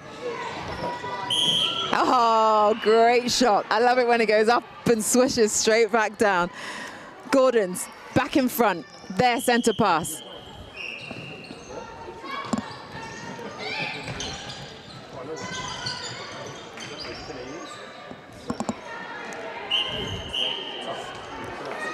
Obstruction, so we'll get another chance. Nice shot, nice goal from Dale Smith. She shouts to her team, come on. 6 in front to 4. Solihull still in this game. They never seem to panic, even though they are behind, just trying to claw it back. That won't help, but she was straight in for her own rebound. Oh, but again it falls short. As a shooter, how do we get some lift? Oh, I always get a bit stressed. I always have to make sure that I've flicked. The flick and the legs. The flick and the legs. And there goes the buzzer for the end of the first half. Just 2 goals the difference. Gordon School 6, Solihull School 4.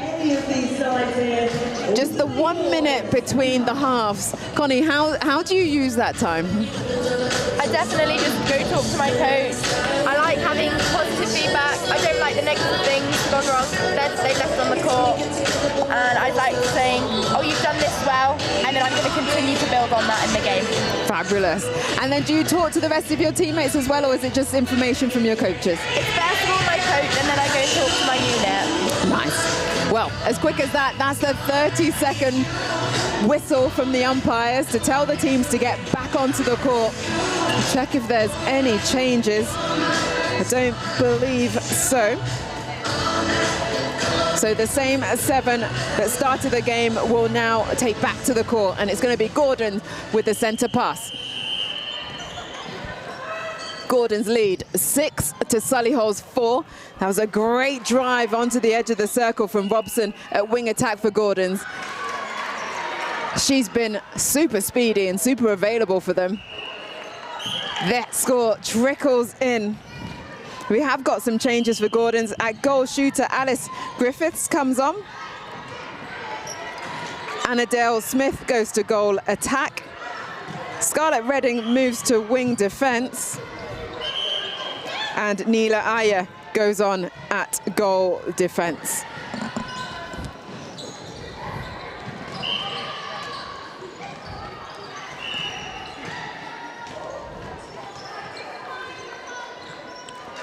Two-handed shot up and over in for Solihull. 5 for them now, just 2 the difference. Oh, lovely read, lovely take. Hanley, a wing attack for Solihull, comes up with the intercept. Shooters wanting to reward her. The pop off to O'Neill. Oh, that went high and long, but the contact was called this time round, straight through the net. What does it feel like when your wing attack gets an intercept? Oh, it's so good, but it's all like, oh my gosh, what do we do? So we have to stay calm. We try and reward it, and then we end up making the other team look good by throwing it away. Don't say that. Positives. But it's true, though, at the point of interception, it's when the team's at the weakest. So yeah, we've worked a lot on that. That interception, what do we do? Because sometimes we get a bit excited. Calm and composure. Well, that was well done by Solihull. They bring it level, 7 apiece. They definitely showed that calmness and that composure. For Gordons, can they bring it back? A lovely shimmy on the baseline from Dale Smith. And she nets back in front by 1. Gives her teammate a low 5 tap. Her and Robson playing very well together. Defensively now for Gordons, making Solihull play backwards. Oh, a nice cut drive to the top of the circle. And it's a tip from Redding, who's moved to wing defence. She's been key in the Gordon's defensive end, whether she's playing goal defence or wing defence. Versatile indeed. Robson comes all the way up. Great long ball. Oh, unlucky there. Great defensive work from goal defence. Jem May for Solihull. There she is on the ball now.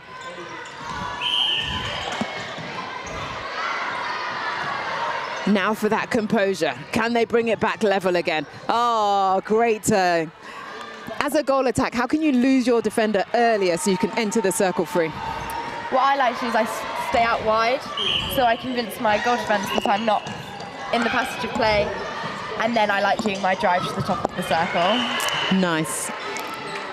It is 8 apiece. It was just 2 goals that separated these two teams when they met last in Nottingham. Dale Smith takes Gordons back to 1 in front. Branch has to come out of the circle to release. Oh, but that great give and go, though she takes herself further away from the goalpost. Luckily, her teammate Lomas and captain of the squad is there. Apologies, teammate O'Neill for Solihull. 9 apiece. 2 minutes and 50 seconds left on the clock.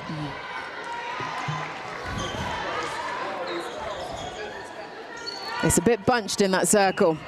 What would you say needs to happen? I think one of the shooters, like the goal attack's just done there, needs to take charge and exit the circle. Create some space, get the defenders moving, get them thinking. Great follow-up there. Griffiths comes up trumps. 10 for Gordons. We're going to the centre pass. Redding is trying to do all that she can, but she gets the contact. Solihull now coming forward. Good change up from the defence of Gordons. But just going offside releases that pressure. O'Neill swishes it through. We're level again. 1 minute, 54 seconds. It's tight, it's exciting. This is the ISL. 2 teams not wanting to give an inch. Remember, the top 4 at the end of today's competition will make it to that playoff in January. Gordon's coming through. Strong take from Lomas, goal attack. Oh, what a swish. That's Dale Smith. They made another substitution, which I missed.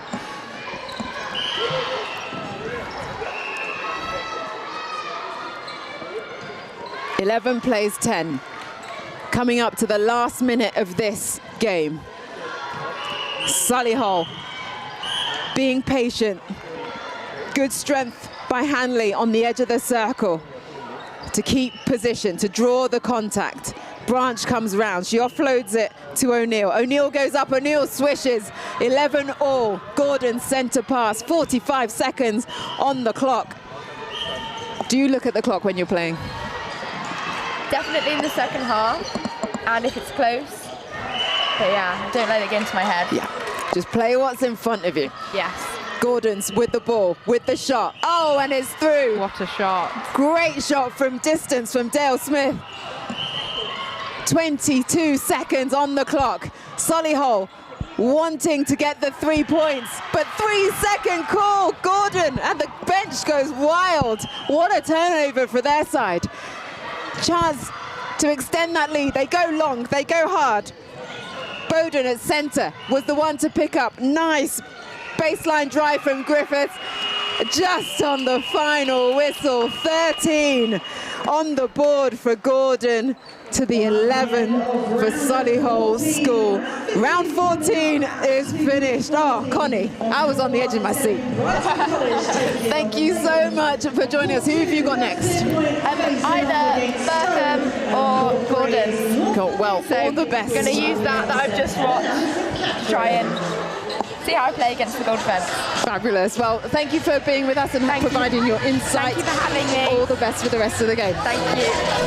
Well, that's it here on court 2 for that game. As I said, Gordon's School 13, Solihull School 11. The next game coming is Hurstpierpoint College versus Stowe, and that will be at 2:40. So we'll see you shortly.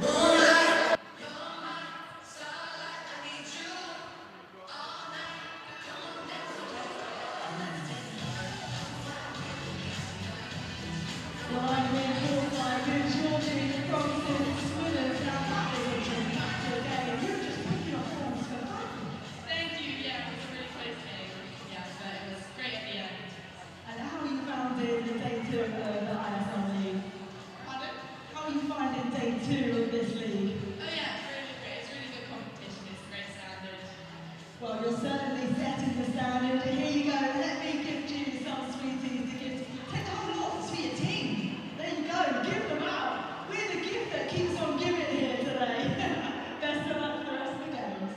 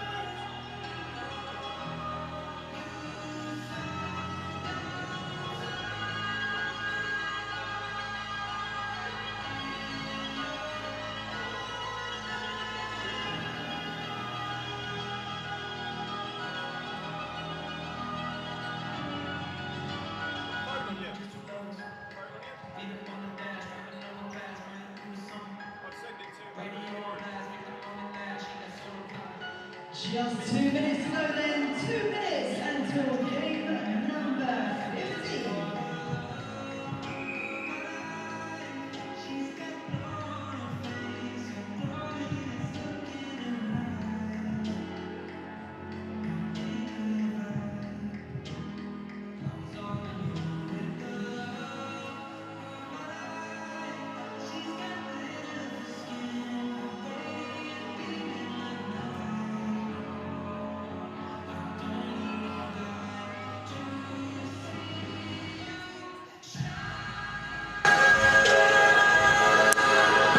Welcome back to court 2. It's Hurstpierpoint versus Stowe for the next game. This is part of the Super League competition. I'm delighted to have 2 guests with me to cover this game, Tallulah and Lilia from Wales under 19s? Yeah, 19s. Under 19s, fabulous. So, you guys are here as an invitational team. Yeah. How has it been playing?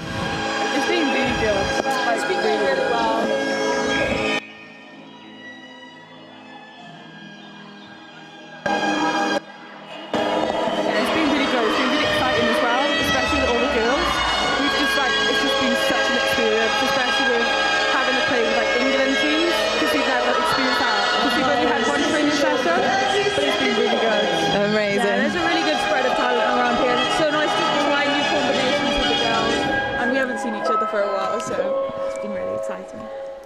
Fabulous.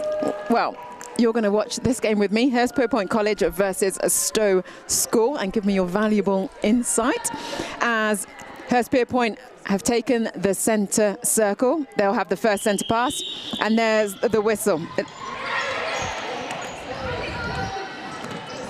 Hurst are in the red, going to the left.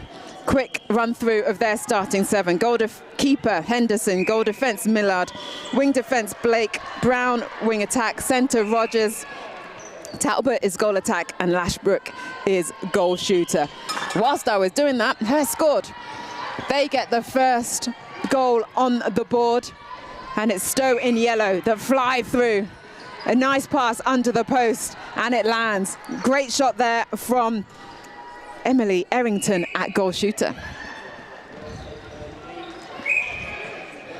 Ladies, what's it like playing in this kind of competition, especially when you're playing match after match after match? How do you keep yourselves high and like performing for every game? It's been quite tiring, but together we've like adapted to that because we all play like differently, but we all know how like each other are playing.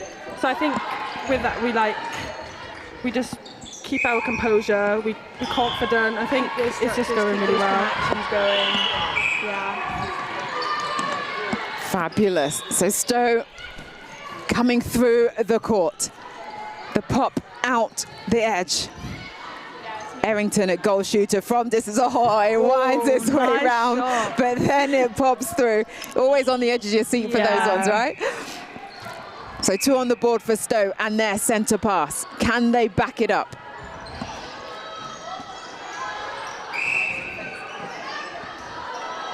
Another obstruction called on Hurstpierpoint. Well, Stowe weren't here in Nottingham. MK Dons replaced them. And so it was MK Dons that Hurstpierpoint played, and it was 18-10 to Hurstpierpoint. So Stowe wanting to get some more points on the board, so a win to their name. Hurst patience, trying to find the gap. That's clever. Quickly round the front. Oh, and a nice shot there from Talbot at goal attack. The London Mavericks under 17 NPL player. Oh, and there's a turnover. Great work from goal defence Millard. Hurst with an opportunity. Now, can they make it 3 on the board? They draw the contact from Thompson at goalkeeper, and it's another net. What positions do you two play? Goalkeeper, goal defence. I play centre wing attack. The engine, and then the height and turnover. Yeah. Cool. Oh, that was a lovely dodge on the baseline. How would you combat that as a goal defence goalkeeper? I think looking at where she's going to place her body and coming in front, because a lot of shooters, they like holding in front. But I think just keep coming off the body and just moving around. Tallulah, when you're looking to pass that ball into the circle, what do you look for? I always look for the space. I think it's quite hard when you've got quite tall defenders as well to try not to force that in and have them get the fly, obviously. But looking for that space or the front foot and looking for the reset as well. It's 4 apiece. Oh, just the fumble there on the line from Brown. The captain for Hurstpierpoint couldn't quite pull that one in. Hands it back to Stowe.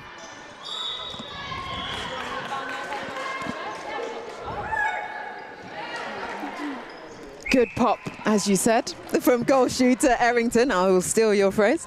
To bring Stowe in front by 1, and it's their centre pass. Drive off from Reeves. There she is again under the post with a shot. Now it's ticking for them. It's a lot smoother, right? 6 on the board now for Stowe. Well seen from Brown. She got some good depth, some good width, all by herself.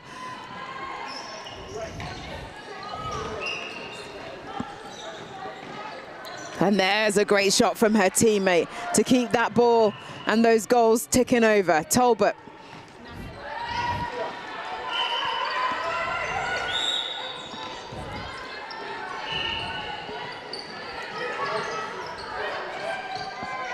Oh, you tell me, why do you think that ball was tipped? I think it was just a bit, like no one was getting into space, it was just a bit erratic.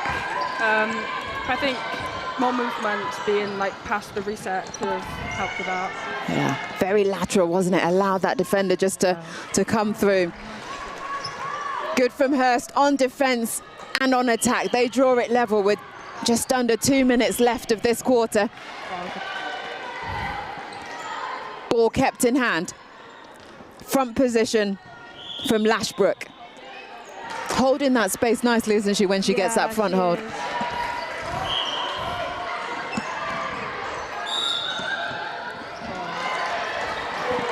Too much on that feed. Not quite into the right place. Turnover with 1.5 minutes, but they get it back, Stowe. This time, are they going to be more composed? Not so much, but it was down to the hands of Jessica Rogers, the centre for Hurstpierpoint. But Stowe's still in possession. Over the top, but great rebound. Lovely take by goalkeeper Henderson. Not the tallest in the circle, but she still got up nice and high. And there's a great baseline run. Losing the defense and then hitting the post. Hurst get a 2-goal lead. Brown, we had her up earlier in commentary, doing her thing now on the court. 40 seconds left on the clock and Hurstpierpoint have a 2-goal lead. Can they make it 3? They seem to have found their confidence again. They seem to have found their rhythm. They do. 9 on the board now. 24 seconds left on the clock. Can Stowe bring back the energy that we saw at the beginning of this half?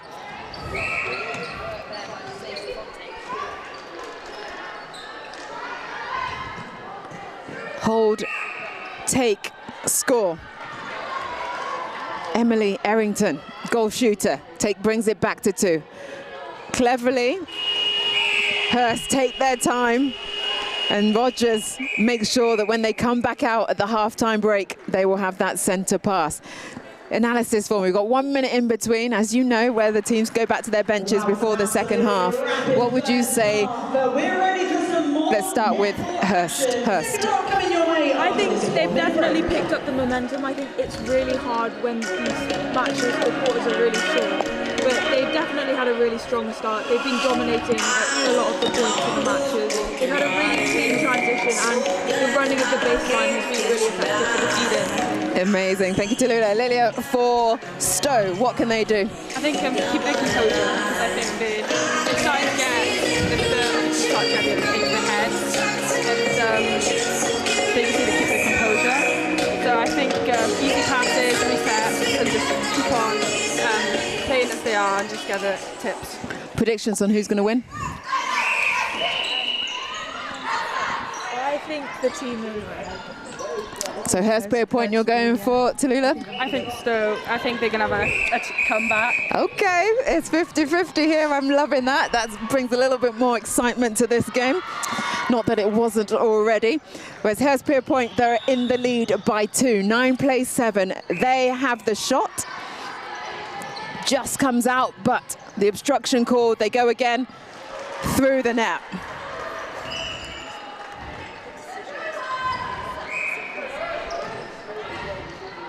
There's been a few changes for Hurstpierpoint.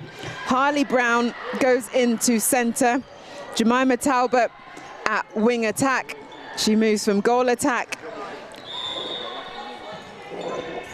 Mia Lashbrook goes to goal attack.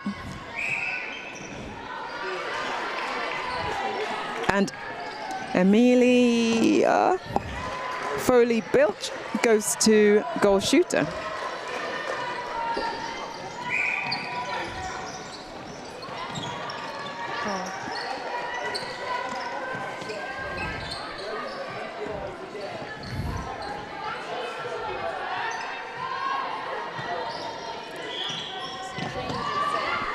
So Hurst playing this ball around. There's Brown as she's moved to centre from wing attack. A nice pass into her goal shooter in Amelie Foley-Bilch, who nets. 12 on the board now for Hurst to 7 from Stowe.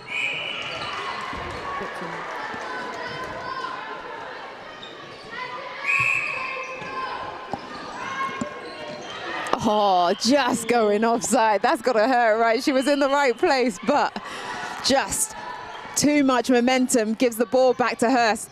There's Brown. Offloads it.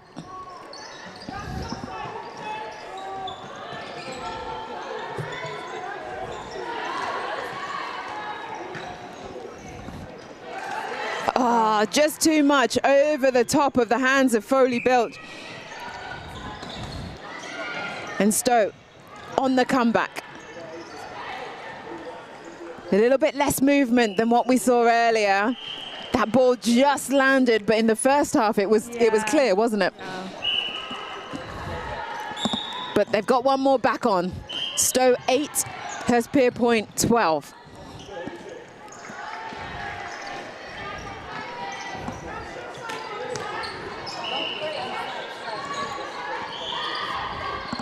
Brown into Lashbrook. Lashbrook goes from distance. Oh, just dropped stop, but what a rebound from Foley-Bilch. She got up like a salmon, like two-handed. She was hang time. Good tip.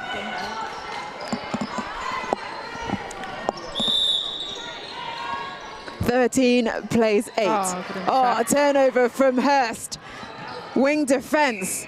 Flo Blake, the one to get it for her team. She's on the ball now, offloads it to her captain. Oh. Captain, not so fantastic with that pass. Off the back line.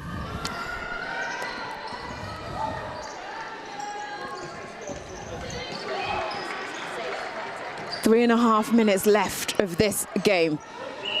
Stowe in the yellow, working their way through. Ooh. But the angles not working in their favor. Sideline getting a little bit too close. How much do you credit a mistake from the opposition down to what you're doing or an unforced error? I'm not too sure. I think it depends on like you can turn the ball back because we obviously we need the points, but I think just always using the reset to keep the ball. But with the mistakes lost, we always keep our heads up. We got to get it back. We got to win.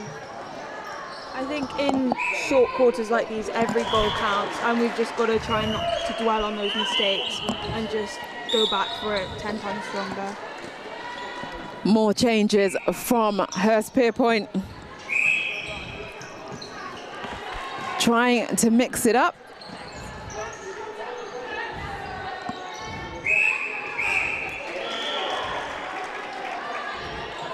Tiana is now on the court.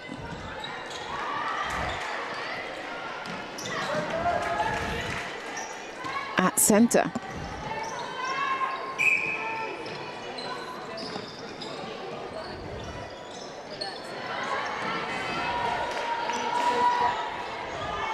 Lovely shot. One clawed back by Stowe. 9 on the board. Oh.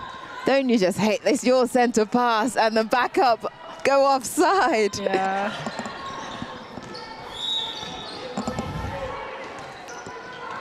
But turnover. Exactly that. They get the turnover, but then it's turned straight back over again.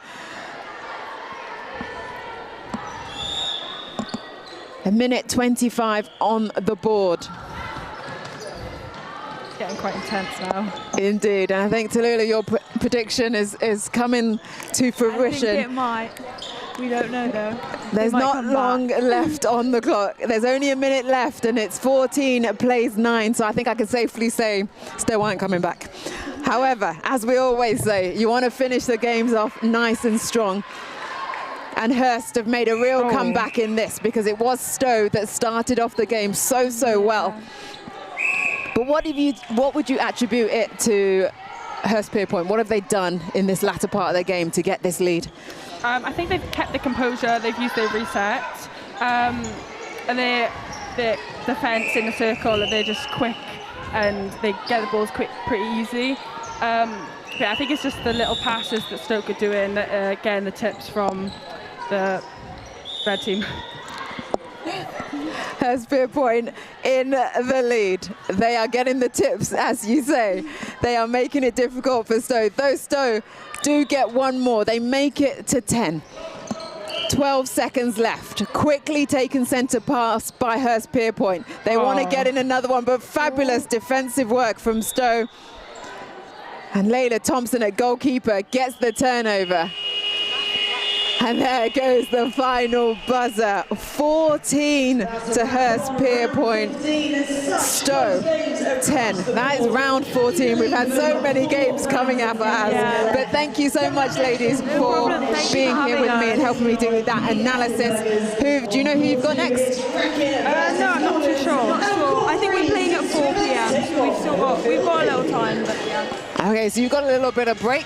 And as you guys get to see some of the highlights of this game that just went, stay with us, because up next we've got Wrekin College and Gordon School, who will be up at 3 p.m. here on Court 2. So once again, thanks very much. Thank you very much. To Lula and Leila. And yeah, take care. We'll see you soon. You guys grab a drink and we will catch you back for the next game, Wrekin College versus Gordon School.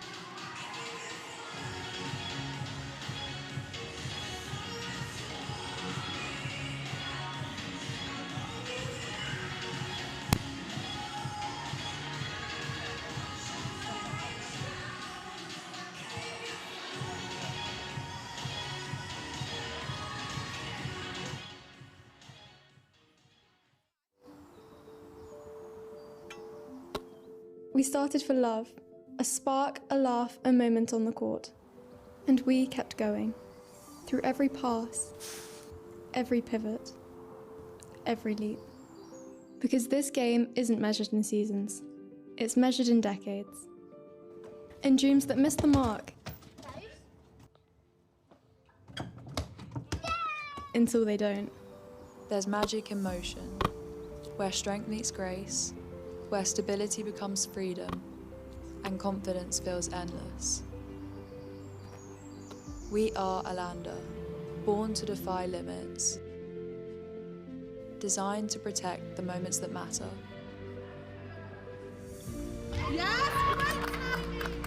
A promise of stability, an invitation to play endlessly.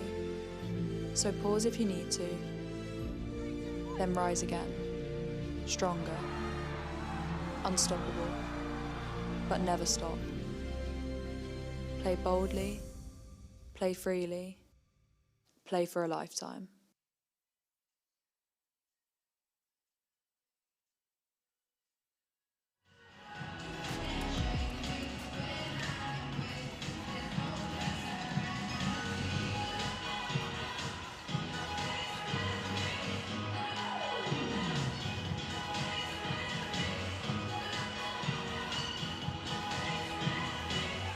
Just 1 minute to go, folks. 1 minute till game 16.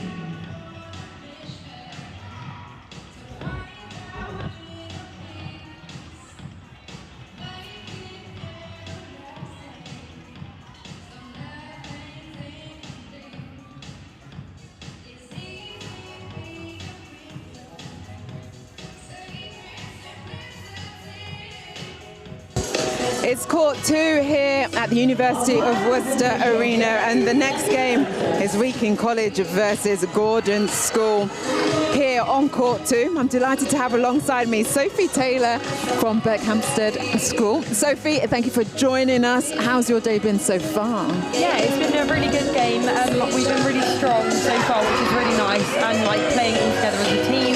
So just testing them catching from training. But I think this is about to be a really, really good matchup in the game. Well, yeah, you guys are undefeated so far in this whole competition. But here, you're going to help talk me through Wrekin College versus Gordon's. Wrekin, a much stronger team than we saw in Nottingham. They're in the light blue. They've taken the first centre pass. Gordon's, they're in green. Quick change after their last match. And it's straight into the shooting circle for Captain Massey. She's been on fine form so far today. Every game that I've watched, she's been so accurate under the post. Really, really good three-point attack there from Wrekin, getting a world-class centre pass to goal.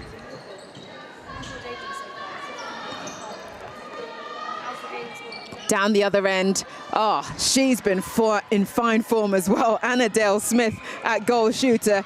It's one apiece on court 2. The delayed pass come through, making sure there's multiple options. And then they find the over. And it's because of the work done in front that the backspace pops open. Yeah, really, really, really lovely feed there from the wee attack into the goal shooter, just proving their connection. Deep ball into the pocket. Good from Gordon's, using the width and the depth. Oh, fabulous take. Right place at the right time. Grinrod at goalkeeper gets the turnover.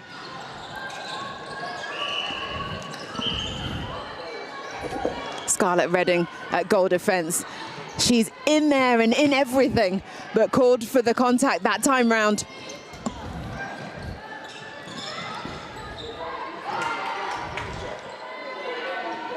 Lovely shot again from Wrekin College, this time from Connie Dunn at goal attack. 3 on the board for Wrekin.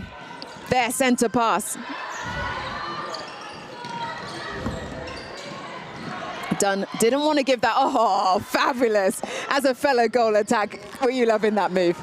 Absolutely lovely feed from the centre, Caitlin Tandy. She's a member of the Republic of Ireland under-19 team, so I know how hard she works in training to have that connection.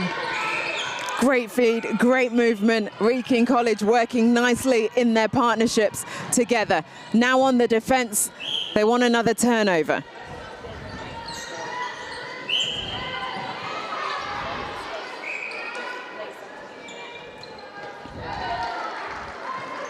Nice take, good lineup.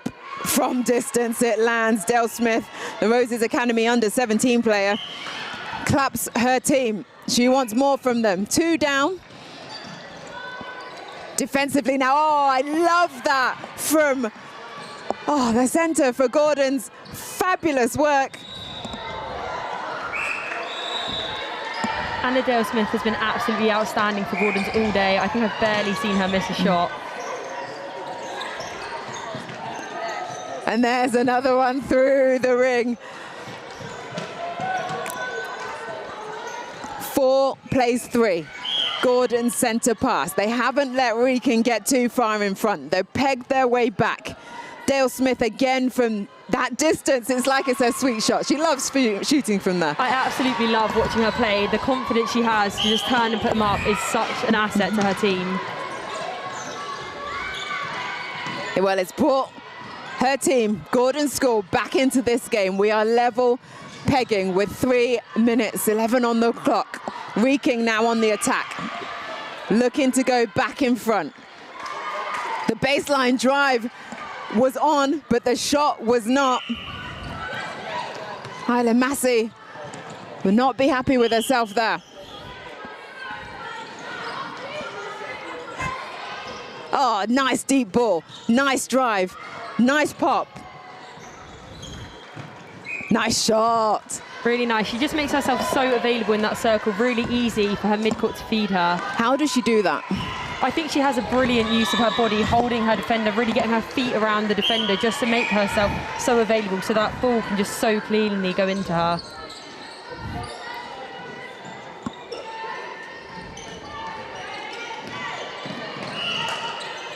Replayed. The mistakes are creeping into Wrekin College. Just unlucky there, fumbled the ball. I'm sure quite a lot of pressure on that court at the moment in such a tight game. Very tight, just one goal the difference. It's Gordons that are out in front by one. Opportunity to make it two. And when it's in the hands of Annadale Smith, you're pretty confident it's going to go through that net. I bet her team must have so much confidence in her when the ball's in her hand.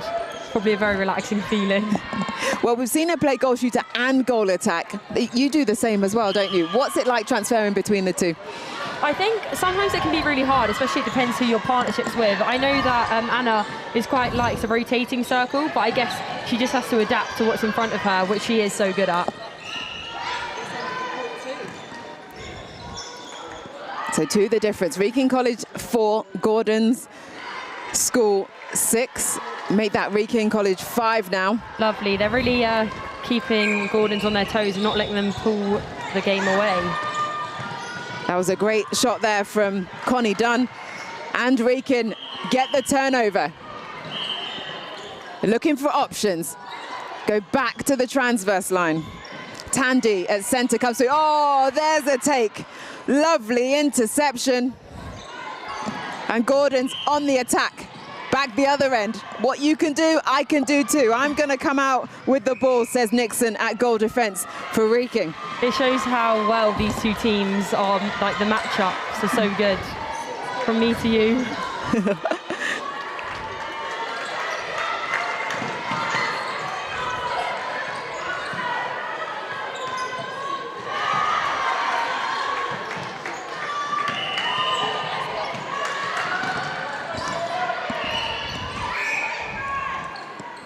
So Gordon's with the ball now. Robson hands it back to Redding. They're going to have to be quite time aware here, only having 8 seconds to get this to goal. It's 6 apiece. You're right, and they look like they're really going for it. The contact, though, is called. Oh, she should have set the penalty because then she would have had time. But that is the half-time buzzer, and Wrekin College are on 6. Gordon School are on 6. When they last played each other, it was Gordon School that came out on top with 15 goals to 9. But so far in this game, it's so hard to call. Really, really hard. It will be really interesting to know what both coaches are saying to their team ahead half-time to see what their team can do to get across the line. I've asked the others that have come up to co-coms with me in terms of what gets said, because a minute at half-time is a very short time to really relay any real information. How does it work in your camp? I'd say with our team, Danny Titmus-Morris, our head coach, she's just really keen for us to nail the basics and just go out and do what she's told us to do before the game, and I think that really helps us settle us as a team. And so as long as we're all on the same page, it normally works in our favour. Well, it seems to be definitely working in your favour, being the only undefeated team in this competition, as the second half recommences with Gordon's School versus Wrekin College, and it's neck and neck, as we say. But the first goal of the second half goes to Gordon's, quickly off the mark, and now Wrekin in the light blue, if you're just joining us, running to the left of your screens. Strong take from Tandy at centre. She's there again, but her opposite number in Lily Bowden gets a hand to it to disrupt.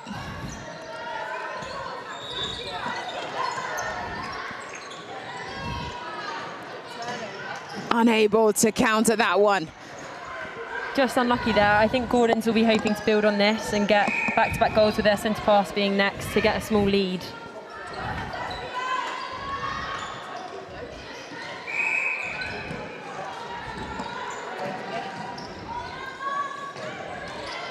Gordon's being patient, but coming through the court.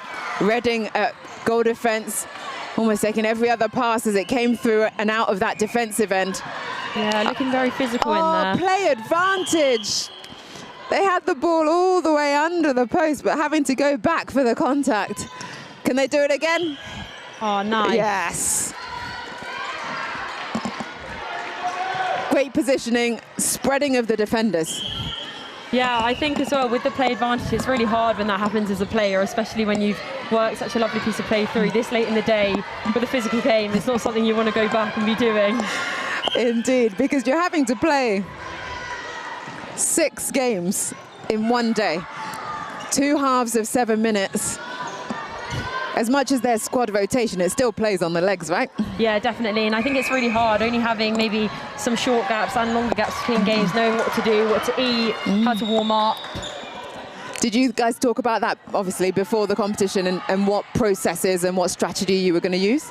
Yeah, well, on Tuesday, we had like a bit of a nutrition session, just talking about what fuel we should be doing, because it definitely does make a difference to performance. So that's always good. And you've come ready, as it seems Gordons are for this second half. 9 on the board now for them. 3 goals the difference. They weathered the storm of Wrekin College, got themselves in front, and now they seem to be staying in front. Wrekin, can they put it back? Oh, just off the back line. Massey unable to stay on court because of the defensive work of Morrison at goalkeeper on her. Gordon's another chance. Oh, all the space in the world for Robson.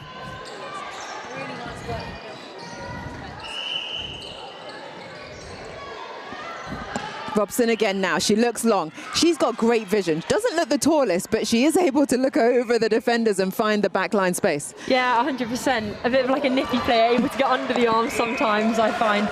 Our wing attack at Berkhamsted, Hallie Brown, I know that's something she absolutely loves to do. She goes, I can't get over them, so I may as well go under them.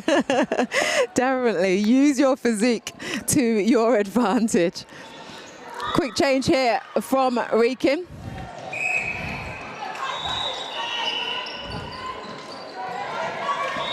Oh, she takes the intercept. I'm sure their coach will be happy with that, coming on and making the impact that they wanted her to.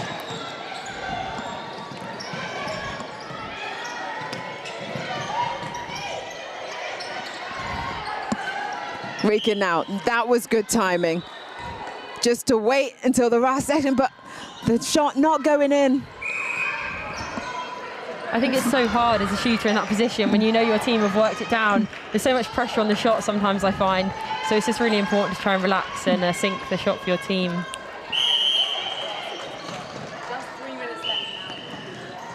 So 2 minutes 40 on the clock of this game. Gordon's in the lead by 5.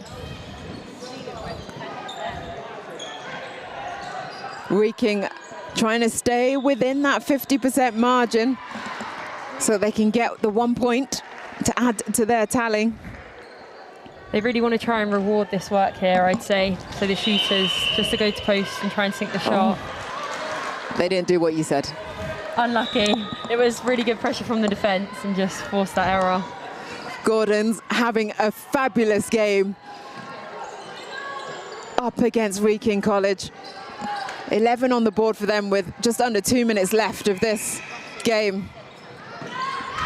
Nice over ball into space. Redding continuing to offer that support into the attacking end from her goal defence position. And there's another one on the board for Dale Smith. She's got her iron in this game. Yeah, definitely, and her timing is so good off the hold, so it's a really clear feed for her mid-court to give the ball to her. So a change for Gordons as Robson comes off from the wing attack position.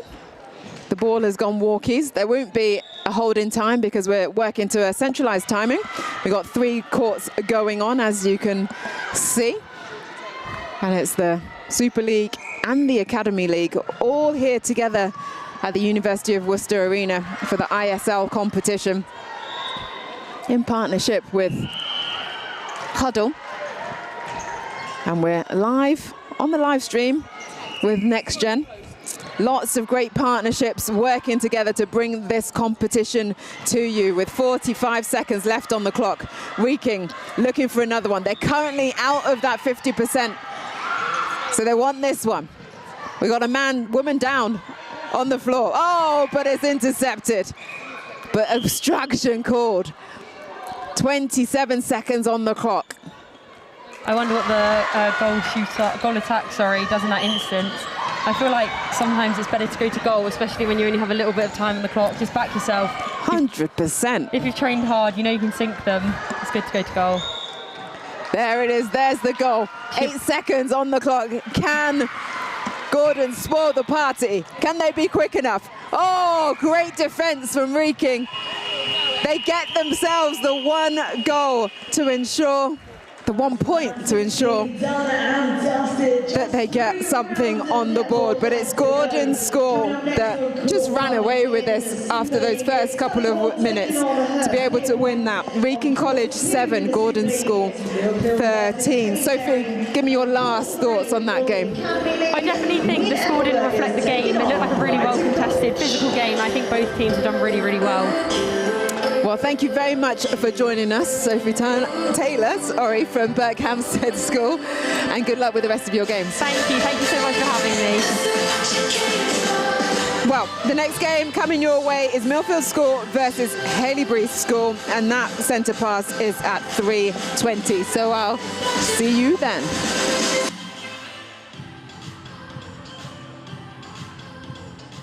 Perhaps there's no other sport in the world that's as challenging as golf. It can also be a 5-hour opportunity to choke. The difference between a good player and a great player is consistency and mentality. The absolute last thing any golfer needs to be thinking about is their feet slipping inside their shoes at a critical moment. Golf technology has made great strides through the years in regards to clubs, balls, and some gear, but not socks. That's until now. Viper 5 Performance Grip Socks help keep your feet locked inside your shoes so you stabilize more, which can increase your overall power transfer. By avoiding any negative foot shifting in your shoes, your swing mechanics can be biomechanically better. See, at Viper 5, we believe in marginal gains. And if we can help your game by the smallest of increments, it can be the difference between winning and losing. So why is it that sport socks actually prevent us from our maximum output? It's actually pretty simple. Typical socks slip, creating negative propulsion first before positive movement. Every time you go back, before you propel forward, you're losing speed and momentum. Imagine this over and over again as you're playing. Your acceleration will be better if your push-off and power transfer is stronger. Our Viper 5 proprietary grip technology improves stability in your shoe so you don't slip and your acceleration and power transfer are enhanced. We could spend all day talking about it, or we can just show you.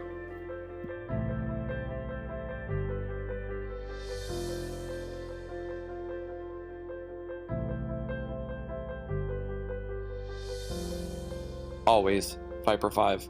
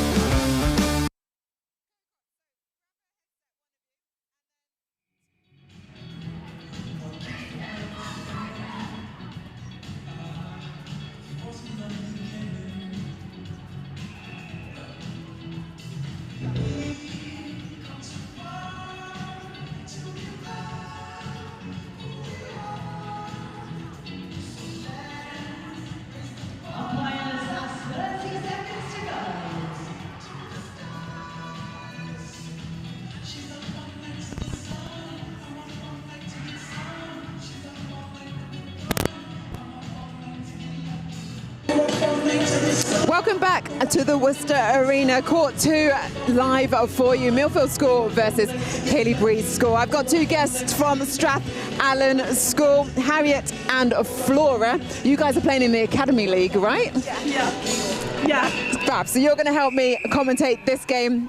And the first centre pass is for Milfield. They are going to the right of your screen in the blue, green and red. And the first goal on the board goes to Olivia Doherty at goal shooter, captain of the side. And it's another quick turnover there for Milfield. When they last played each other, it was Milfield that won by 1 goal, 8-9. So it was a low-scoring game, but a tight game. But Milfield seem to have come out of the blocks flying. It's 2 on the board already. Ladies, you guys have been playing today. Yeah. This is fast and furious in terms of how quickly the games come. How's it been for you? Tiring, very tiring, but it's lots of fun because It's really good fun. Yeah. Seeing all the level down here compared to up in Scotland, it's amazing. Yeah. And getting to play against everyone. Fabulous. Great to have these opportunities and great for us to be able to watch you guys in the competition. And quick as you like, Milfield 3 on the board. Make that 4 on the board now. Sorry, 3 to Milfield, 1 to Haileybury. They managed to get 1 on the board. Quick, strong drive from Dubler. Ladies, your sisters. Yeah. Different positions though. We've got a goal shooter, we've got a centre. Yeah. How did you pick? I was just like, in primary school, I was like kind of the kid who like ran for centre, and I just always wanted to be centre. And then now I'm like just a mix of a midi between wing attack and centre. My first position is usually goal attack. I don't know why, it just kind of always came, and yeah. Just love the game, right? Yeah, just love the sport. Fabulous. So 3-1, Milfield in the lead by 2. Haileybury looking for options. Beer at wing attack, calling her team forward. She gets it, but leaves it to run off because she knew Milfield have gone offside. And that was Murray at centre.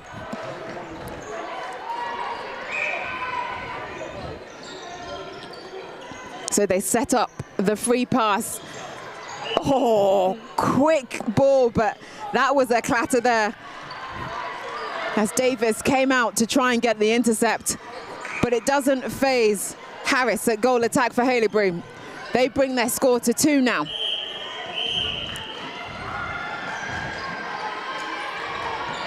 Oh, fabulous vision. No one was there. Home alone, as they say, for Alex Garmin. And that's 3 on the board now for Haileybury. We're level.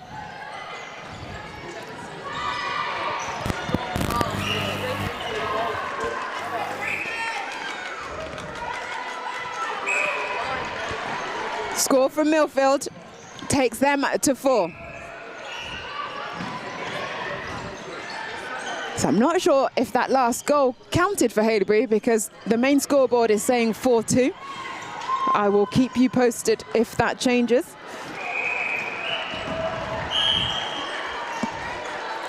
This time, score from Haileybury.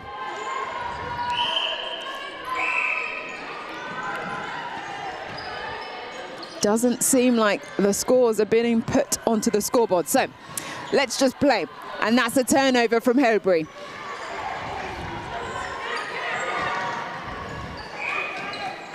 Slow to get out of that end third. Then now find a way. Great drive to the top of the circle from Bostock. Oh, the shooter-to-shooter pass not paying off. Garmin and Harris not on the same page. How do they overcome that? Communication. Communication. Need to talk to each other, at least keep an eye on each other. Scoreboard updated. We had it right all along. Milfield 4, Haileybury 4. Over the top. And in for Dubler. The Welsh under-19 player in fine form at goal attack, particularly on her shot. So Milfield 5, Haileybury 4. Haileybury coming through. Just being patient with the ball, not afraid to go back to the transverse line. And then when it opens up so well. Garmin under the post. We are now 5 apiece. And a lovely turnover from the back. Oh, and she helps the teammate, well, not even teammate, opposition back up. How kind is Webster, the captain of Haileybury School. Friends off the court, but on court is like you just go for it, right? Yeah.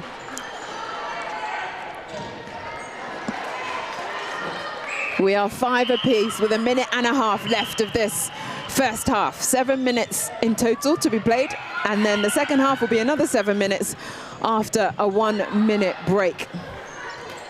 It's Haileybury 6, Milfield 5. Make that Haileybury 7. We've got a change now for Milfield at goalkeeper. Haileybury have had a little run on there.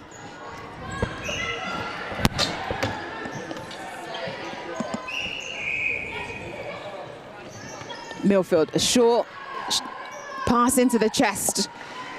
And it's Doherty, a goal shooter, who brings it back to 1 game difference. Great defense from Milfield. Oh, I think it might have come off a Milfield player, but the ball has gone to Milfield. They have the back line. 20 seconds left on the clock. Oh, there's a fight going on. Both teams are really wanting to get the last goal of this half. Milfield to tie it. Haileybury, oh, what a turnover from Bostock at centre. Superb. And can her team reward her down the other end? Was it penalty pass or shot? There it is. 2 goals, the difference going into half-time. Milfield 6, Haileybury 8. That was just phenomenal from Bostock at centre. As a fellow centre, what did you think? Very impressive. How did she do it so well? I think she was just like tracking the ball, and then she came in for like, I don't know if she was off her player when she got that, so she came in for a flag. Yeah, very impressive. Very impressive indeed. So just 1 minute in the halftime break to listen to the coaches, get some feedback, and then go back out there. But it's Haileybury's school with head coach Danny McFarland that'll be the most happiest, obviously, with that 2-goal advantage. Jenna Adamson for Milfield will be giving some strict instructions to her side, I'm sure, in an effort to bring this game back.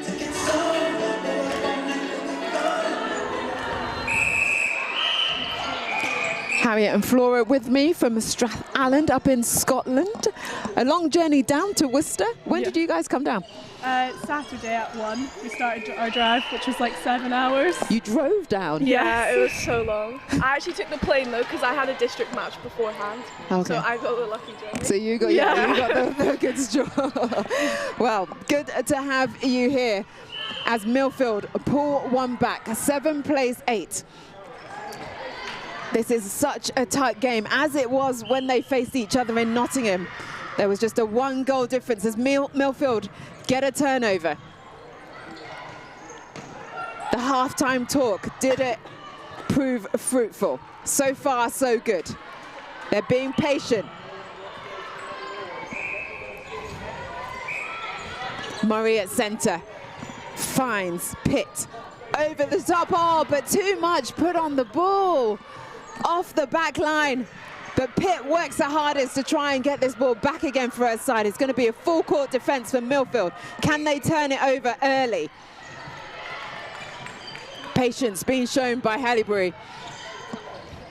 Oh, footwork. She looks like she just got her foot stuck, right? And then couldn't quite steady herself. Milfield, another opportunity. Over the top, up. Oh, and off the back line. 2 chances now for Milfield that they haven't been able to convert. Haileybury Goes long into the centre third. Way to break through that defence. Go long again over the top. Fabulous play. They turn, they shoot, they score. Back to 2 in front. Garman at goal shooter, doing the business. Harris at goal attack, helping her out.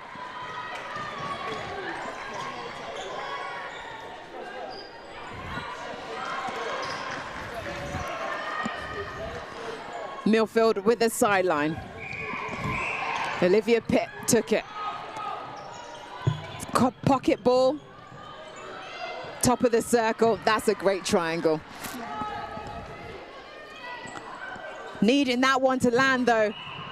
Hustle from Dubler. Oh, but she gets called for the contact. It seems to have hurt her back. I hope nothing too serious. She's getting up gingerly. But she's all right.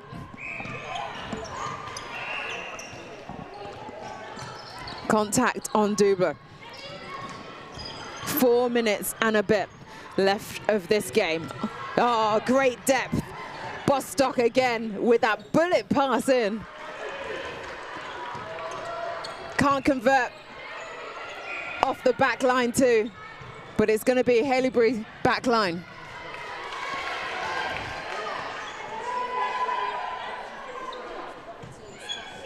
And they score. They're stretching this lead out. 3 the difference now. They weathered the storm of Milfield. Now pushed ahead. Oh, well read from Pickering that's come on at goalkeeper for Milfield.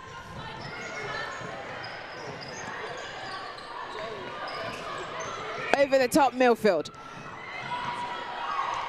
This placement though of the passes aren't landing with the intended person. In that situation, what would you guys do? Just take more time on the ball. It looks quite rushed at the moment, but yeah. Looking very rushed indeed, I'd agree. But they make that one land, Milfield. 2 the difference, their centre pass. Can they bring it back to a 1-goal game? Hit the pocket again.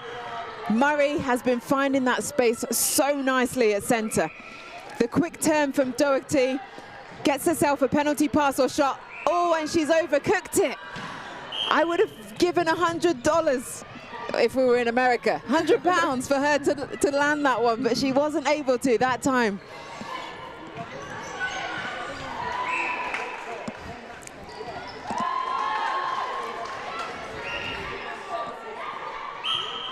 And is punished down the other end by Haileybury School.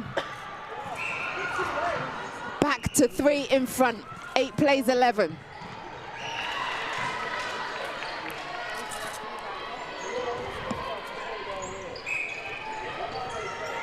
Oh, fabulous vision. Loving the work of Beer at wing attack to look over the mess, hit the backspace, and nicely finished off by a teammate. 4 the difference now. And the pressure keeps mounting by Haileybury on Milfield. They look to be in full control. A minute and a half coming up of this game. Great vision again to find some depth. Pressure from Milfield defense. They start the attack. Pitt looks down to Dubler. Pitt again.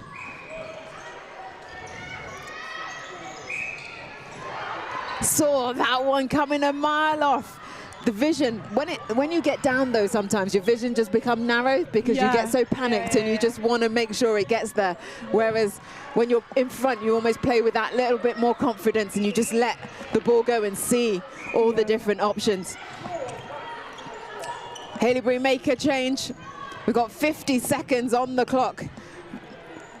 A very clever way of eating the time, right? I was just thinking that. Because we're on central timing. The clock does not stop, but great defense from Milfield.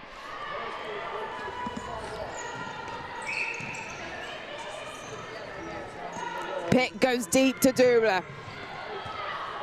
She wants the ball back. She lines it up. She nets. Milfield centre pass. It's going to be too late for the win or a draw. But they want to get at least 10 on the board.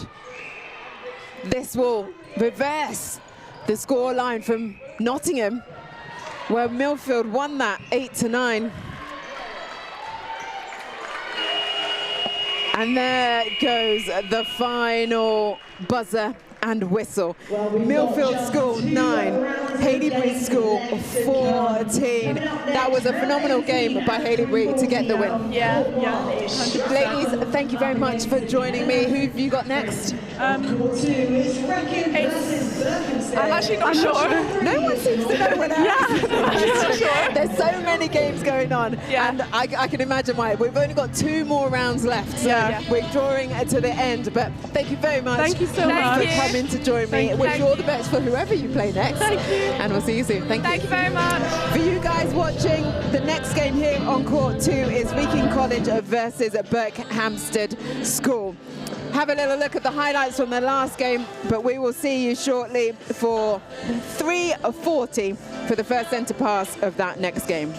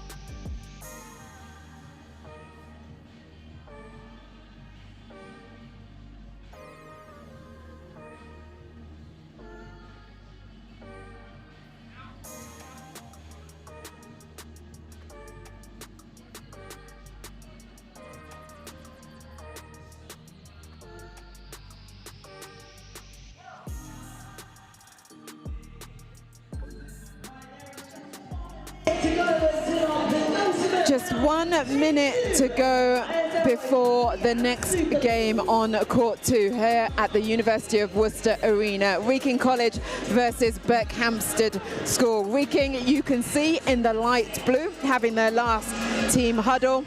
Berkhamsted on the left of your screen doing their last team huddle 2 with a shout to finish off.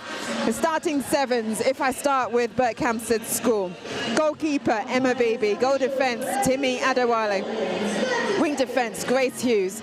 Centre, Ashley Diaz-Stevens. Wing attack, Hallie Brown. Goal attack, Ella Newton-Smith. And goal shooter, Sienna Lewis. For Wrekin College, goalkeeper, Phoebe Grinrod.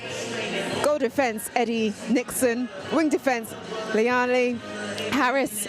Caitlin Tandy at centre. Daisy May Young at wing attack. Connie Dunn at goal attack. And Isla Massey, their captain, at goal shooter. Wrekin College take the first centre pass. As I said, they are in the light blue and going to the left of our screen. So that first centre pass went backwards to the defensive players to give them some opportunities and options going forward. Over the top, and it's straight away an intercept right there from wing defence. Grace Hughes for Berkhamsted. Berkhamsted have been flying, yet to lose a game in this competition.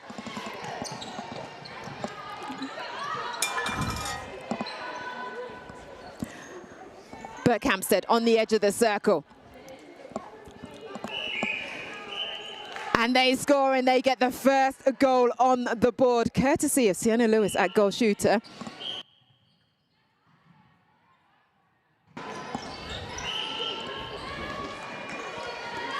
Delighted to have alongside me Naya from St. Swithun's of Winchester. Hello. Naya, thanks for coming up. You're going to help me commentate this game and provide some analysis for me.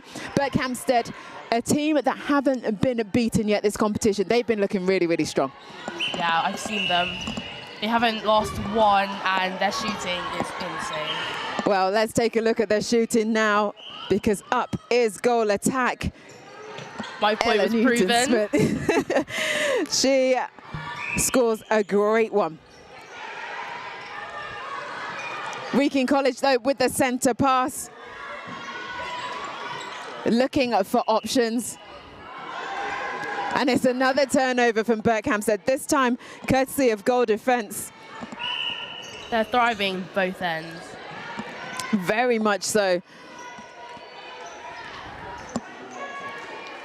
Defensively, though, Wrekin trying to get in on the action with goalkeeper Phoebe Grinrod. Gets a tip, but the ball's still with Berkhamsted.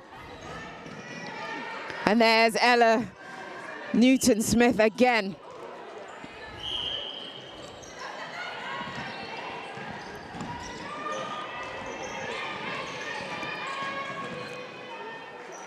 So clinical is Berkhamsted. They now put 4 on the board.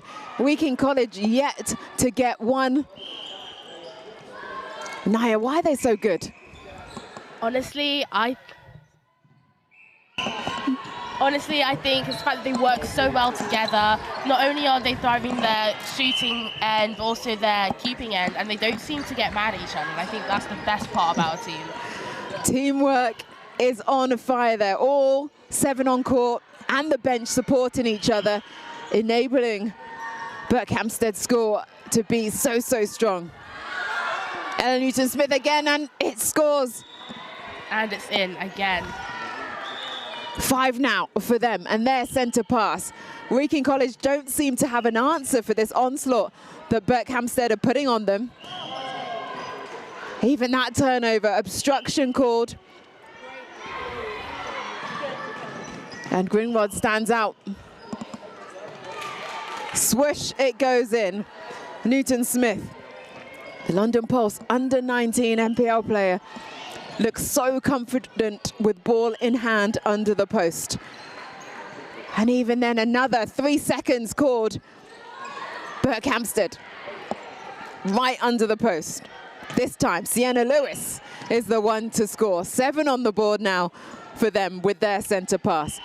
If you were Wrekin College, what do you do? How do you stem this flow? I think the most important thing is to keep your morals high, because you never know when a game can change. Keep going until that final whistle is the message from Naya. 7 on the board, though, for Berkhamsted. Wrekin looking for their first score of the game. They go long.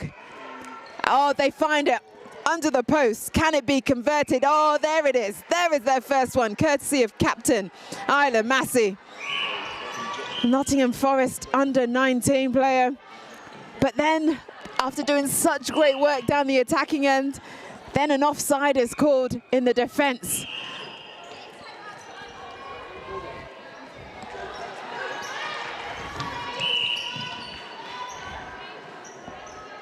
Naya, you've played both teams? No, you guys are in the Academy League, yes. So how has your league gone for you? Well, it wasn't a good start to the day with a loss to Queen's Ethelburga. But to be fair, they've been playing amazingly the whole day, so well done to them. After that, we've done pretty well with only one draw to Streatham, I think. Yeah. And honestly, I think our team has definitely improved since the last time we've come here, mentally working with each other and also physically, like actually on the court. So really proud of them. Great. That's what you want, to make sure that you put your best performance out on the court, as Berkhamsted seem to be doing here. And that's Timmy Adewale at goal defence, getting the turnover for her side to ensure that this just, I want to say onslaught, but that feels really hard. But they have now put 9 on the board, Berkhamsted, compared to Wrekin's 1.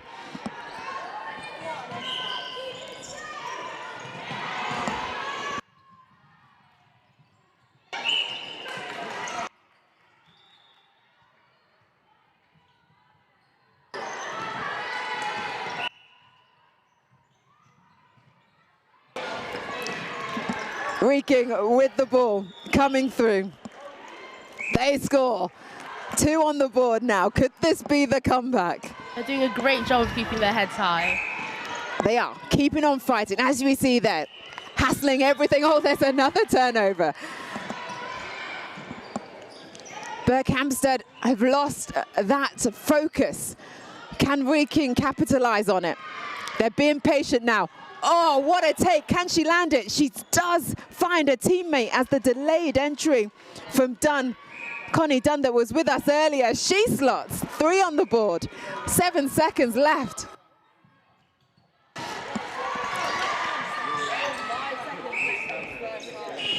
Well held, Wrekin College, because it means that they will take the first centre pass going into the second half. Wrekin College, that was a comeback. I know only 3 on the board, but at one point it seemed like Berkhamsted school was going to run away with this. But we've still got another half of 7 minutes. The undefeated team potentially could face a challenge. And as the head coaches, Connie Ritchie-Morgan and assistant coach Pam Dean for Wrekin College give some final minutes advice, it's Danielle Titmus-Morris for Berkhamsted School that will look to her charges to see why they kind of lost a little bit of control in that last 2 minutes, of that first half. Quite a few turnovers that Wrekin managed to use. What did Wrekin do to make them get into that position, would you say, in your opinion? I think the thing with Wrekin is they hold their position quite well, so they continuously are on the same level while other teams may get tired, and I think that's really helpful as the game goes on. So Wrekin College keeping their heads while they hope Berkhamsted get tired. Can they pull this game back? 6 the difference, 3 plays 9. The real question is, though, does Berkhamsted ever really get tired? I'm going to say no, from what I've seen of them. I can't imagine that this game is going to go away from them, but it will just be how much will Wrekin College be able to pull back at it. But Berkhamsted still in control. Even when passes go awry, it still seems to land with one of their teammates. But there's a turnover. There's a great play from wing defence from Wrekin College. Harris doing some great work, but then in attack, they let themselves down. After all that pressure, after that turnover, the ball back in hands with Berkhamsted. Yeah, I do think the pressure may be getting to them when it comes to working together as a team.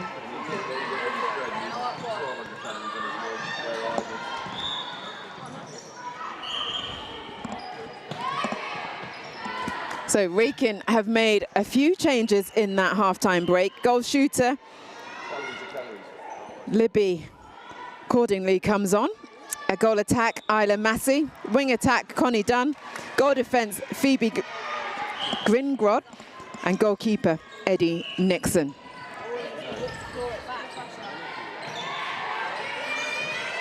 So, would you say the changes needed in order to try and do something different? Well, as you can see, they've already gotten a goal in this quarter, and it took them quite a long time to get a goal in the last half, so maybe these changes are exactly what Wrekin needed. So, Wrekin 4, Berkhamsted 9. Another turnover down in that attacking end gives the ball back to Berkhamsted.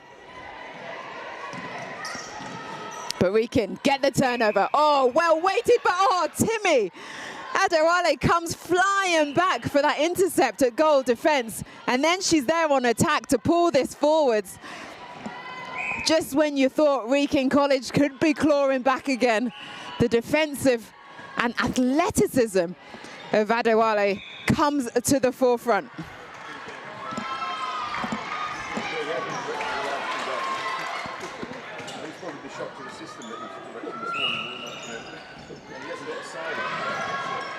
Ball still in hand. There's Cordinley that came on.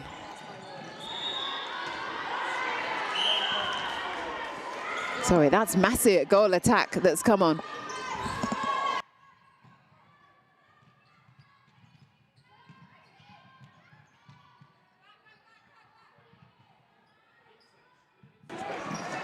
Ball up, ball through the net. Berkhamsted just keep it flowing.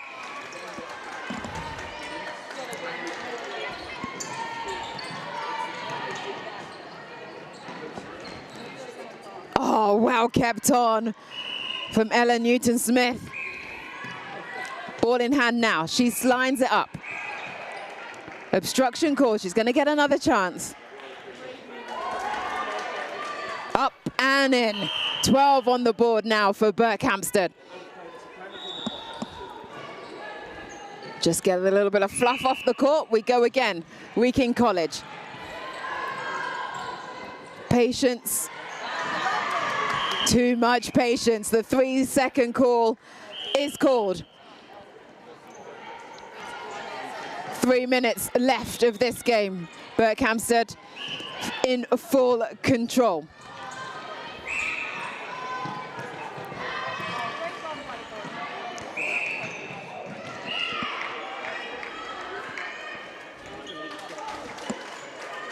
Naya, what's your position? I'm a goal shooter. Goal shooter. Right, what have you seen from this circle attacking end of Berkhamsted? Why are they so good? Apart from that missed shot, but they've been phenomenal throughout. Well, yeah, they have been scoring every goal since.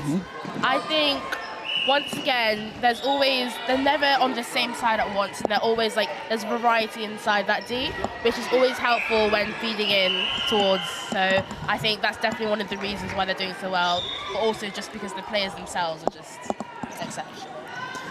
They're keeping that circle balanced as they take their score to 13 with just over 2 minutes left of this half. Another pinpoint pass from Berkhamsted, another goal through the net, 14 on the board.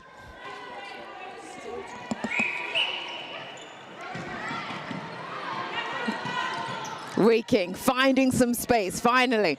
But then when they get the space, they don't have any other options, and it's a great defensive play there from Newton-Smith, a goal attack for Burke.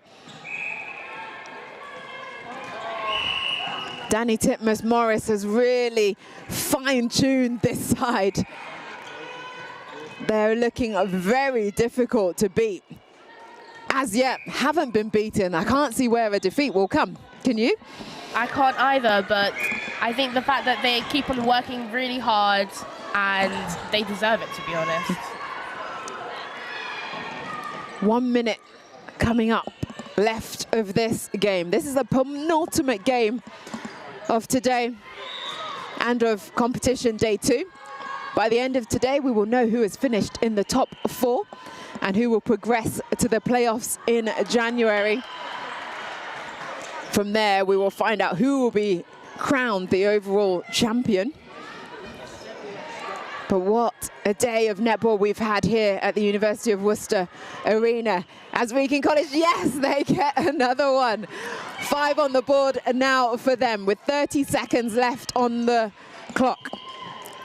Too far away to get a half-score bonus point.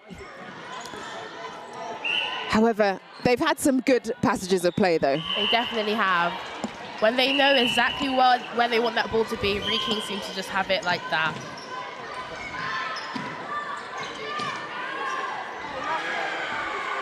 Newton Smith, again the playmaker. That one just unable to land as the final buzzer goes. Well, another fine show from Berkhamsted School. In effect, school in Wrekin College, they won that game 6-15. We've got one more game coming up for you here on court 2. It's going to be Stowe versus Haileybury School to finish off competition day 2. And rightly so, Berkhamsted dancing away because they have been phenomenal. Well, to finish off this game, Wrekin College 6, Berkhamsted School 15. Naya, it's been a pleasure having you with me. Thank you very much. Good luck for the rest of your competition. Thank you very much. It's been a pleasure being with you. Thank you.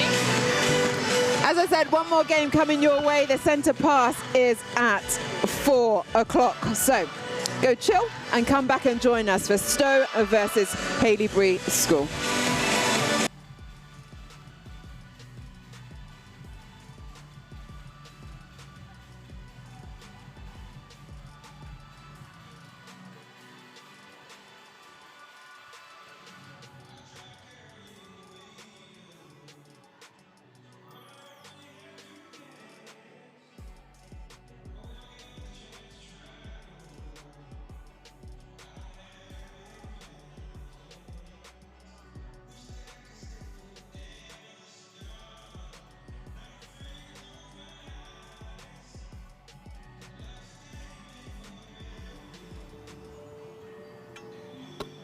We started for love, a spark, a laugh, a moment on the court. And we kept going, through every pass, every pivot, every leap. Because this game isn't measured in seasons, it's measured in decades. In dreams that miss the mark. Until they don't. There's magic in motion, where strength meets grace, where stability becomes freedom, and confidence feels endless. We are Alanda, born to defy limits, designed to protect the moments that matter.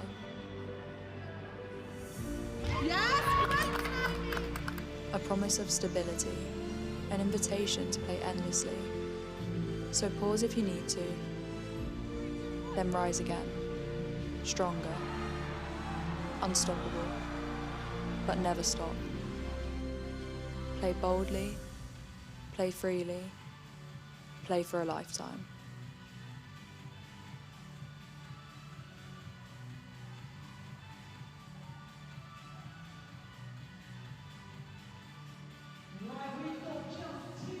Sound so self-assured when you talk about all the things you're gonna do.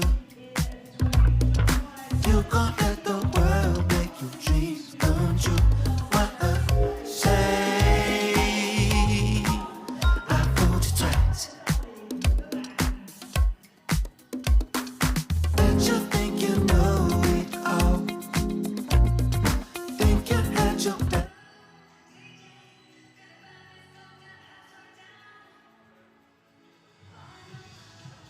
Over 60% of women and girls have avoided playing sports because of period and bladder leaks. That's why the ISL, powered by Huddle, is teaming up with Nixibody to give leak fears a hard pass. Our leak-free, VPL-free underwear are made for active wear and active women, defending against leaks so you can attack your game and shoot your shot on and off the court. Leak-free, VPL-free, worry-free. Nixibody underwear, proud partner of the ISL, powered by Huddle.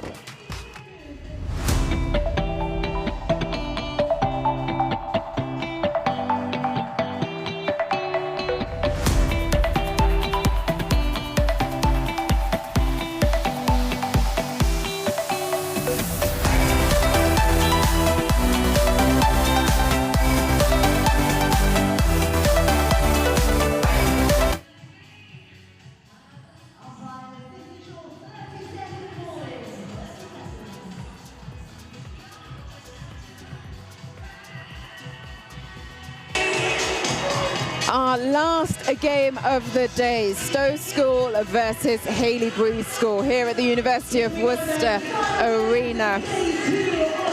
The final game of day 2 of the Super League competition. And it's going to be Haileybury School that will take the first centre pass. Well, a quick discussion. Can't speak, end of the day. Discussion to see is actually going to be Stowe in yellow that take the centre pass.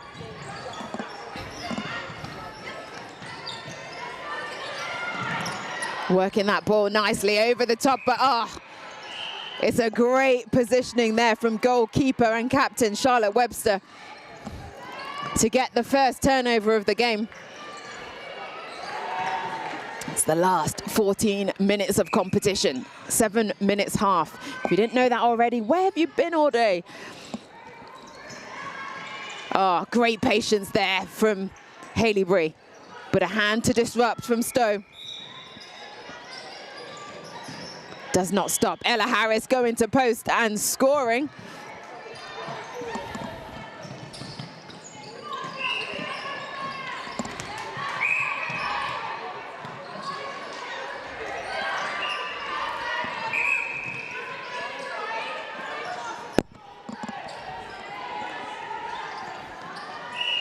Another goal there from Haileybury School.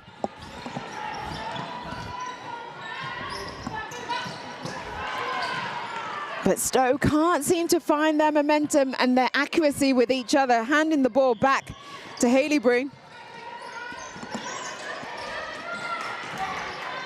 Moving that ball nice and quickly, but same again down the other end. The errors are creeping in.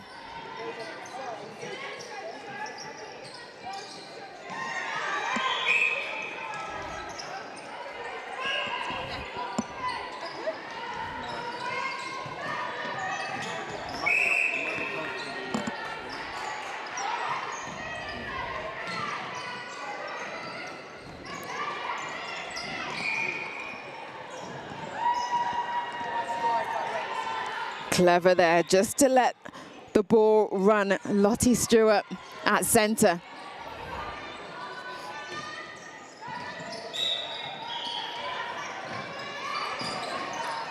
But again, another turnover, and Stowe unable to get one on the board as yet with 4.5 minutes left of this first half. Means Haileybury can punch their way through the court. It does get a little bit stuck though. They have to go back to the line. Does Beer at wing attack.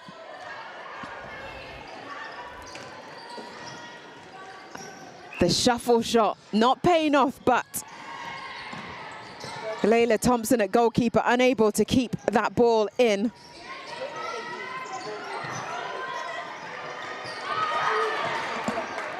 And it's another goal scored by Haileybury. Their centre pass coming through.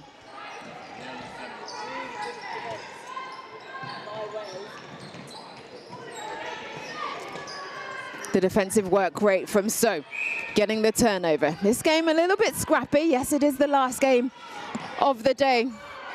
There's definitely tired bodies out there. But pushing through, they are. Oh, fabulous take on the edge of the circle.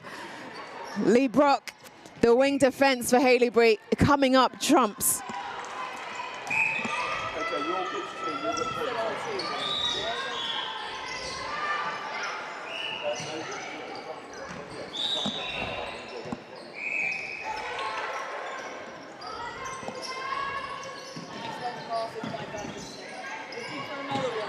Beautiful, over the top, into that backspace. Haileybury, these last couple of games have really found those connections, really found the movement. And defensively, working hard together. Lee Brock again at wing defense, the one to get a turnover. She will take that sideline. Long pass over the top, into the circle. This is fine work from Haileybury School.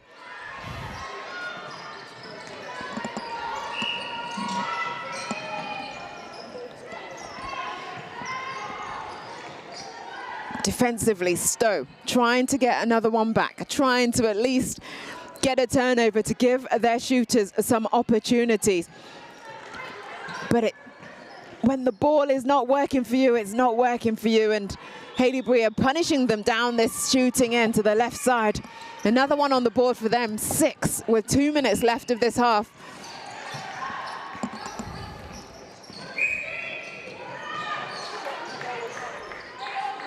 Over the top,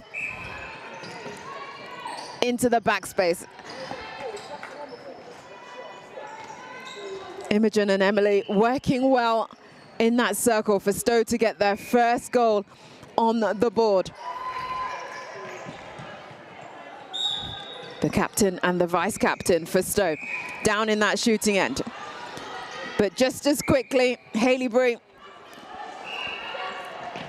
score again. 7 for Haileybury, 1 for Stowe.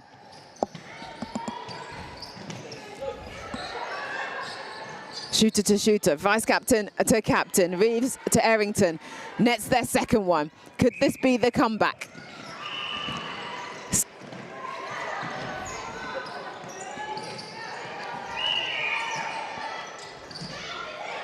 Having to go back to the line, but it is a contact on Layla Thompson, by Layla Thompson, which gives Haileybury a penalty pass or shot right under the ball as they wait for the ball to be sent back by one of the fans. It's been so great to see so many supporters come today. We've now got 2 balls. We'll get rid of one. And then we go again. Shot, Haileybury takes them to 8.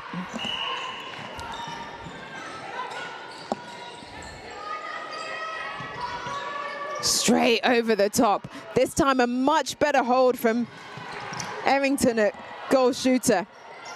Means the ball had passed over her head before she moved off, so much easier for her to take that. 3 on the board now for Stowe.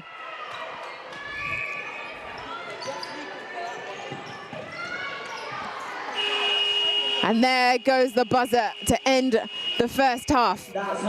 Stowe 3, Haileybury School 8. A 1-minute break, and then we'll be back for the second half.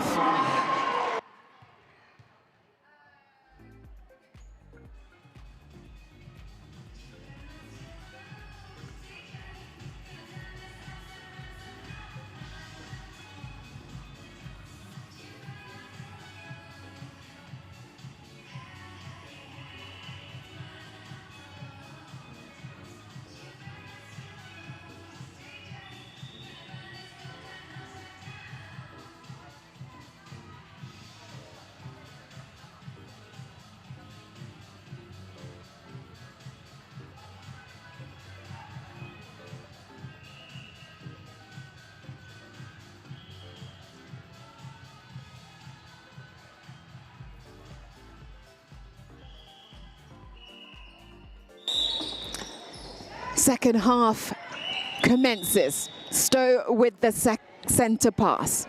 The last 7 minutes of play for today here at the Worcester Arena.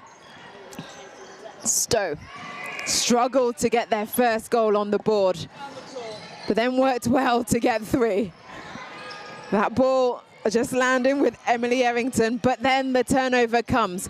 What we have become used to seeing from Haileybury School.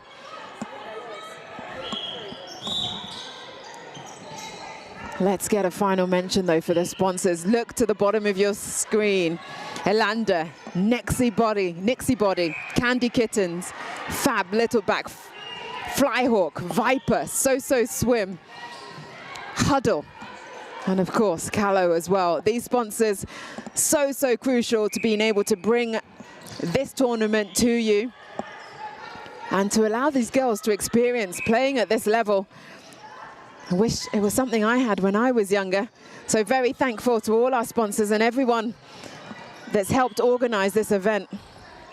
And Jenna Adamson, most importantly, it was her brainchild, has brought us here today. And this is the 3rd year of the ISL competition, and every year it has doubled in terms of how many teams we've had. This year we've had to split into two, the Super League and the Academy League, because of the demand. And here in Worcester today, we've got to see both leagues in action across the three courts.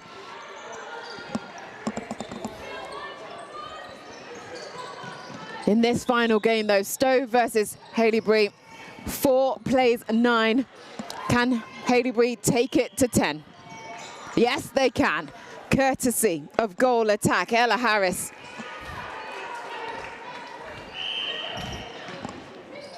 And there were some changes in that halftime break. Izzy Nuff comes on at goalkeeper.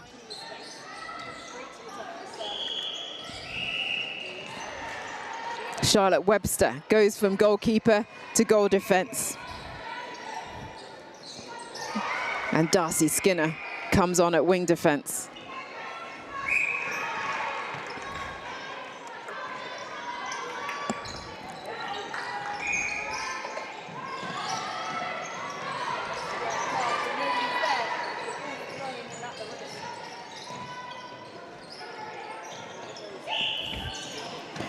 Haileybury trying to work this ball around, trying to increase that lead even further. They look over the top. And Bostock at centre has been an engine. She finds her teammate in Garmin. Garmin takes it to 11. As we see a change from Haileybury School. At goal shooter. Stowe now, can they take advantage of that breaking play from Haileybury? Oh, the ball just spins round and then pops out again. It is just not falling for them.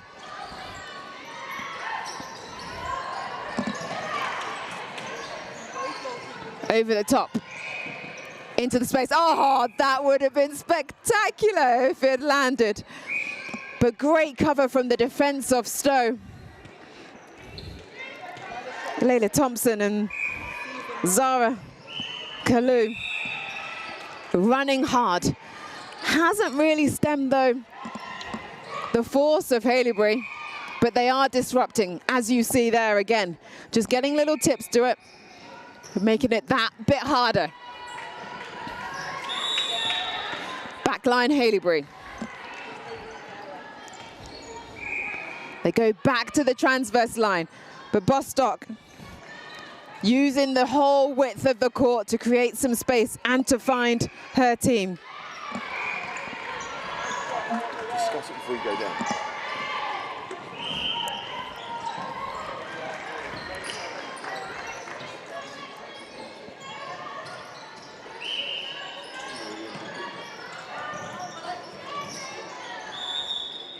Haileybury again, great front position. Ella Harris at goal attack.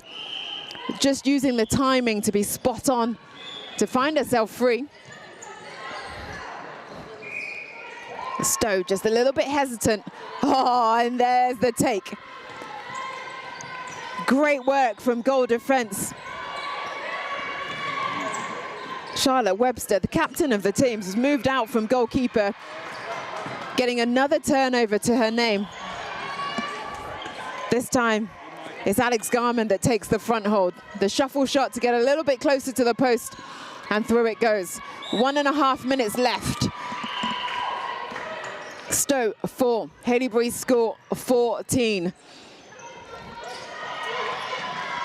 A commanding performance from Haileybury. Just keeping things ticking over. And another lovely shot.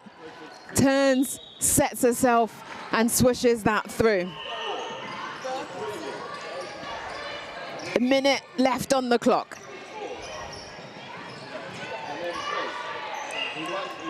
Stowe, make it 5.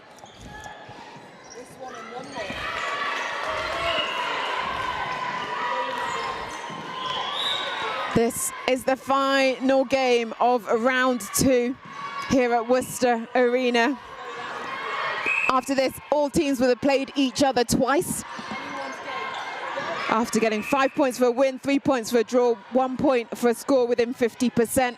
We will then have a top 4 finalised who will play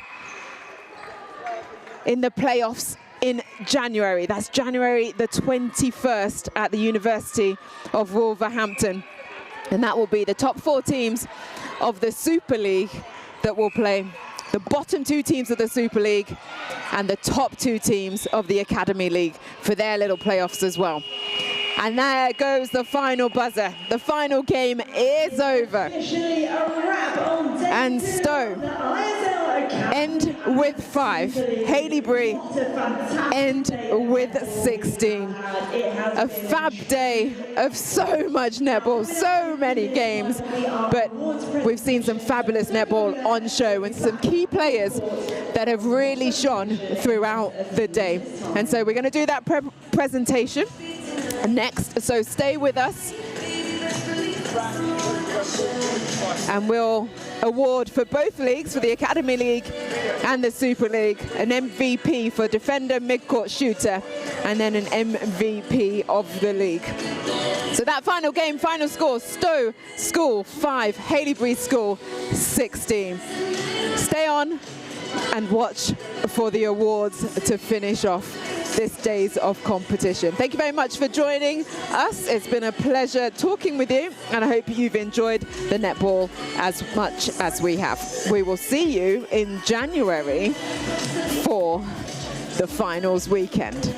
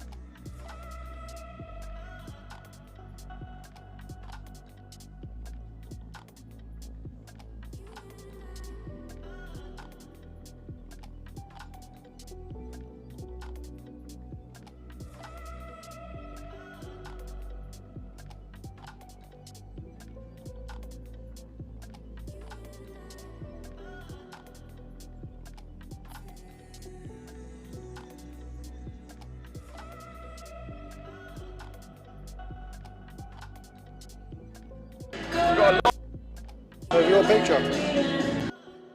Not for some reason.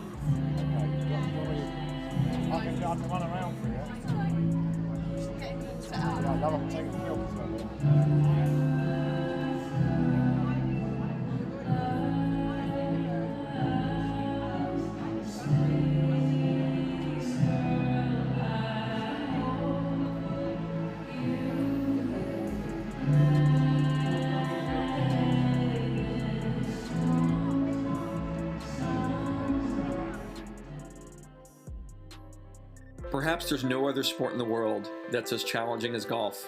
It can also be a 5-hour opportunity to choke. The difference between a good player and a great player is consistency and mentality. The absolute last thing any golfer needs to be thinking about is their feet slipping inside their shoes at a critical moment. Golf technology has made great strides through the years in regards to clubs, balls, and some gear, but not socks. That's until now. Viper 5 Performance Grip Socks help keep your feet locked inside your shoes so you stabilize more, which can increase your overall power transfer. By avoiding any negative foot shifting in your shoes, your swing mechanics can be biomechanically better. See, at Viper 5, we believe in marginal gains. And if we can help your game by the smallest of increments, it can be the difference between winning and losing. So why is it that sport socks actually prevent us from our maximum output? It's actually pretty simple.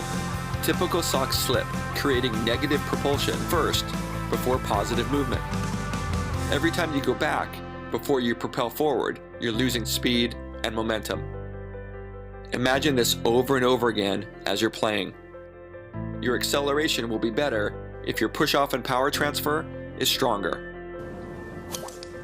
Our Viper 5 proprietary grip technology improves stability in your shoe so you don't slip and your acceleration and power transfer are enhanced. We could spend all day talking about it, or we can just show you.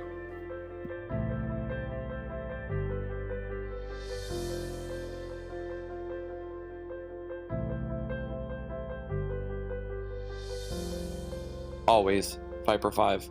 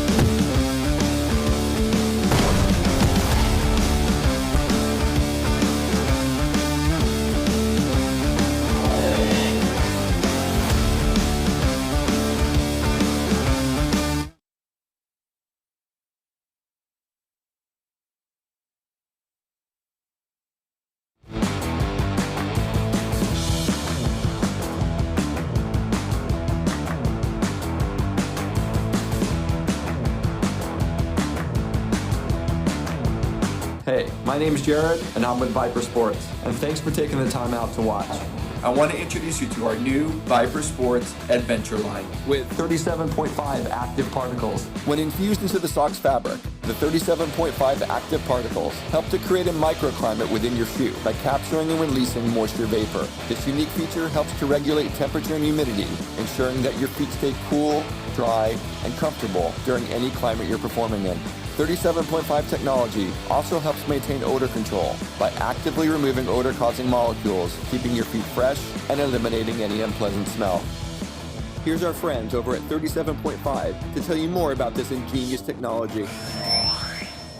To show 37.5 in action, we have two identical chambers, each being filled with water vapor to create humidity. The humidity sensors within the chambers are displaying the level of real-time humidity in either side.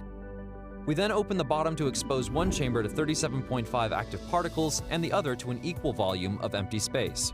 Watch the humidity level on the side exposed to 37.5 technology drop, while the other side remains at a higher humidity.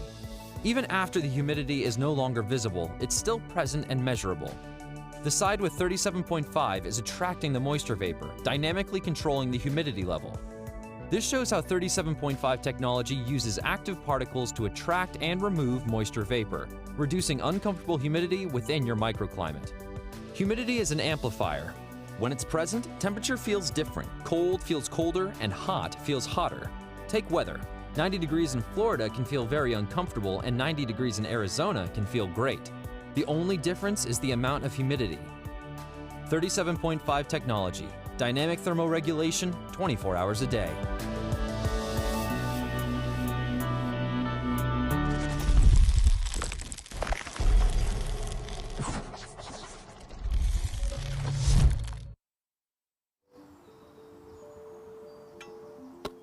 We started for love, a spark, a laugh, a moment on the court.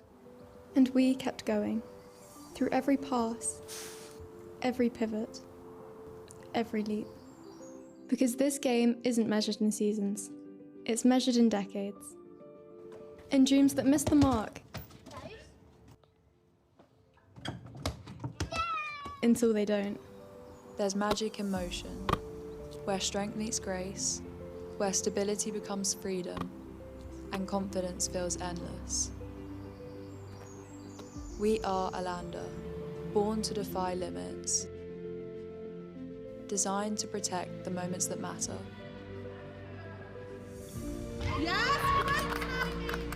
A promise of stability, an invitation to play endlessly. So pause if you need to, then rise again, stronger, unstoppable, but never stop. Play boldly, play freely, play for a lifetime.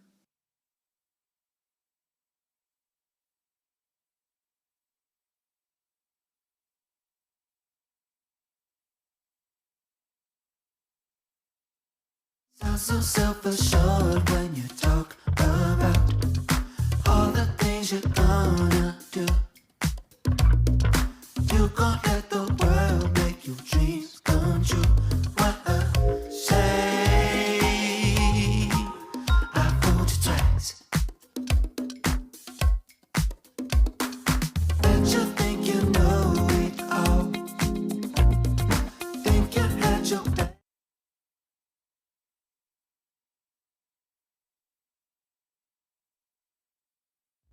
Over 60% of women and girls have avoided playing sports because of period and bladder leaks. That's why the ISL, powered by Huddle, is teaming up with Nixibody to give leak fears a hard pass. Our leak-free, VPL-free underwear are made for active wear and active women, defending against leaks so you can attack your game and shoot your shot on and off the court.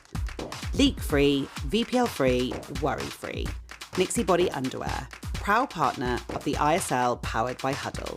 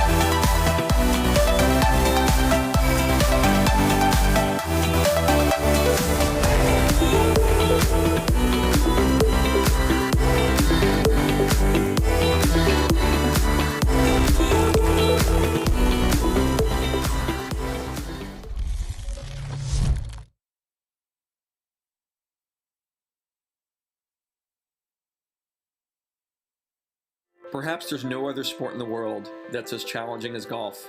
It can also be a 5-hour opportunity to choke.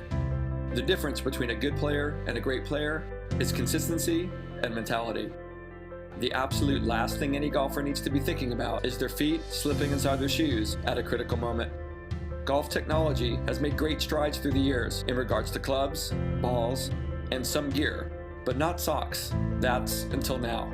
Viper 5 Performance Grip Socks help keep your feet locked inside your shoes so you stabilize more, which can increase your overall power transfer. By avoiding any negative foot shifting in your shoes, your swing mechanics can be biomechanically better. See, at Viper 5, we believe in marginal gains. And if we can help your game by the smallest of increments, it can be the difference between winning and losing. So why is it that sport socks actually prevent us from our maximum output?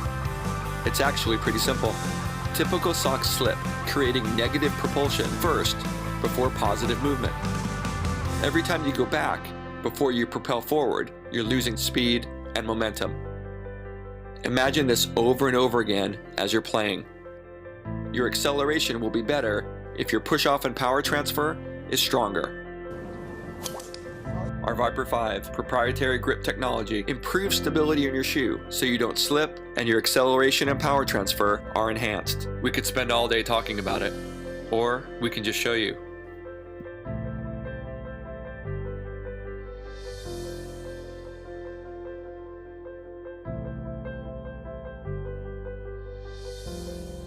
Always Viper 5.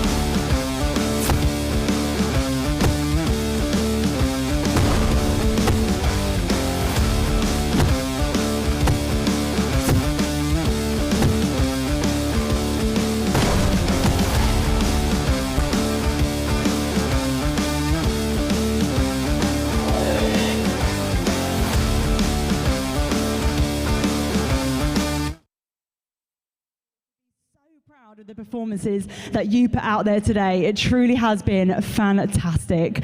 Now we've got a few thank yous to do before we get into our awards presentation. So first of all, two big thank yous to the two women driving this event, to Jenna Adamson and Talia Felton. I think they deserve a very big round of applause. A big thank you as well to all of our umpires, our officials, our venue staff, and a big thank you to our sponsors and partners for their generous gifts and support. To Candy Kittens, So Swim, Callow, Flyhawk, Viper Sports, Tiger by the Tail, Nixie Body, and Ilander. And of course, a massive thank you to Next Gen for live streaming every single game across this tournament, which is no mean feat. Absolutely fantastic. And the woman who has commentated almost every minute going, Pamela Cookie, everybody. Speaking of Pamela Cookie, England centurion, former captain, and quite frankly, one of the best shooters England has ever had. I'm going to invite you to come and say a few words. Thank you, Lucy. Thank you. Hey, ladies, how are we doing? Good, we're still alive, yeah? Perfect. It's been a long, long day, but it's been a real privilege for me to be able to come and commentate on you guys and watch both the Super League and the Academy League, because I didn't see the Academy League when you guys first played. So really, really great to see your performances as well. My voice is almost gone, but you gave me some great moments where I was like, whoop, go, or like, not so great, but then you worked it out and then you got better. So I was loving that as well. So I'm going to stop talking because I've talked a lot and you guys want to go home and get your prizes. But just to say, like, amazing work to you guys for putting this all together. Amazing work to everyone up top. It's been a real pleasure working with you guys. And for you lot, I'm so pleased to see where you, well, even from when I watched in Nottingham to what I saw today, there was a massive step up. So I'm really excited to see where you guys can take your netball. So thank you for having me and good luck. I know you guys want to see who've won the MVP and then who's also finished in the top 4. Do we know that? We know that. So we're going to say who's finished in the top 4 as well. So finally, thank you. Well done. I'm going to shut up. Thanks. Pamela Cooker, everybody. Lovely. Well, we are going to kick things off with our Academy League MVP awards. So Pamela is going to very kindly present them for us. A big thank you to Viper, who are sponsoring the awards. Speaking of which, they have some fantastic Black Friday bundle sales, so do head over to the website and check it out if you fancy being kitted out by the best in the business. First up today is the MVP Mid-Court Award. Goes to a player who's been absolutely unstoppable in attack, tenacious in defence, and just frankly quite tireless through every minute of gameplay. So the MVP for the Mid-Court is from St Swithun's, Izzy Hasty.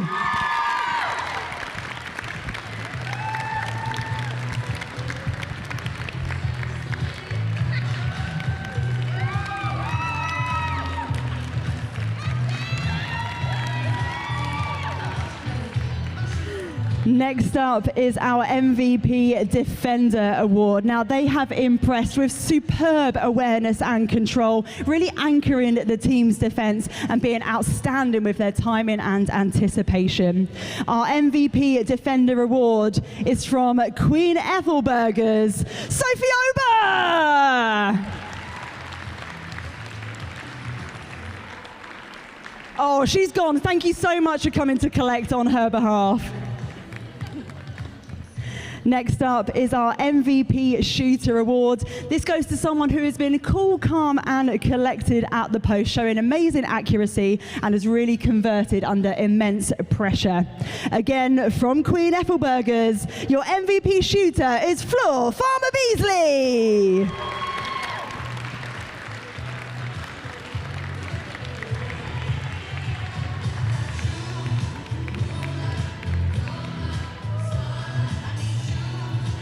Now, we are very fortunate that our Academy League MVP Award, as well as being sponsored by Viper, is also being supported by Nixie Body. So I'm going to invite Connie to come up and just say a couple of words.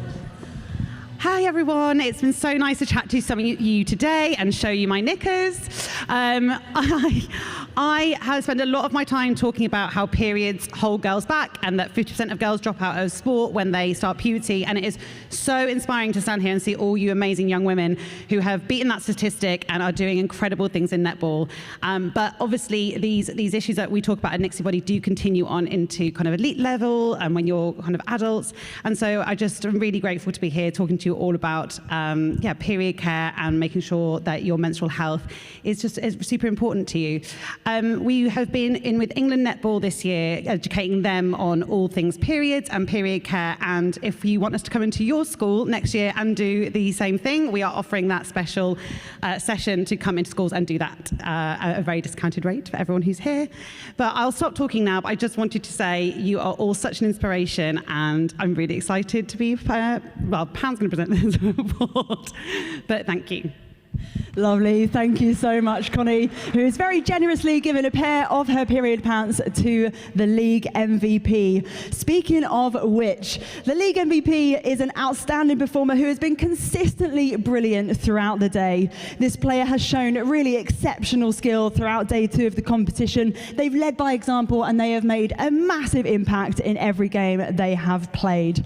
So your MVP of the Academy League from Brighton College, Evie Grace.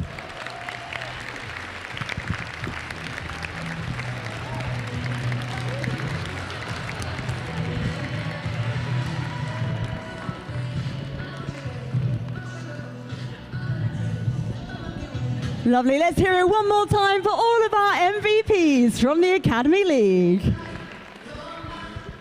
So it is time to go through the table rankings for the Academy League. First up, a big thank you to Wales for coming all the way down here as our invitational team to play today. It's been fantastic to have you. So in 7th position, let's hear it for Strathallan. In 6th position is Milfield B. In 5th, St Helens and St Catharines. In 4th position is North London Collegiate School. And in 3rd is Brighton College. Coming into 2nd place and importantly going to the playoffs to fight for a promotion to the Super League is St Swithun's. And in 1st place, also going to the playoffs, let's hear it for Queen Ethelburgers.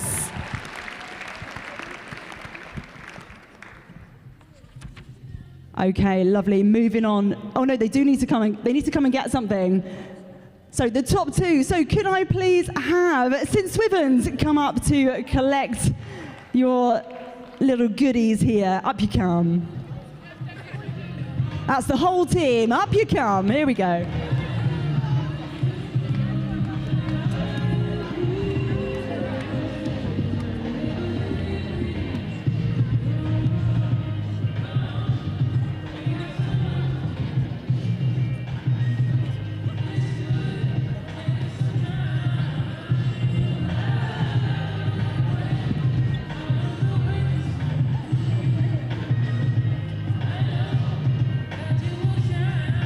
Okay, Queen Ethelburgers, if you could come up to get your goodies and your trophy.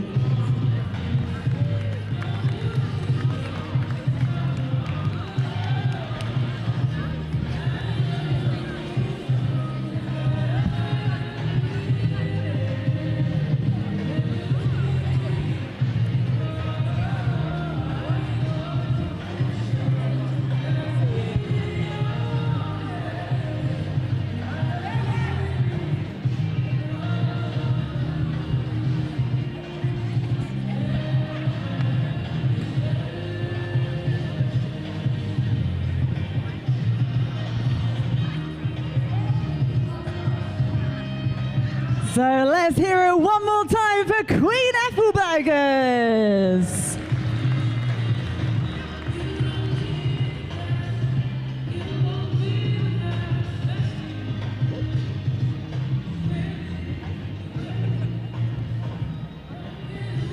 Okay, moving on then to the Super League. We're going to start with the MVP in the midcourt. Now this recognises the engine room of the team, the workhorse who covers every inch of the court. Would you please put your hands together for the MVP for the midcourt from Berkhamsted, Hallie Brown!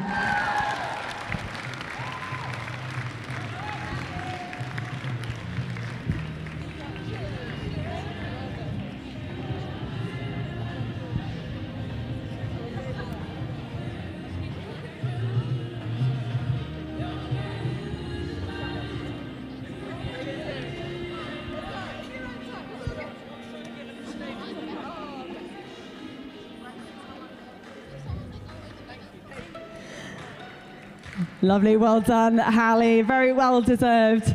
Moving on then to the MVP defender. Now this recognises a player who has been a brick wall in defence, shutting down the attack, disrupting plays and forcing errors with relentless pressure.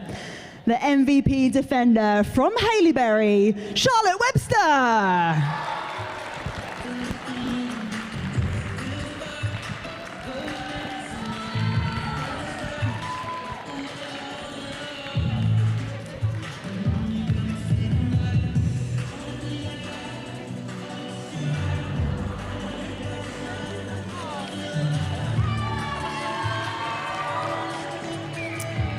Okay, moving on to the MVP Shooter Awards. Now this goes to someone who has had sharp instincts under the post, incredible composure, and has really led the back end of the court.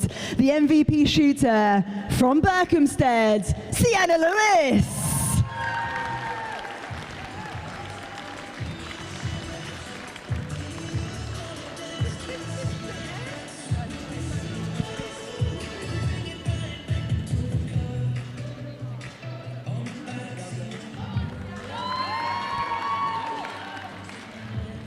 Okay, moving on then to our final award, the League MVP. Before that, I'm delighted to welcome Eloise, the founder of Elanda, who'll be presenting a brand new pair of netball specialist shoes to our League MVP. I'm going to invite her to come and say a few words. Thanks, Lucy. Hi, everyone. Thanks so much for having me today. It's been a real pleasure to meet those of you who have come over to say hello. If you don't know, my name's Eloise. I'm the founder of Elanda. We are the first brand ever to make purpose-built netball shoes. They've got inbuilt ankle support. And as you will all know, rolling your ankles in netball is a big, big problem. 80% of us do it. So if you haven't done it yet, there's a high chance you will. So we always say prevention is better than cure. Protect your ankles. And that's exactly what our shoes do. They've got inbuilt ankle protection. We, as Connie was saying with Nixie, we also do a schools programme. So for the netball, heads of netball here, our programme is called the Sustainable Athlete. And what we're trying to do is keep you in the sport you love for longer. So yes, our shoes are a part of that, but we've built out a whole programme around keeping you stronger and on court longer. We are also offering a discount for our schools programme. So please do contact me afterwards if you're interested in us coming to your school. Thank you very much for having me, everyone. Okay then, so our Super League MVP, the player who has set the standard across the competition today.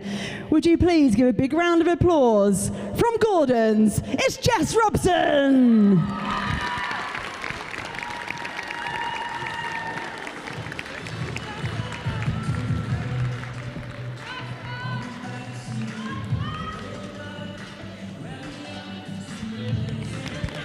Lovely. Big round of applause to all of our Super League MVPs. It's time now to go through the team results. So in 8th position, let's give it up for Stowe. In 7th is Wrekin. In 6th position is Hurstpierpoint. In 5th spot is Haileybury. And in 4th position, the first of our teams to head to the Super 4 on the 21st of January is Milfield. In 3rd, also going to Super 4, is Solihull. In 2nd position, and hopefully going to come up and get their awards, is Gordon's. Up you come, Gordon's.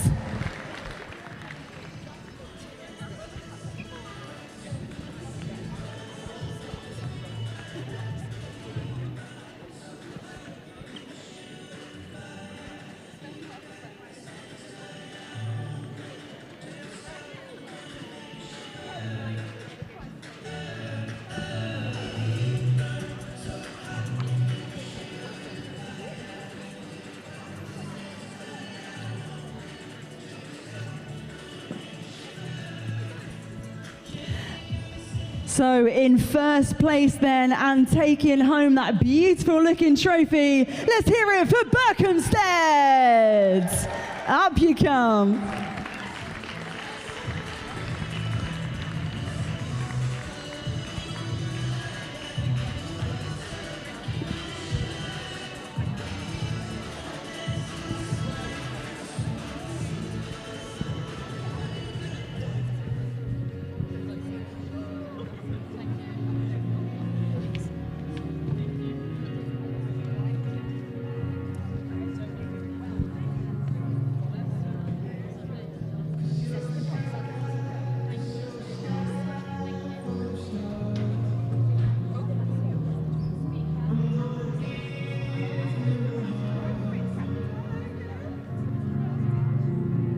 Let's hear it one more time. Topping the table is Berkhamsted.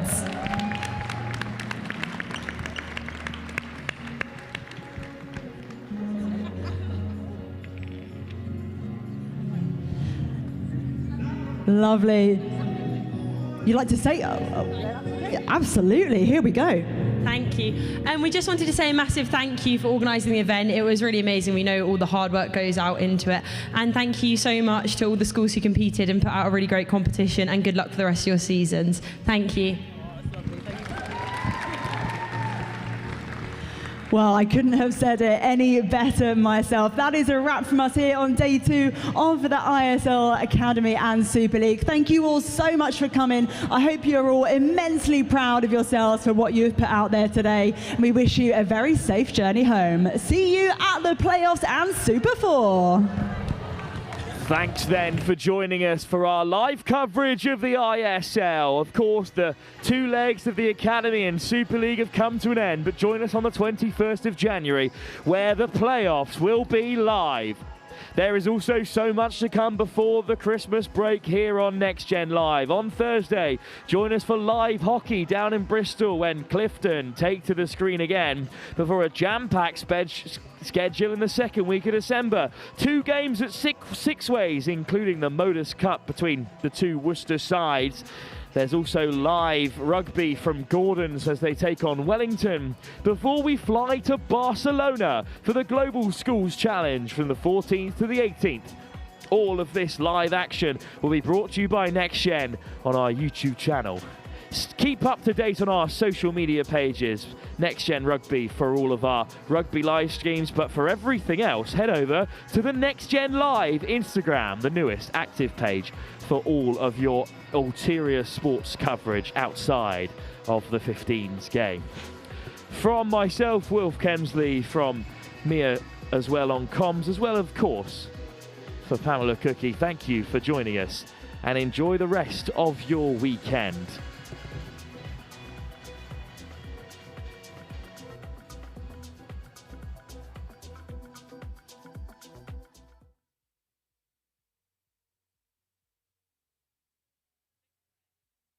Perhaps there's no other sport in the world that's as challenging as golf. It can also be a 5-hour opportunity to choke. The difference between a good player and a great player is consistency and mentality. The absolute last thing any golfer needs to be thinking about is their feet slipping inside their shoes at a critical moment.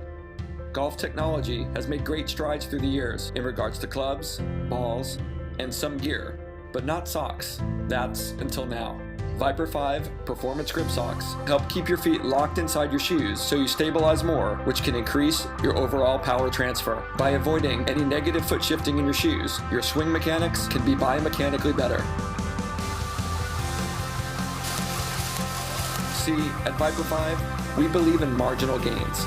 And if we can help your game by the smallest of increments, it can be the difference between winning and losing. So why is it that sport socks actually prevent us from our maximum output? It's actually pretty simple. Typical socks slip, creating negative propulsion first before positive movement. Every time you go back before you propel forward, you're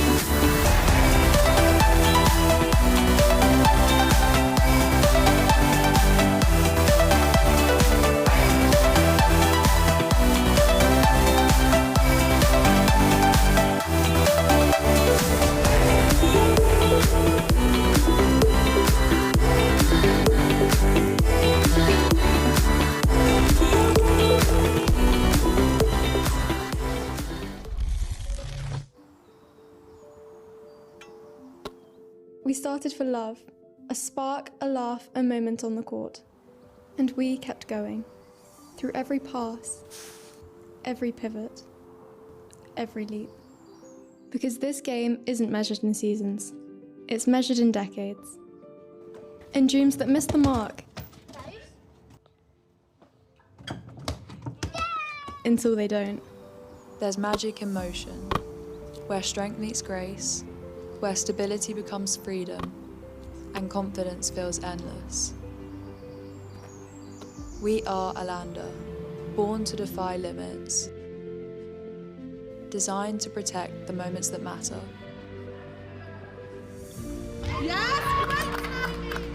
A promise of stability, an invitation to play endlessly. So pause if you need to, then rise again, stronger, unstoppable, but never stop.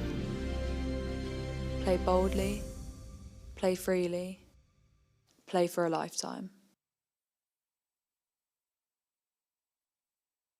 Sound so self-assured when you talk about all the things you're gonna do. You gon' let the world make your dreams come true.